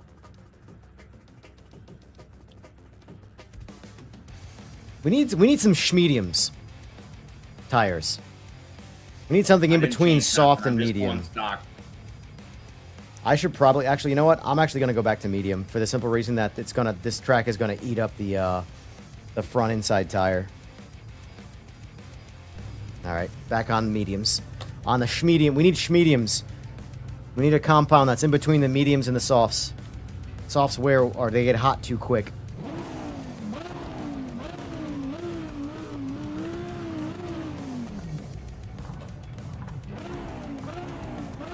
Setting to shut the radar off?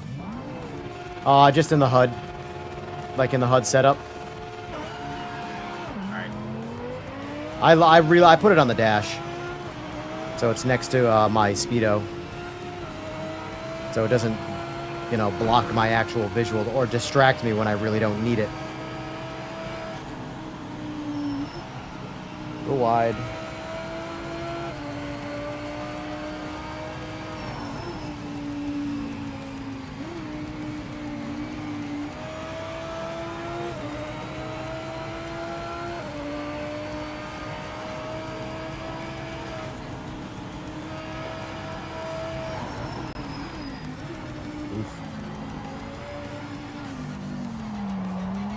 Whoops. At least now I'm not looking like so much of an amateur against you. It's alright, if we go play iRacing, you'll kick my ass anyway, so. This is my style of driving, a bit more reckless.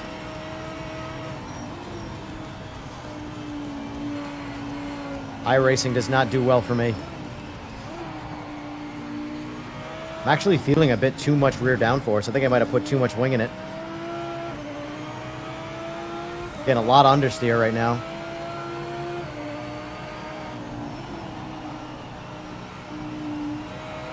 I mean, this track is the king of understeer, but it's really showing on this car right now.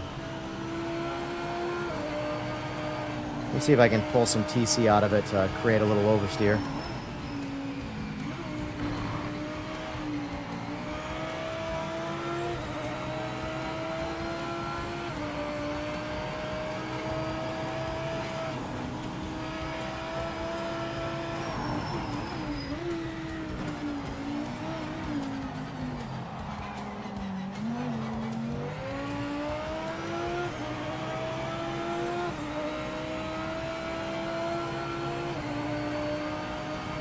Perico Peru must have pieced out.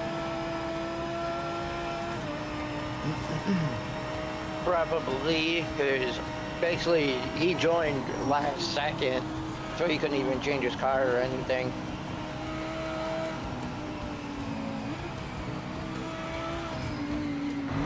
Oof, oof, that was a terrible entry.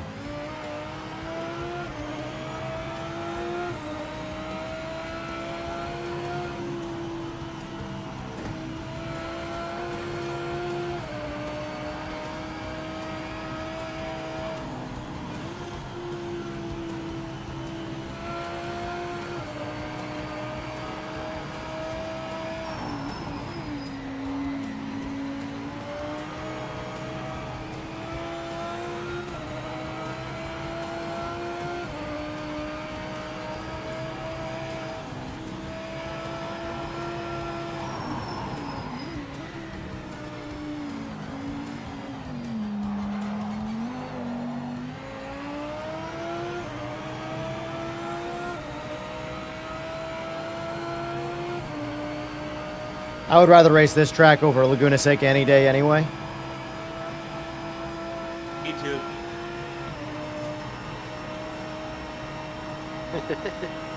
Just my opinion. I don't mind this track, but I also like Laguna Seca as well, so. I've never been a Laguna Seca fan. It's weird. There are just some tracks that I'm just not a fan of. I wouldn't want to go there to race in person, but it'd be nice to go there and like watch a race or something of that nature, but yeah. There's too many California laws for California. Yeah. It's also the same way too that I like this track and I don't like Lime Rock. And they're like borderline the same kind of track. I just don't like Lime Rock. Yeah, I'm surprised. It's just a meh track. It's goofy. Can't explain my taste. It's just the way it is. Oof, that was bad.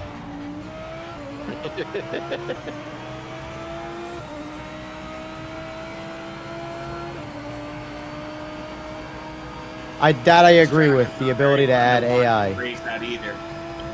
What's that? I said this track is not very fun to race or watch a race at either because Oh, I believe it. it's so big. If you don't get a good spot to put your Yeah. camper or sit down, it sucks. Yeah, I believe that. But yeah, they need to do what AMS2 allows. The ability to add AI to open lobbies like this. I love that about AMS2.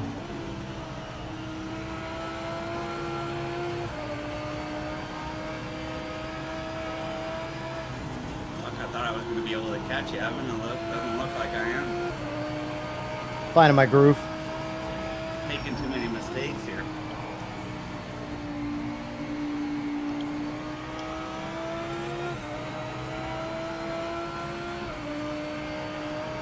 This car with increasing the wing or increasing the rear downforce really becomes like in its default state just like a kind of a weapon, because it does have a little bit of liftoff oversteer in its fully default state, but it's pretty smooth for the most part. There's none of it now. It's gone.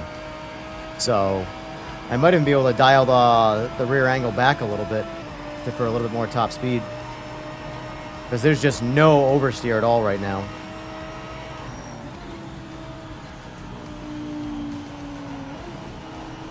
Don't fuck up the last last corner. I'm coming. Don't worry. They got it.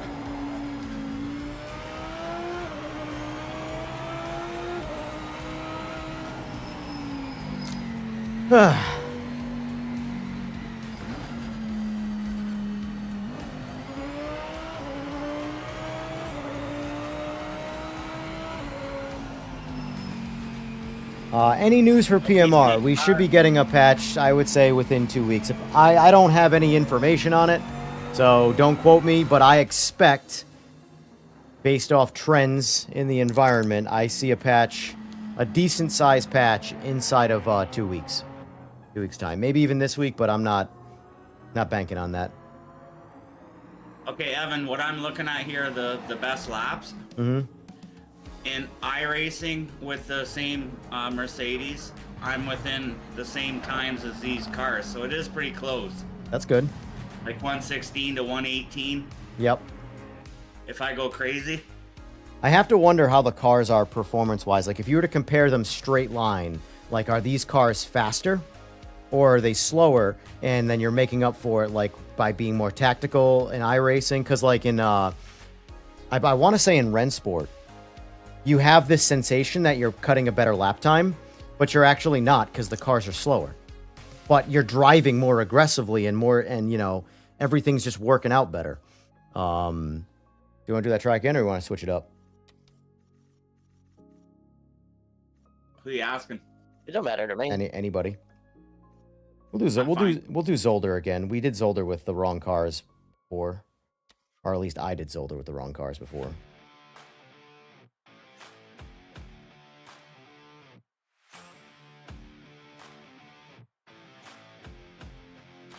Yeah, and this game's direct comparison, in my opinion, is AMS2. Not iRacing, not GT7, none of those things. But for the sake of argument, console is what matters. You know, that's the one thing that this game has in its pocket that no other sim has, and that's console. And this was brought up yesterday in yesterday's stream, and I disagree with the notion that, oh, they think this game will be successful on console. They think it'll come back on console, but it's dead on PC. It's not going to be successful on PC. And in a cross-play situation, I very much disagree with the whole separation of the platform. Because if this game is wildly successful on console, but not that successful on PC, the game is successful. It doesn't matter how you play it. The game is either successful or it's not. Now, on a PC-only game, it very much matters if it's successful on PC. So, if this game crushes it, makes a comeback, and crushes it on console, I don't care if I'm on PC and I'm the only person playing in a lobby on PC. If the lobby's full with a bunch of console players, who cares? That's the, like, PC master race sort of brain that... I would call it brain rot, honestly, that I just don't agree with. And I've been on a PC my entire life, and I don't care who I play with. I will always push for crossplay, and I'm on PC. Question is, do I want softs or mediums? We're going to stick with the mediums. The car works pretty good. So if this game crushes it and makes a comeback on console, and I only get to play with console players, oh well, most of my friends are on console. Mediums.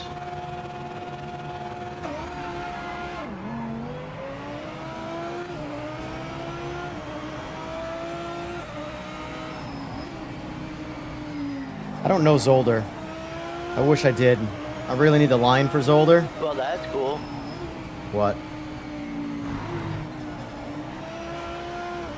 What's cool? I do notice that if you're running the server, you always get to start first. That is definitely something I've noticed. You got a head start that I... Yeah, there's always a, whatever the actual latency is that you guys have, just know mine is 0 because I'm the host. So if it's 70 milliseconds, I get a 70 millisecond head start on the tree. That's okay because I drove right through the track.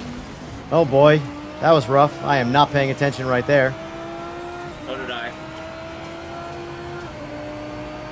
They got that guy in that prototype blasted by.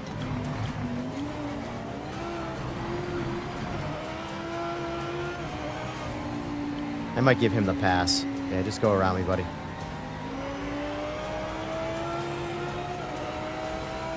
Holy shit.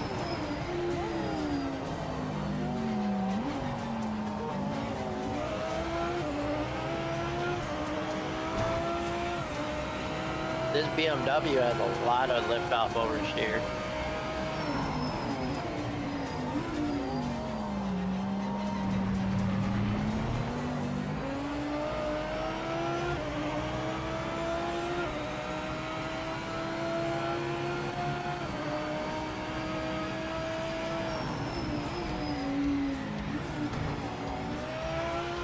I really need to turn the line on for Zolder and practice it.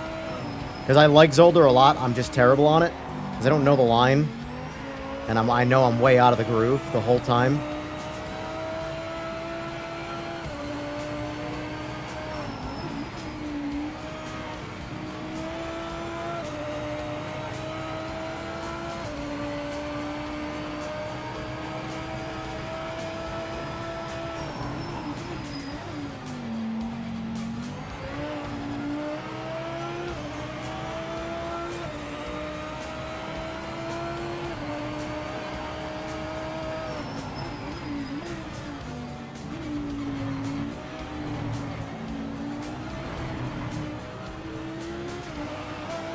Did I turn track limits off or penalties off? Because I feel like on this track especially, I should have gotten some by now. I might have them off. But imagine you did. Yeah, because like no one's gotten one, right? Nope. I mean, this track, it's better to have it off anyway. Should I have?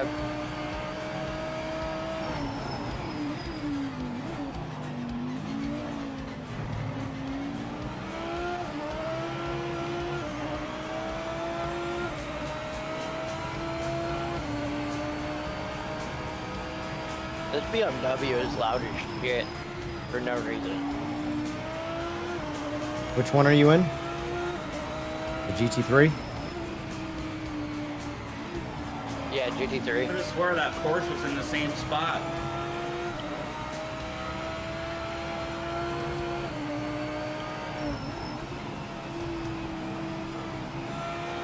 This game does a really good job of putting Feel like road out of all the textures. GT3.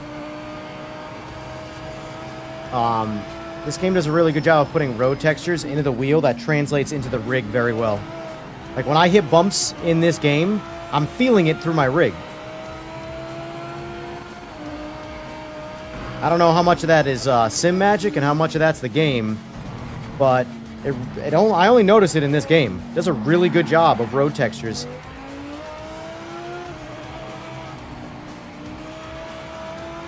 I mean, that's probably a combination.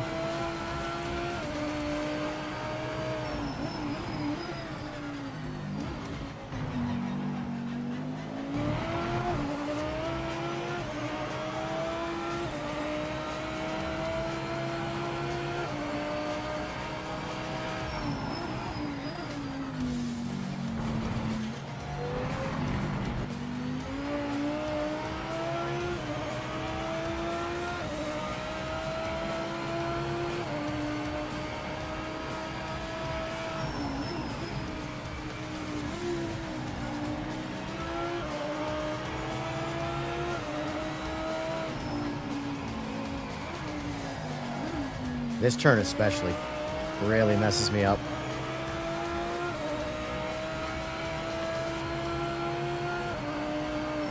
That last corner, is that Porsche sitting there on your screen too? No, that's probably a glitch. Or there's just a Porsche just sitting in the Yeah, middle of the because track? 3 laps now. Yeah, it's probably a glitch. I haven't seen it. Maybe it's there, but I haven't. That,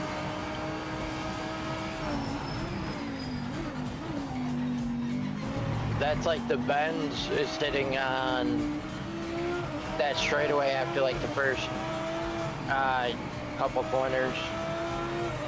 I haven't seen any cars. That's weird.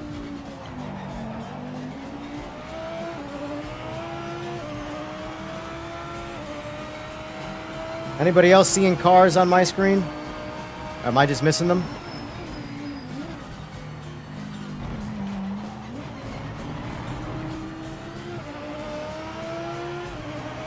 You would not really miss them because they are typically sitting in the middle of the track.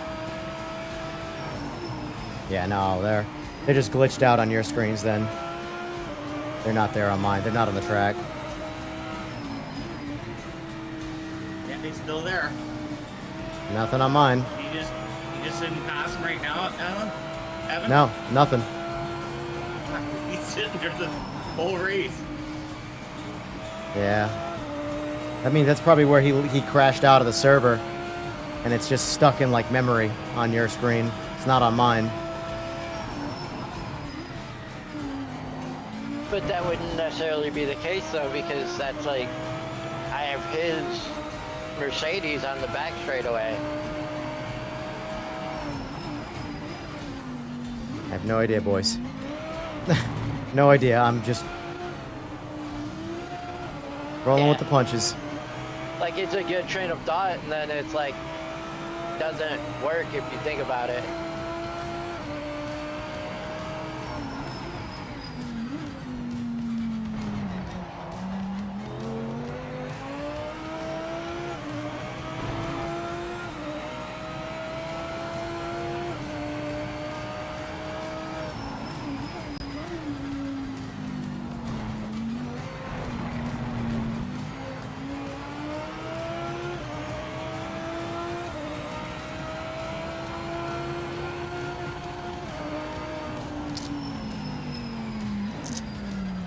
I do not know that track. I need work on that one for sure. All that either. Now you went 3 seconds faster than me. Yeah, because we got penalties off. Oh, yeah. Corner cutter. I missed a couple of those chicanes. I missed a couple, he says. I missed. Hey, I'm not lying. He just didn't say if they That's how I were tried it, on yeah. purpose or accidental. Right.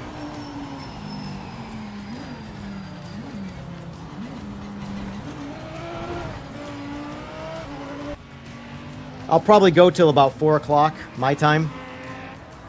So another 45 minutes or so, and then I'll get off for a little while, and then I'll get back on later this evening for some open lobby action.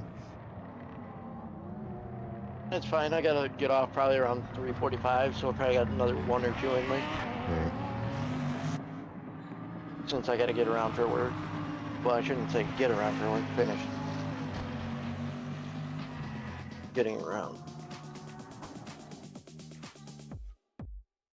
Alright, let's see. Pick a different track. You know what? Wouldn't be a race without Daytona.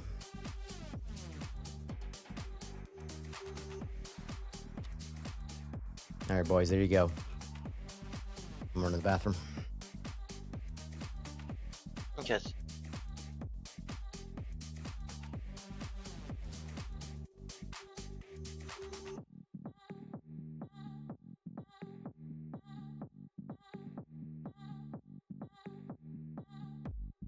Yep, comes the Lamborghini.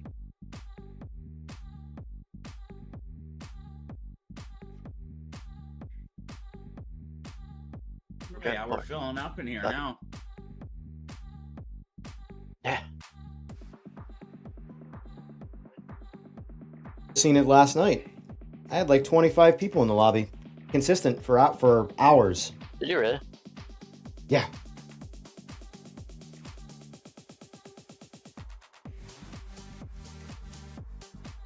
Right now, if I want to, like, as the part that kind of sucks is because I do like my variety, so I like playing multiple games. But right now, from an open lobby standpoint, this game crushes everything else I could play. You could tell that this is like, regardless of its current state, it's the new hotness. And people either want to play it or they want other people. Like, it's so strange how the game is actually oddly more successful than people actually think it is. It's just if this game comes out, or they come out with a patch that fixes a lot of the problems, I can guarantee you that this game's going to bounce back to some degree. And it's going to, once it bounces back, it's probably going to stay back. I'm drawing this conclusion based solely off the fact that I stream a lot of different games. And I look at my viewership, I look at the players that jump in on my stream, and I'm a nobody through and through in this streaming space. Yet, people dive into these lobbies. And when I get AMS2 and Race Room going, which are much bigger games with more people playing them, there's a lot less viewership and a lot less people participating. Look at the Discord. I have the other games' Discords. By comparison, no one's talking in those. There's zero communication. The PMR Discord, extremely active. Someone's crashing out of the 6 of us. Could be me. I mean, I'm in the lobby here. It says loading, waiting for players to load 5 of 6. So someone isn't making it in. Oh, it looks like I made it in. I made it in. Now, I probably shouldn't... You know what? Let's test the max downforce theory. See how much it hurts me. This is the track where downforce is going to hurt me. So, we're going to see.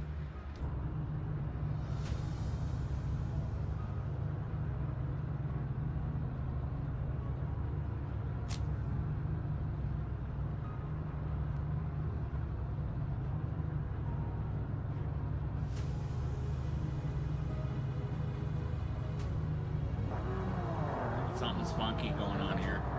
No, this is normal. Someone hasn't hit drive yet, so there's a timer to start the race that you essentially can't see, and that person just hasn't hit the drive button yet. So either they hit the button... I got a black screen. Oh, then you're What the screwed. hell? My wheel's going crazy. Yeah, I got some goofy ass black screen. Yeah, your wheels, you're going to be going 900 miles an hour in a second. Or kilometers an hour, depending on... No, mine's stuck doing this crazy shit. Yeah, no, back out. You're glitched out. Yeah, because I'm underneath the map. Go to retire? Yeah, just quit the race.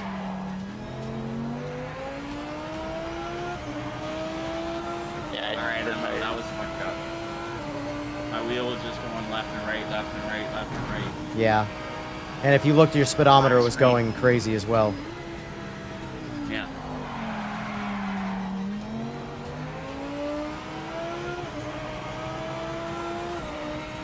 Alright.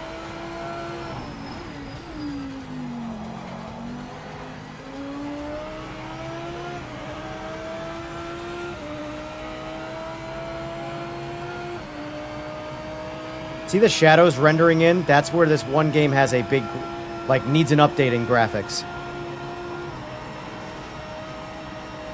The rest of it is just a lot of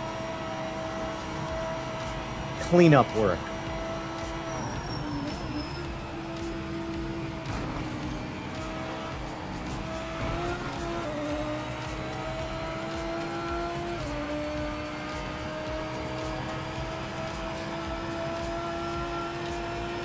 I'm gonna bounce out for a smoke, I'll be back. Okay.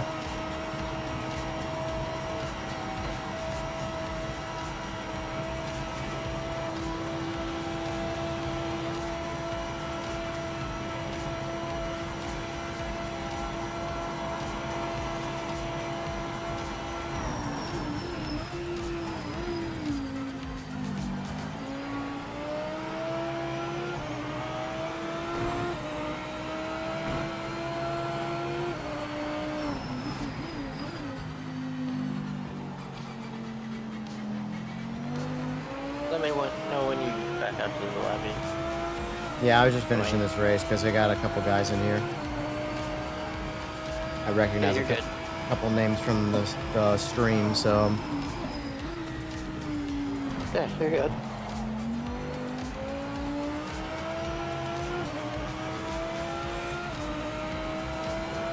question in regards to routers. The mesh routers, those are basically just like signal boosters Yeah.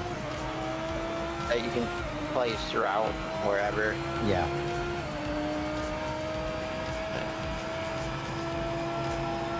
Like it kind of threw me off when I seen like 3 It's of like them. it's like They're- peer-to-peer Wi-Fi essentially. They link to each other and they just give you a better coverage range. But not for nothing, I have one router, and I can drive down my street and I still am on my router. I haven't disconnected to my Wi-Fi. So Yeah, it's not like I need them. So, the only way I would need a about it. signal boost is if I somehow had like an estate that I lived on.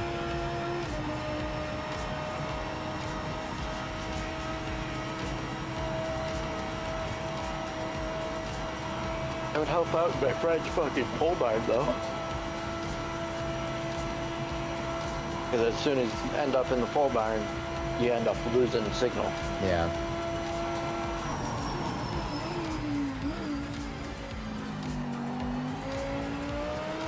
I think that's just because it's a metal built more so than anything.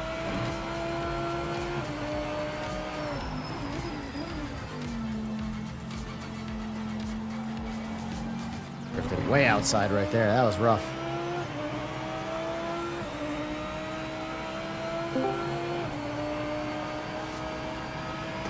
Good afternoon, everybody.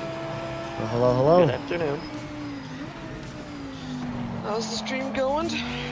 Not bad. I'll be getting off here in about a half hour or so, and then I'll be back on later tonight. But Yeah, playing some PMR. I'm just getting around to my day. Nice. Drinking some tea.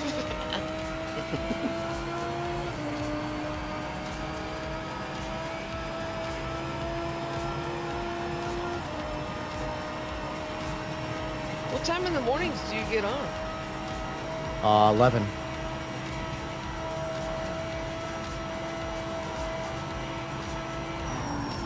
You're on Eastern time, right? Yeah.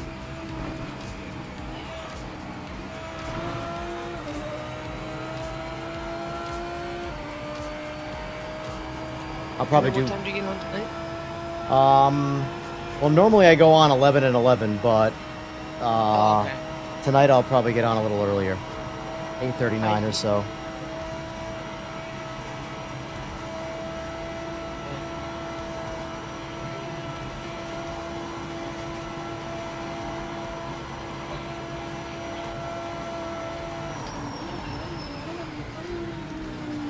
So how's everybody's day?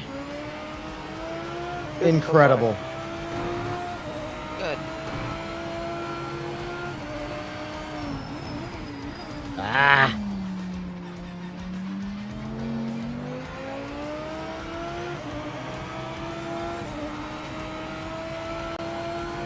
Probably got one more race in me, and then I'm gonna do my Okay. closeout. You almost spun it there, dude. Yeah. Just blame PMR slide physics. That's all. Yeah, yeah.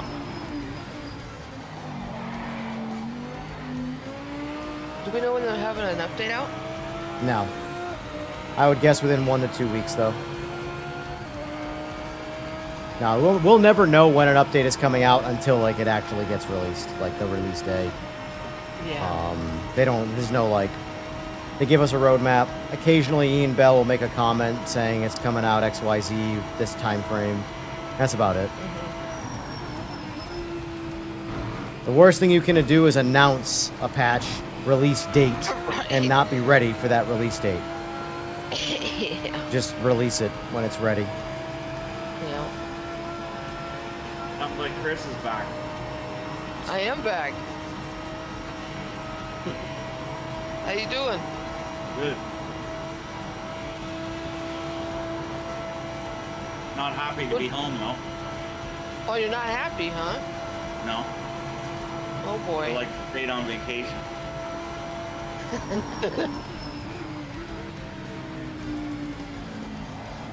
I'm always happy to be home. It's my place of Me zen. too, man. Being home is my vacation. That's right. Place of Zen. sitting in the lobby waiting. All right. My last lap.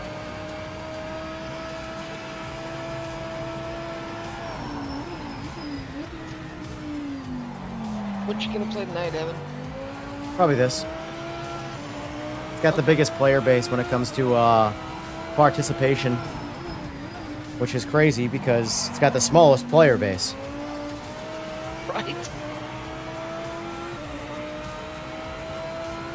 But that goes back to like how you mentioned before. This is like the only cross-platform one. Yeah. So You can only see the Steam numbers. You Well- can't see PlayStation and Xbox numbers. And obviously, the main thing holding this game up is the cross-platform part of this game. Yeah. Because I'll face it, for Xbox, there ain't crap really for any like what's a sim-style driving game. The important part for the consumer on this game is that it's an offline game, so that even if this thing does go under, you still have a game. It's still yours. You still have something. Whereas like these other games, when the servers go offline, the game is virtually non-existent. Right. You know?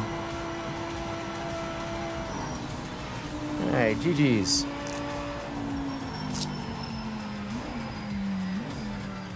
So I was faster with the Mustang last time out, but that could be the downforce I added to this car, slowing it down, because this is the road that a downforce is going to slow a car down.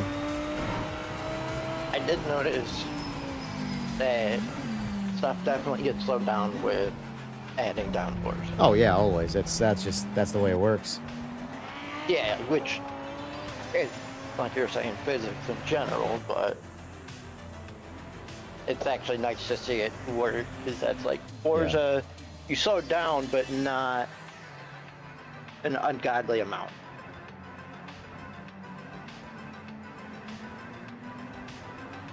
The other guy with the black screen, did you get into the race or no?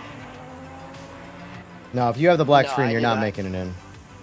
Yeah, no, I did not. I actually had to completely restart the game. Perfect. Oh wow. All right. I'm So just rejoin the lobby.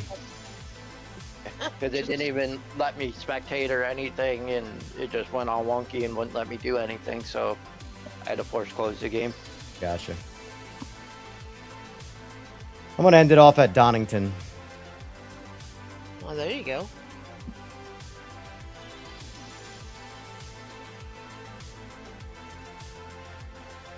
Do a That's a 10. good Do a 10 lapper. 10 lapper at Donington. Burfer's not in here. I am not. I'm just watching through YouTube. I am coming up there now. I'm drinking some tea, man. I'm just starting my day. Oh yeah, it's later there. Or earlier, sorry. I mean,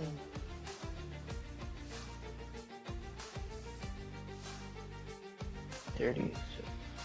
All right, you guys are both in. so I downloaded Automobilista 2. Mm-hmm. That's what it's called. And Yeah. then the race room game. Yeah, they're my top 3. This included. Yeah. Yeah, as far as DLC goes, I'm not concerned with DLC in this game. I think what the game has content-wise is already plenty. They just need to make everything that's here work better, and then we can worry about DLCs. Like, if you take the current state of this game and just add DLC to it, that game's not gonna do any better. No. They just need to fix it.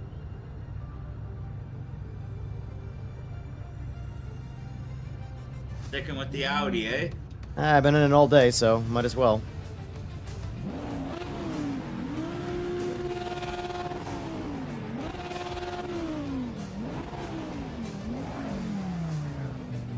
See, like, look at these still shots right here. These are some pretty legitimate graphics.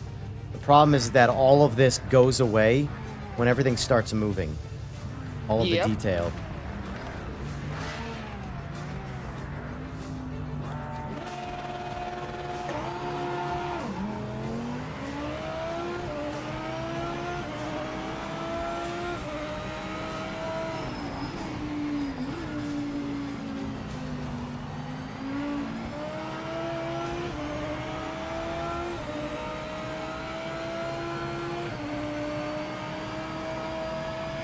Well, that's cool. I gave you guys a head start again. Let's see how big. That's a third gear spot right there. Whoa!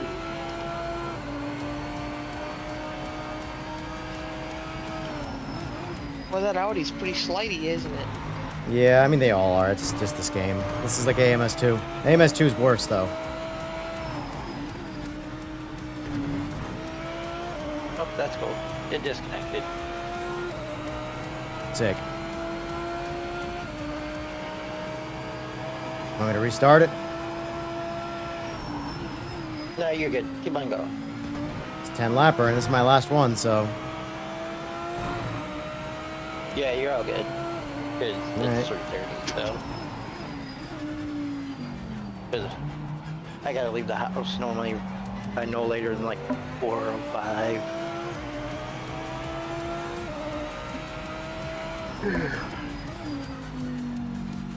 Let alone you guys had already gotten like a 10-second head start.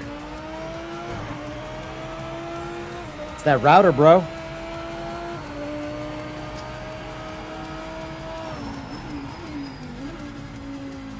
Are you on PC or Xbox or PlayStation? He's on On PC, PC. but he needs a router. That's like I looked that router up. That one that I sent you was originally released in like 2015 is what I was saying. 2015 Just a by little- computer technology is basically a Game Boy, original Game Boy. Oh yeah. Because you figure everything ends up outdated within 6 months. By computer standards. That's why I always buy the high-end stuff, because it lasts a long time. Oh yeah. Like, I don't know when I'll ever need it. My router's That's what 2.5G. So, like, for me, I don't know when I'm ever going to have 2.5G. That's already old tech, dude. You should be on like 6G. Well, they have well, not the bandwidth, the actual gigs, like download speed and stuff like that. Like 10G is I 10 see. 10 gig is the enterprise standard right now. You're talking about internet speeds. Yeah. Okay. Yeah, my router is good for I thought you were talking 2.5 about gigs. bit. No. Yeah, that you're talking about bandwidth there. Okay. that's like they're up to Wi-Fi 7 now for that Yeah. actual aspect. So Yeah, absolutely. Yeah, but you know what the difference in bandwidth is between Wi-Fi 7 and Wi-Fi 6E? My router is 6E. I do not need a 7. It will do nothing for me because both routers have substantially more throughput than what I get for internet. So it's like getting me a Wi-Fi 7 router would do nothing for me Yeah. other than bigger number better.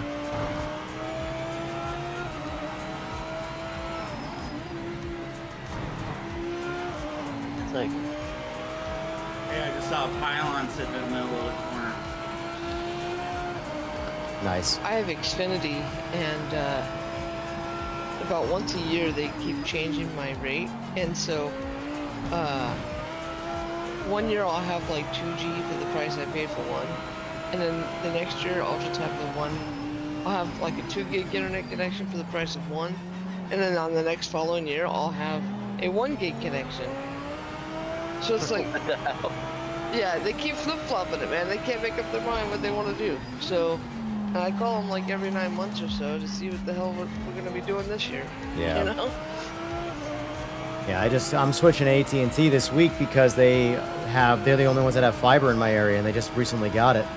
So, and the worst part though is it's like I'm excited to get back on fiber, but I'm still only on 1G or 1 gig, God, yeah. and like Yeah. that's what I've always had. I've had 1 gig of data for a long time now, and I was Long hoping time, yeah, I was me hoping too. because T-Mobile offers 2 gig standard consumer plans, but I can't get T-Mobile. So The problem with you're talking about this isn't you're talking fiber optic, so that's not That's not the cell phone plan thing, right? No, that's internet. Yeah. Okay. But I'm switching over back to fiber because only one AT&T recently got fiber. So, like, I for see. example, my internet is, I assume, whatever the equivalent of not, it's cable, or whatever their equivalent of cable is, Yeah. is 1,000 download and 35 upload. And that's their Right, highest which is plan because they're not fiber. Yeah. So all the streaming I'm doing is not on fiber right now. Right. But I have a good router and a good actual plan, so, like, it still does work. But I want to quintuple my upload speed. Like right now I'm at Right. 20,000 bitrate, which is for streaming more than most. But I'm like almost maxing out my upload speed for my stream. I want to stream in like 100,000 because I want Yeah. like a true one-to-one image. There's always going to be compression. It's never going to be lossless. But at least from a bitrate standpoint, that won't be a problem.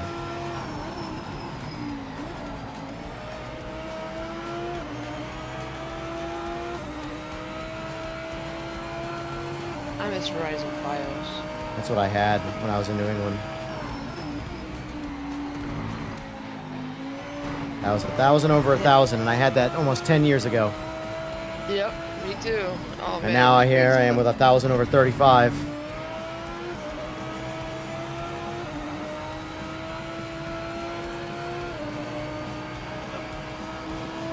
I'm gonna wait for you guys. All I'm doing is solo laps over here. I want to do some racing. As I get to the finish line, I'm gonna wait.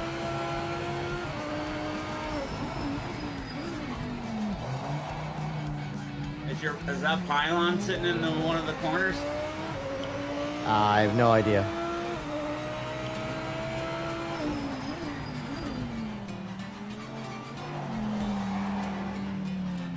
Alright, I'm at the finish line.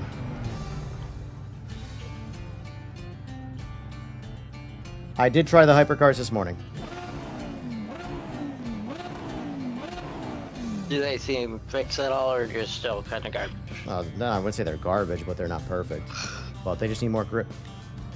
But they're the same. I mean, they've been... This game is the exact same game it's been for 3-4 weeks now. Whenever their last update was before Christmas, yeah, that's the exact same game, so... Can't decide whether to go with like a big screen Beyond 2 or just go with like a triple screen setup. I would personally, like, I prefer one screen, but if you're going to do anything, get a 32x9, get a super ultra wide. That's what I want. I want a 32x9, like a 57-inch. But I'm just waiting, because they don't really make a lot of those, and or by a lot of those, I mean, like, any of those in OLED. But, like, I can get an Samsung Odyssey G9 57-inch, but it's a mini LED, and I want an OLED. Right. Well, let's just have a better display. I just have dealt with Windows for far too long. I hate multiple displays. I want 2 displays. That's it. 4 displays, which is what I would need to stream with a triple screen, is just not worth it.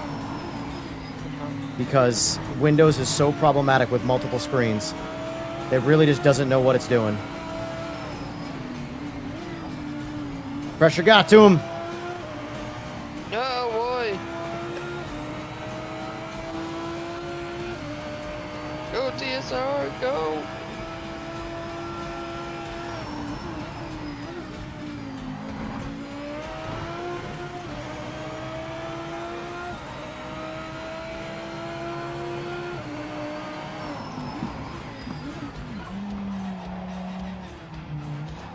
Well, I will join you tonight.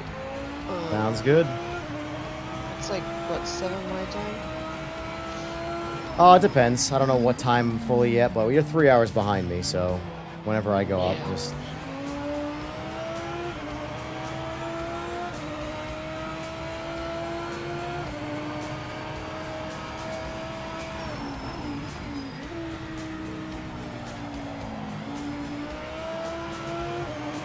Yeah, this is slowly becoming one of my more preferred tracks to throw in the rotation. Donington.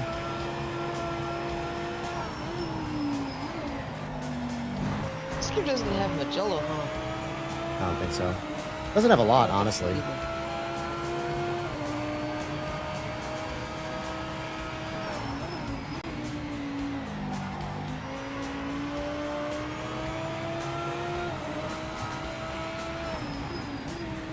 Oh, too soon.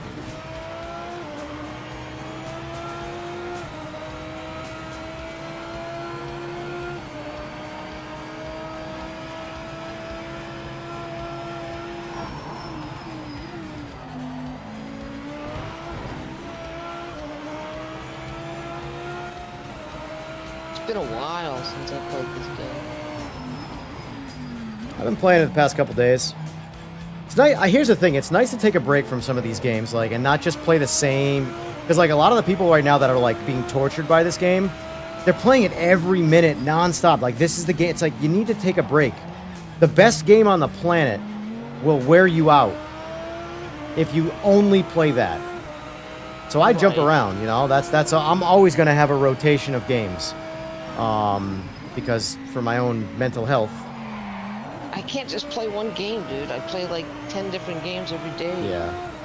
The downside to that, though, is League, it's hard to get better at games when you, especially racing games where all the games drive differently. Yeah. The Battlefield. I mean, I've played all kinds of different games. I struggle with staying on one game. I can't get into shooters anymore.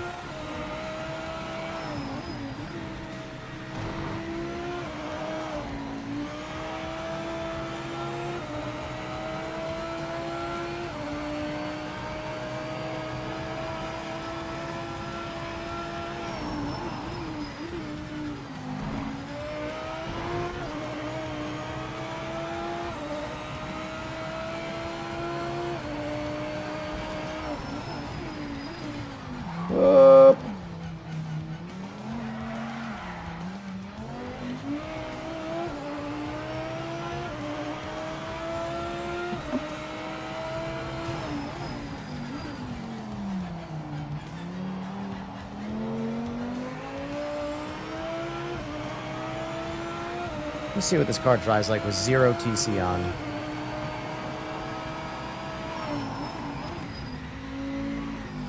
Do you have stability on? Well, these cars, I always have TC on them. GT3s, always. Right, but what about stability? This game doesn't have stability control. Oh. Now, I have stability control off for just about everything. AMS2 is the one game where I go back and forth with it because the cars are so slidey that some of them, and the stability control is the most hand-holding I've ever seen stability control be in AMS2. Like, it is like you cannot crash a car in AMS2 with stability control on.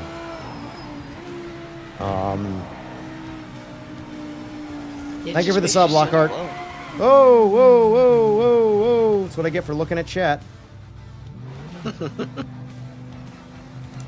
Like, completely drove off the track, trying to acknowledge a sub. Philip Lockhart, thank you for the sub, appreciate it.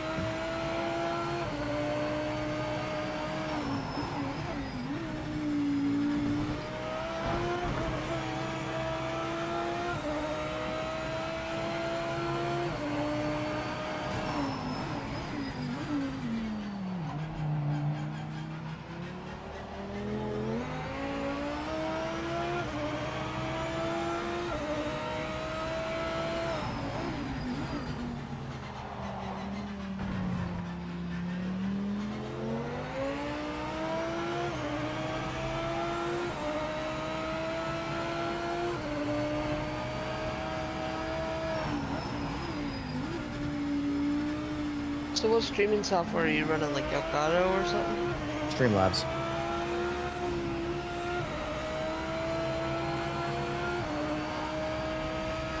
Either use OG OBS or Streamlabs OBS. That's really the things people use. There's really nothing else to use. There are other things, but, you know, they're the best by a landslide. talking for me can go off the track. I'm fine with talking. Man, It's I'm it's trying. it's chat that screws me up. These chat people.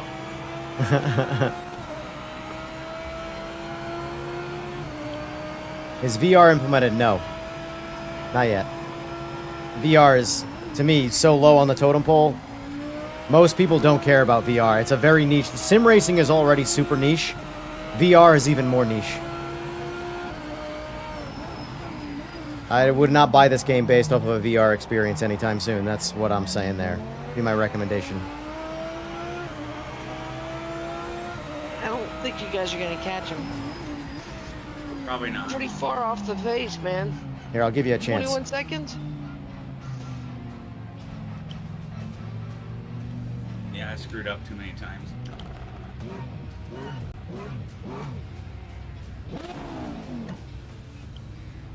Good.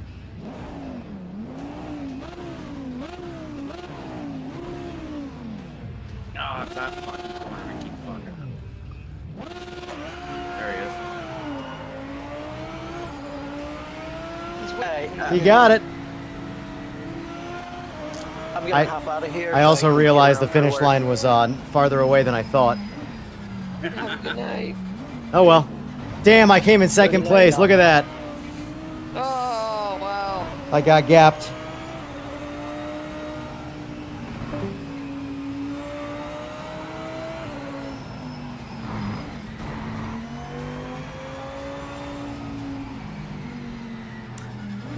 All right, guys. Yeah, so I'll be on some point tonight. You'll know about it, obviously. So, Alright. Have a good night, man. all right, boys.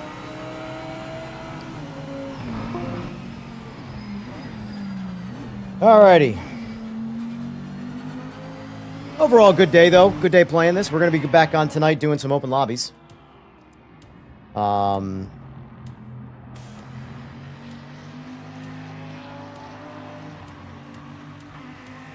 Waiting for this to end.